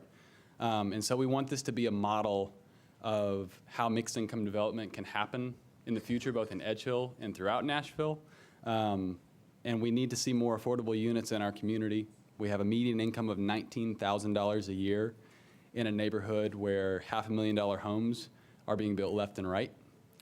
And so really, I guess the main ask is that we get this zoning change passed, but that also as we move forward in future developments in both Edge Hill and beyond, that we develop accountability structures so that residents, particularly low-income residents and long-term residents, can actually have a say in how development occurs. Thanks so much. Good evening. I'm Dewana Wade, and I'm a resident of Antioch at 2101 Hickory Club Drive. And I'm speaking as a community member of the Edge Hill community because I work there. And in working in the Edge Hill community, I am engaged with young people as well as their families on a daily basis. And they are very interested in being able to stay in the community that they and their parents and grandparents and other relatives have lived in for many years. We recognize that there have been many, many changes in the Edge Hill community and a number of our families that we work with every day are concerned that they no longer have access to the community that they grew up in. And I believe, and our staff team believes, in listening to and talking with these families, that this development is an opportunity to make sure that Nashville continues to be an it city for all, and not just for those who can afford the really expensive homes that are going up in that community. And so as a community member engaged in work there in the Edge Hill area, we are very much in support of this development. We're appreciative of Colby and Adrian and others who have spent time talking with us and allowing our families and residents to speak to them and understand what's going on and get a better understanding of what's coming. And I encourage the council to listen to those folks who we are speaking with on a regular basis, not speaking for, but who we are speaking with on a regular basis and really want to be able to stay in their neighborhood. Thank you.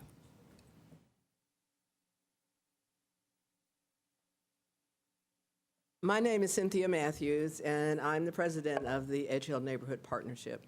We are a 501c3 organization started by Edge Hill Methodist Church. We are sincerely committed to working with and for the residents of Edge Hill in terms of trying to preserve the kind of neighborhood it has always been. When I was in high school, I lived on Archer Street. That was a long time ago. There have been many changes since then, but there still is a lot of that community left, and it is possible for Edge Hill to represent a kind of model of what Nashville is about and what it is. It is mixed income, it's mixed racially, socially, and we hope that through approval of the project that we're here speaking about tonight, that that's going to help continue that trend. We are very appreciative of the people who worked with us to help shape that project to something that is more representative and reflective of the neighborhood. Thank you.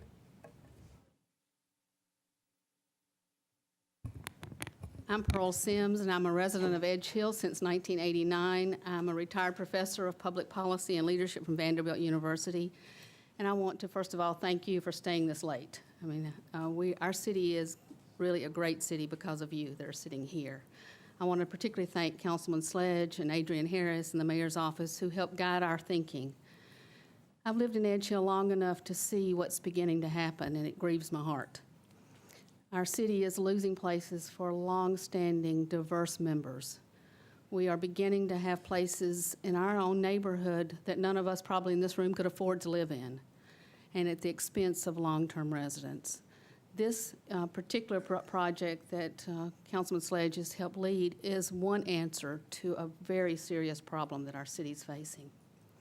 I want to encourage you to please vote for us. I don't know of any other councilman, he's our only councilman for the area, that could have worked as hard and as graciously as he did with our residents. I also really encourage you to help communities envision for itself what they can be.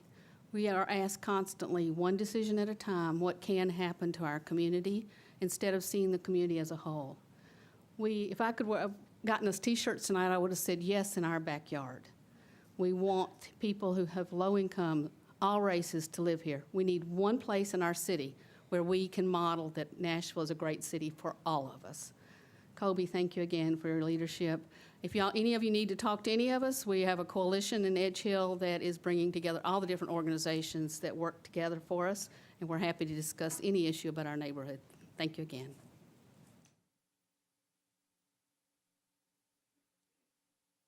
My name is Frank Maxwell. I live in the neighborhood, and I own the property adjacent to this proposed development. I want to speak against the motion. Am I okay to speak?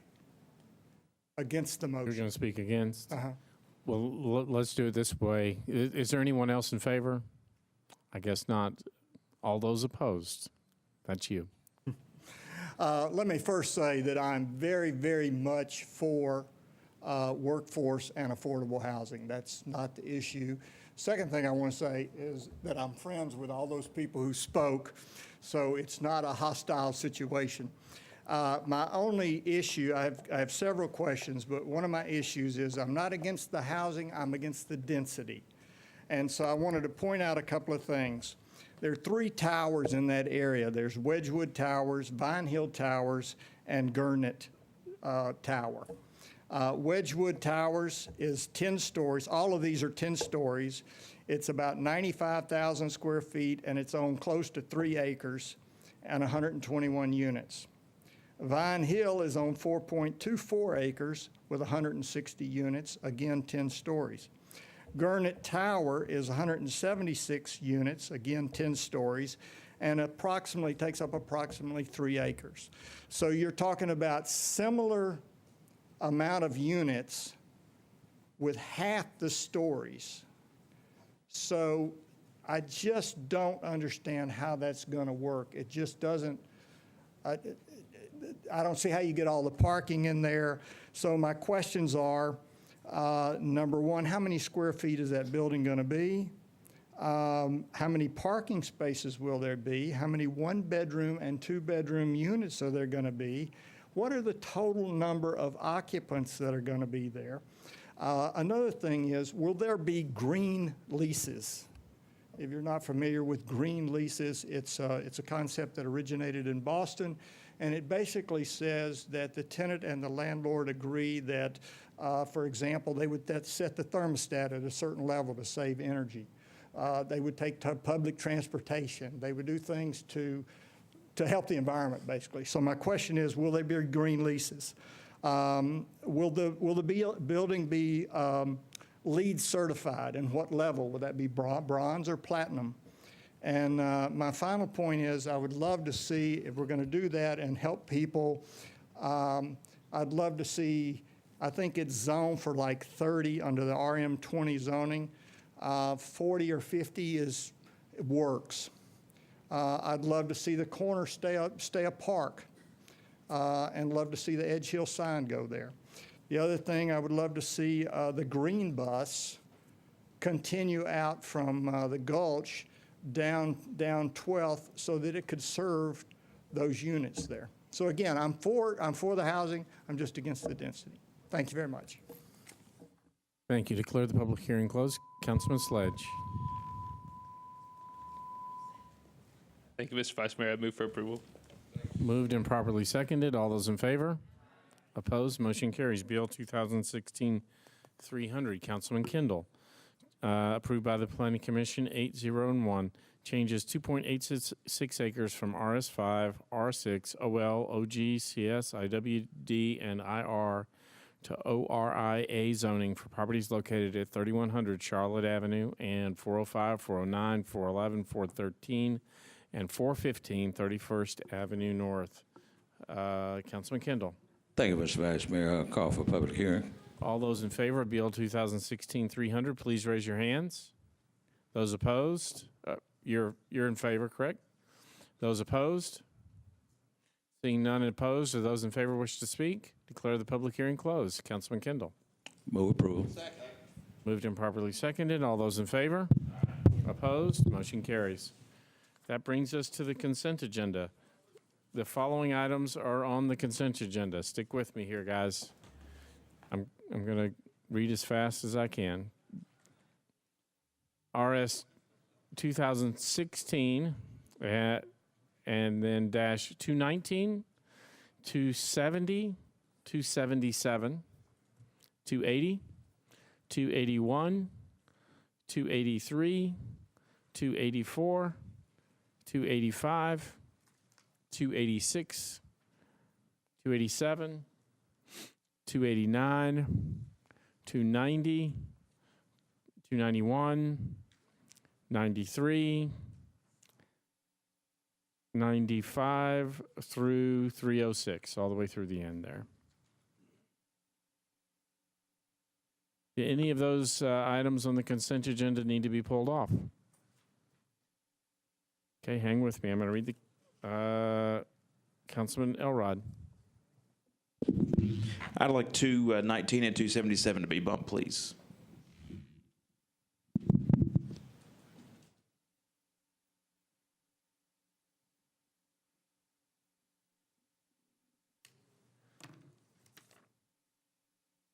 Anyone else?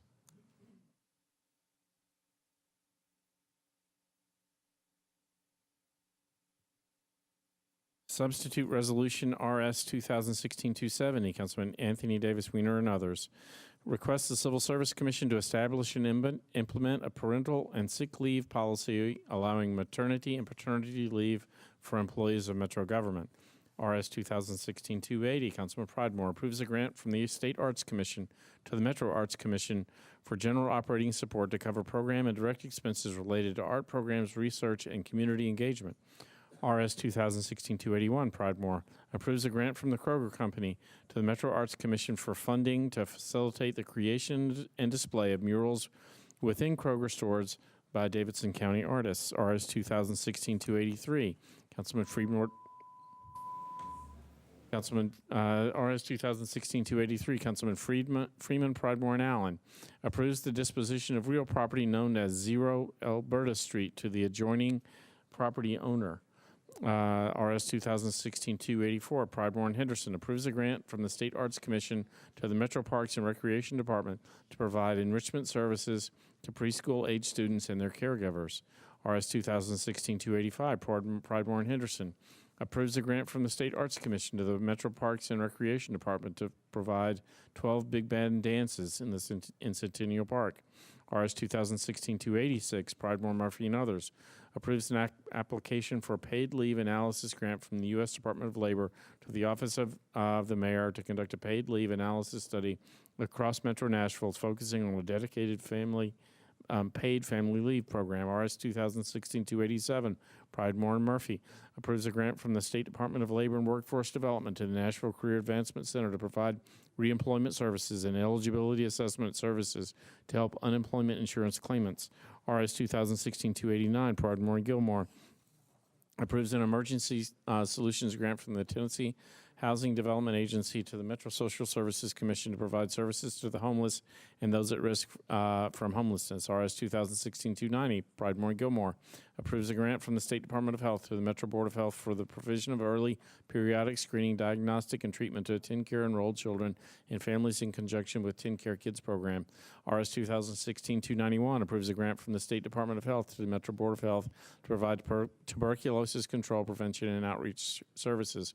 RS 2016-292 approves a contract for services between Metro Board of Health and the State Department of Health to provide prenatal presumptive eligibility program enrollment assistance with TennCare and Cover 10's program applications. RS 2016-293, Pridemore and Gilmore approves a grant from the State Department of Health to the Metro Board of Health to provide oral disease prevention services for school children in grades K through 8 in qualifying public schools. RS 2016-295, Pridemore and Gilmore approves a grant from the U.S. Department of Health and Human Services to the Metro Board of Health to enhance access to comprehensive continuum of high-quality community-based care for low-income individuals and families with HIV disease.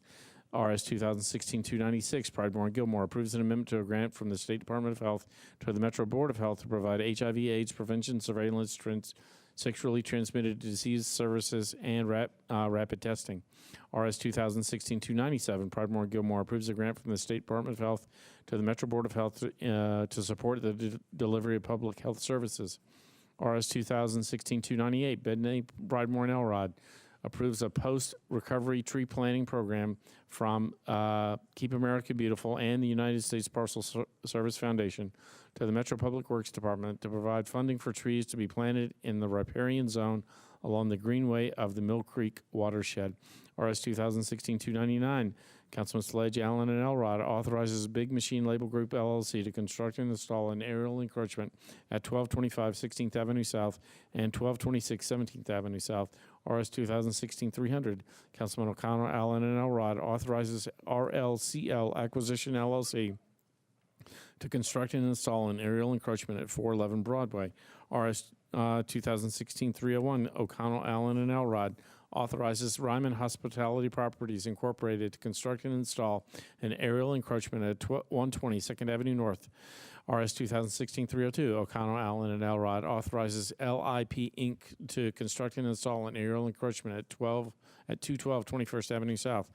RS 2016-303, O'Connell, Allen, and Elrod authorizes H&H Nashville LLC to construct an aerial encroachment at 135 2nd Avenue North. RS 2016-304, Councilman Schulman approves the election of notaries public for Davidson County.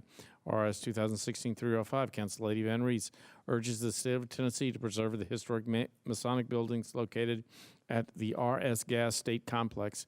RS 2016-306, Dowell, Mendez, and others request the Metropolitan Council to approve by resolution the location of the sheriff's new administrative offices facility prior to the disbursement of general obligation bond funds, commercial paper, or any other funding towards this project. Committee reports. Councilman Pridemore, Budget and Finance. Thank you, Vice Mayor. Budget and Finance met on resolutions 2016-277, 280, 281, 283, 284, 285, 286, 287, 288, 289, 290, 291, 292, 293, 294, 295, 296, 297, 298, and 306. Voted for, motion for approval, 8-4-0 against. Thank you, Councilman. Council Lady Gilmore, Health, Hospitals, and Social Services.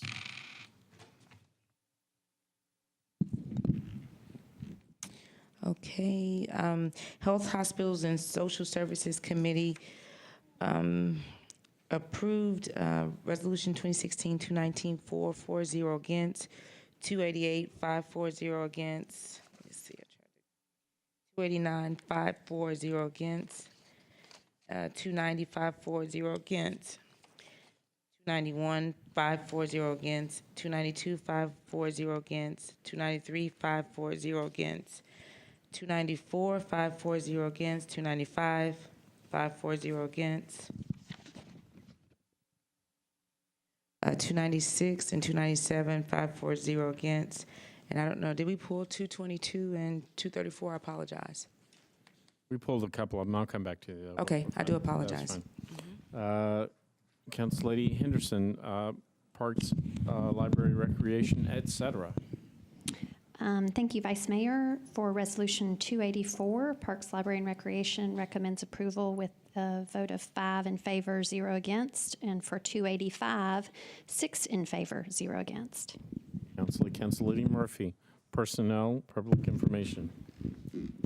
Personnel voted Resolution 2016-286, 6-4-0 against. Resolution 2016-287, 6-4-0 against. Council Lady Allen, Planning, Zoning, and Historical. Thank you, Mr. Vice Mayor. Planning, Zoning, and Historical heard the following bills. RS 2016-283, 299, 300, 301, 302, 303, and 305, and recommended all for approval, 13 in favor, 0 against. Thank you, Council Lady. Councilman Pardue, Public Safety. Public Safety voted 306, 5-4-0 again. Thank you, Councilman Elrod, Public Works. Thank you, Mr. Vice Mayor. Public Works consider resolutions 298, 299, 300, 301, 302, and recommend all for approval, 9 in favor, 0 against. Did we get 303? Was 303 on your list? Yes, sir. All right, thank you. Councilman Schulman. Thank you, Mr. Vice Mayor. Rules approved 2016-304, 7-4-0 against. Believe that's all committee reports in. Move for passage on all matters on the consent agenda. Moved and properly seconded. All in favor? Opposed? You adopt the consent agenda. RS 2016-219, Councilman Bedney, Dowell, and others. Request an amendment to Regulation Number 3 of the Metro Board of Health, Division of Pollution Control regarding new source review. Councilman Bedney. Thank you, Vice Mayor. Committee reports, please. Council Lady Gilmore. Health, Hospitals, and Social Services voted 4 in favor of and 0 against, and it was recommended for approval. Councilman Bedney. Yes, this is legislation is supposed to go with the other one, so if I can get our great lawyer, Mr. Jamieson, to walk us through it. Thank you. Code Section 1056.90 authorizes the Metro Health Board to promulgate a variety of rules and regulations for air quality. They've promulgated, I think, 17 Regulation number 3 lists a variety of what they call new sources, new factories, new sources of emitting air pollutants, and there's a number of such facilities. This resolution requests adding natural gas compressor station to that list. I would add very briefly, in a discussion with Tom Sharp at Metro Health Department, they had originally proposed this resolution in lieu of BL 2016-234, which is pending later tonight. In discussing this, he would submit to you that this is technically the EPA list and that they do not want to revise it, but if this resolution passes, that they would create either a new section or a new regulation that captures the spirit of the resolution, if passed tonight, that he deems locally enforceable. Thank you, Mr. Jameson. What will we do without you? That's why you guys are supposed to laugh. It's too late. Okay. So, first of all, I would like to draw your attention to these people who have been here for like 6 hours. Thank you very much. They are from Jolton and from Cane Ridge. And the reason they are here is because they want to be counted. Right now, they are not. We have a federal rule that keeps them from having a say on what gets built in their community. So that's the reason to be here. My reason to be here is when my son was very young, he almost died. He started turning blue on me, and I had to rush to the children's hospital to have him checked. I was driving on the freeway crying while he was turning bluer and bluer. We got to the hospital, and he had developed a really bad case of lung problem, and he had to be on an oxygen tent for a week. Air quality is relative.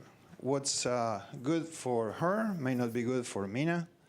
So having a zoning requirement that is geographically sensitive, that is targeted to give people that live immediately around a facility the right, the ability to be able to speak up, makes a lot of sense when you have people that have different conditions about air quality. Furthermore, why do we need to make it local? Just at the last council meeting, FERC decided to have a meeting exactly at the same time we were having. FERC is the Federal Energy Regulatory Committee, the people that are going to supposedly be receiving comments from people about air quality. Well, we asked them to reschedule. They wouldn't do it. I asked Congressman Cooper to ask them to reschedule. They didn't even listen to Congressman Cooper. They are not beholden to us. They are beholden to some bureaucrats in Washington, D.C. What we need is we need local people that are accountable to us to be able to have a say on what gets built in Nashville. And that's what my effort is all about.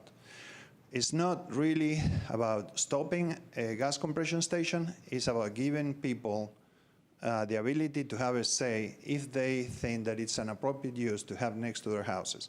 We just spend hours here arguing back and forth, listening to people tell us what they want to see built next to their communities. And we're going to tell these people from Jolton that they don't matter, that they don't have a right to say, you know, what gets built next to their community. So either we are hypocrites, is that a word? Okay, thank you. Either we're hypocrites and believe that, you know, some things are more important than others or not. So if we believe in zoning, I'm asking you to support this resolution and also the legislation that comes later. Thank you. Councilman Glover. Thank you, Vice Mayor. Mr. Jameson, could I get you to repeat, please? Obviously, we've been here for quite a while. Specifically, go back into the EPA area that you talked about with regards to 3. So the regulation number 3 lists a variety of facilities, and it's the EPA list. It's the list that they promulgate. Now, in years past, the council has tweaked that list by amendment, by resolution, but the Metro Health Department now is of the opinion that that is a list promulgated, established, published by the EPA, and they would therefore prefer not to amend regulation number 3.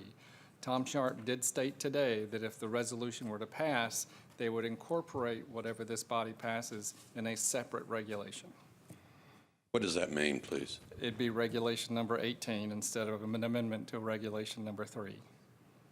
Okay. Is this a memorializing resolution? Yes, non-binding. Okay, non-binding. All right, thank you. Councilman O'Connell. Thank you, Mr. Vice Mayor. I'm similarly trying to seek clarity here from, I guess, Mr. Jameson in terms of, I thought I understood you to say that they would have gone forward with this resolution instead of the Bill 234? In the initial discussions that led up to BL 216-234, the ordinance, it was Metro Health Department's suggestion that why don't you press this resolution instead of the ordinance, and both were introduced.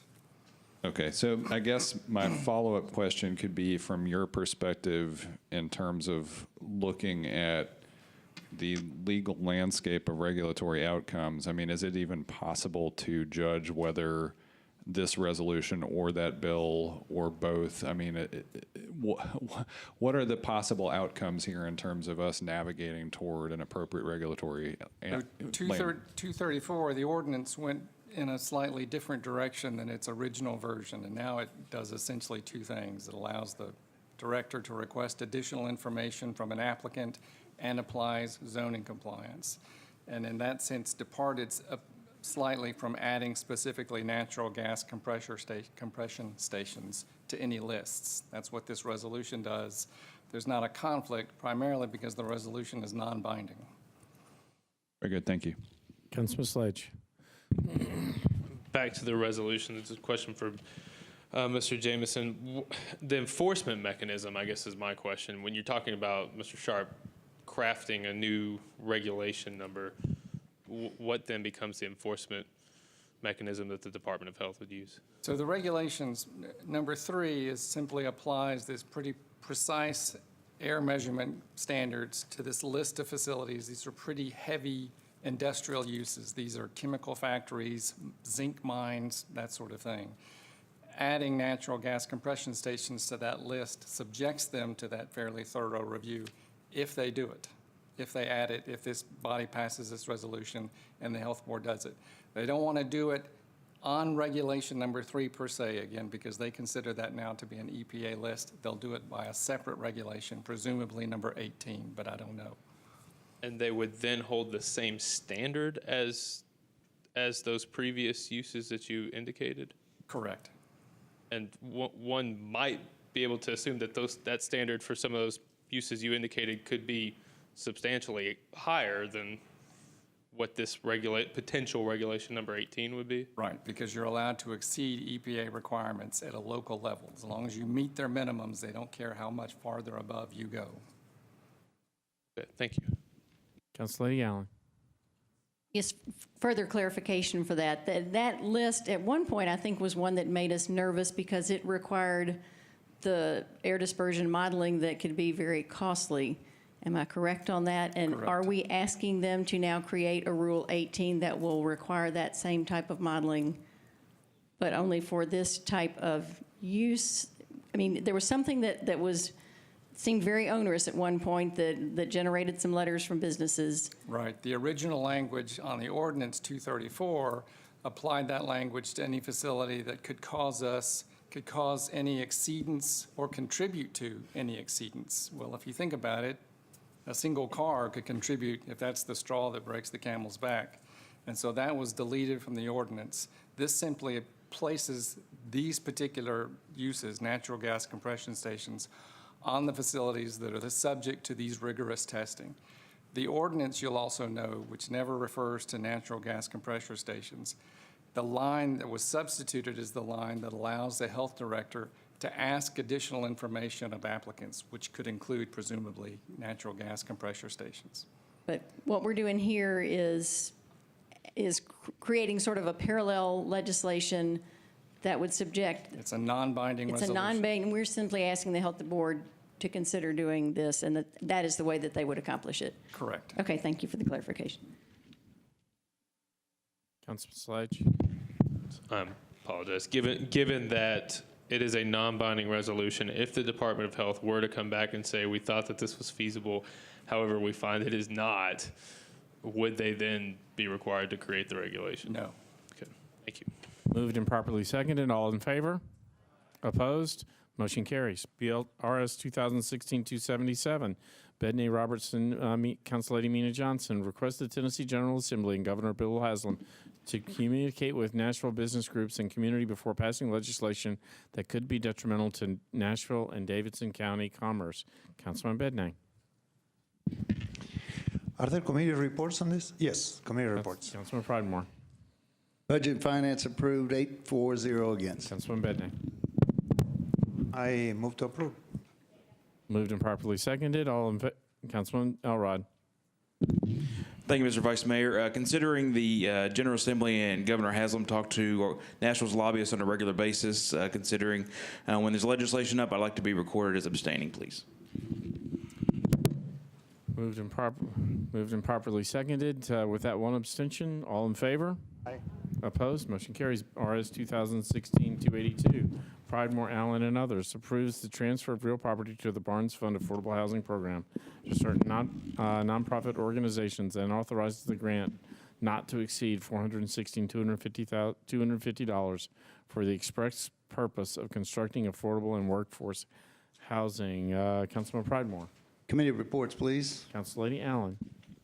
Thank you, Mr. Vice Mayor. Planning, Zoning, and Historical recommended for approval. RS 2016-282, 12 in favor, 0 against. Councilman Pridemore. Budget and Finance recommend approval, 7-4-0 against with 1 abstention, and I move for approval. Moved and properly seconded. I believe Councilman Mendez is abstaining. With that abstention, all in favor? Opposed? Motion carries. RS 2016-288, Councilman Pridemore and Gilmore, approves a grant from the Nashville Greater Regional Council to the Metro Social Services Commission to deliver meals that meet RDA nutritional guidelines to eligible seniors. Councilman Pridemore. Committee reports, please. Councilor Gilmore. Health and Social Services Committee approved 5 in favor of and 0 against, and it was recommended for approval. Councilman Pridemore. Budget and Finance approved, 8-4-0 against, move for approval. Councilman Schulman. Thank you, Mr. Vice Mayor. On 288 and 294 that's coming up, I need to abstain. Thank you, Councilman. With that abstention, all in favor? Opposed? Motion carries. RS 2016-294. Councilman Pridemore and Gilmore approves a grant from the Greater Nashville Regional Council to the Metro Social Services Commission to provide meals to eligible seniors and handicapped residents. Councilman Pridemore. Budget report, committee reports, please. Councilor Gilmore. Oh, excuse me. Health, Hospitals, and Social Services recommended 5-4-0 against, and it was recommended for approval. Councilman Pridemore. Budget and Finance approved, 8-4-0 against, and move for approval. Moved and properly seconded with Councilman Schulman's abstention. All those in favor? Opposed? Motion carries.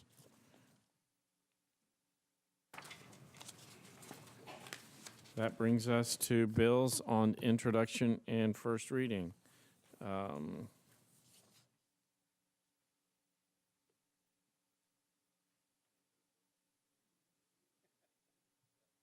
believe there are a couple that need to be pulled off.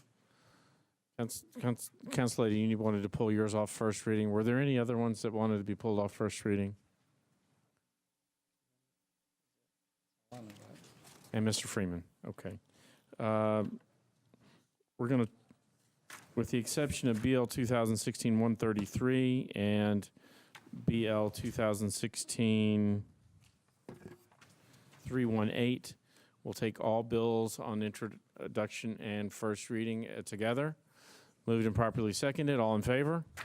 Opposed? Motion carries. BL 2016-133, Council Lady Allen, Bedney, and others. An ordinance to amend various sections of Title 17 of the Metropolitan Zoning Code to incentivize inclusionary housing with any residential development that seeks additional development entitlements beyond that permitted by the current base zoning district. Council Lady Allen. Thank you, Mr. Vice Mayor. I would like to move the substitute, please. There is a substitute. The motion is substitute. All in favor? Opposed? You're on your bill as substitute. Thank you. I'd like to move as substituted with a brief explanation. Floor is yours. Thank you. Just want to say this is a bill that was begun back in February. The planning department, at the request of the council, had hired a consultant to meet with a number of people, and he met our deadline and came up with a bill that would give us a tool that we could use to be part of our affordable housing issue, which, as we've heard tonight, is something that's of great concern to many people. The consultant worked very hard to meet that deadline. When he presented that bill to the Planning Commission for their approval, everyone agreed that it was a great effort given the time he had to work, but there was more work to be done. Given that, the Planning Commission disapproved that bill, asking the council to continue to work on it and to re-refer it back to them. That being said, I believe I will also want to make a motion to re-refer to planning. Okay, so I'll come back to that in just a second. And so we have spent many months working on this bill with the planning department and staff, and I can't say enough about how hard Carrie Logan has worked on this. She's done yeoman's duty. We have had a number of ad hoc affordable housing committee meetings where we have worked on it. We have had 2 workshops where we have invited all the stakeholders to come and sit down and make suggestions and talk through that. We have gotten many suggestions from people in one-on-one meetings and have tried to incorporate all the good ideas that have been brought to us that way, and that has resulted in a substitute bill, which is before you. That also includes, I will say, specifically input from the business community that may be referred to later on, and some of those suggestions have already been incorporated into this bill already, and we will continue to work on it as we move forward. The current substitute that we're looking at now says for projects that request a density increase that they set aside a certain amount for workforce housing. There's some flexibility in what income levels they choose, and that would correlate with what percentage that they set aside. And there will be a companion bill that will create the grants program that will provide incentives so that it is a win-win for the business community. Our goal is to make this so that it is something that will create a significant number of affordable housing units. And so with that being said, I would ask for your support for the substitute. And we're on the bill as substituted. The motion is to adopt on second reading and re-refer to the Planning Commission? That's correct. Thank you. I'm sorry, adopt on first reading and re-refer to the Planning Commission. Stand corrected. Councilman Cooper. Thank you, Vice Mayor. Council Lady Wiener has asked me to read the following to everyone here. As some of you are aware, she's unable to attend tonight as she's in Memphis dealing with a family medical issue. And she's asked me to say the following, that she respectfully requests that you consider voting to defer 133 one meeting so that it can track with legislation that she'll be filing for the July 19th meeting. Of note, as we have scheduled a meeting for all stakeholders and the next ad hoc committee meeting scheduled on July the 13th, we finally have everyone at the table, and it will offer us an opportunity to listen to the various concerns and possible solutions and perhaps come up with a better path forward, hopefully taking the best of each proposal. We've been at this for a while. 2 more weeks is not going to make or break the housing debate and will offer the opportunity for a broader engagement of the stakeholders and hopefully allow for the development of solutions that will allow for greater funding for affordable and workforce housing units. Thank you for your time and attention, Council Lady Wiener. Thank you, Vice Mayor. Councilman Glover. Thank you, Vice Mayor. I think that maybe that may accomplish what I was about to ask. What I was going to ask is from planning or Mr. Jameson, if we're now referring it back to the Planning Commission, what does that do to timing? I mean, will it be second reading at our next meeting, or is it going to go to planning? Planning is going to bring it back to us. What is the procedure? They're going to have a special meeting. There you go. Your mic is on. You're live. We are working with the Planning Commission to schedule a specially called Planning Commission meeting, hopefully for July 21st, so that the bill could stay on track for August public hearing. Okay. So, all right. All right. Very good. All right. Thank you. Councilman Sledge. I guess I have a point of order.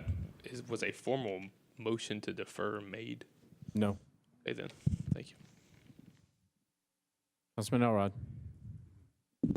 Thank you, Mr. Vice Mayor. Councilman Cooper made mention of some legislation is going to be filed by Councilwoman Wiener. Would that legislation be able to be considered at that specially called Planning Commission meeting?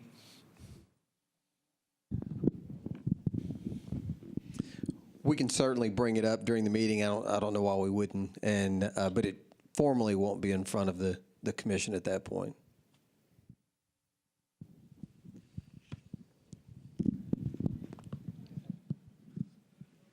I move to defer the bill for one meeting, please. Moved and properly seconded. You're up next, Councilman Glover. Councilman Sledge.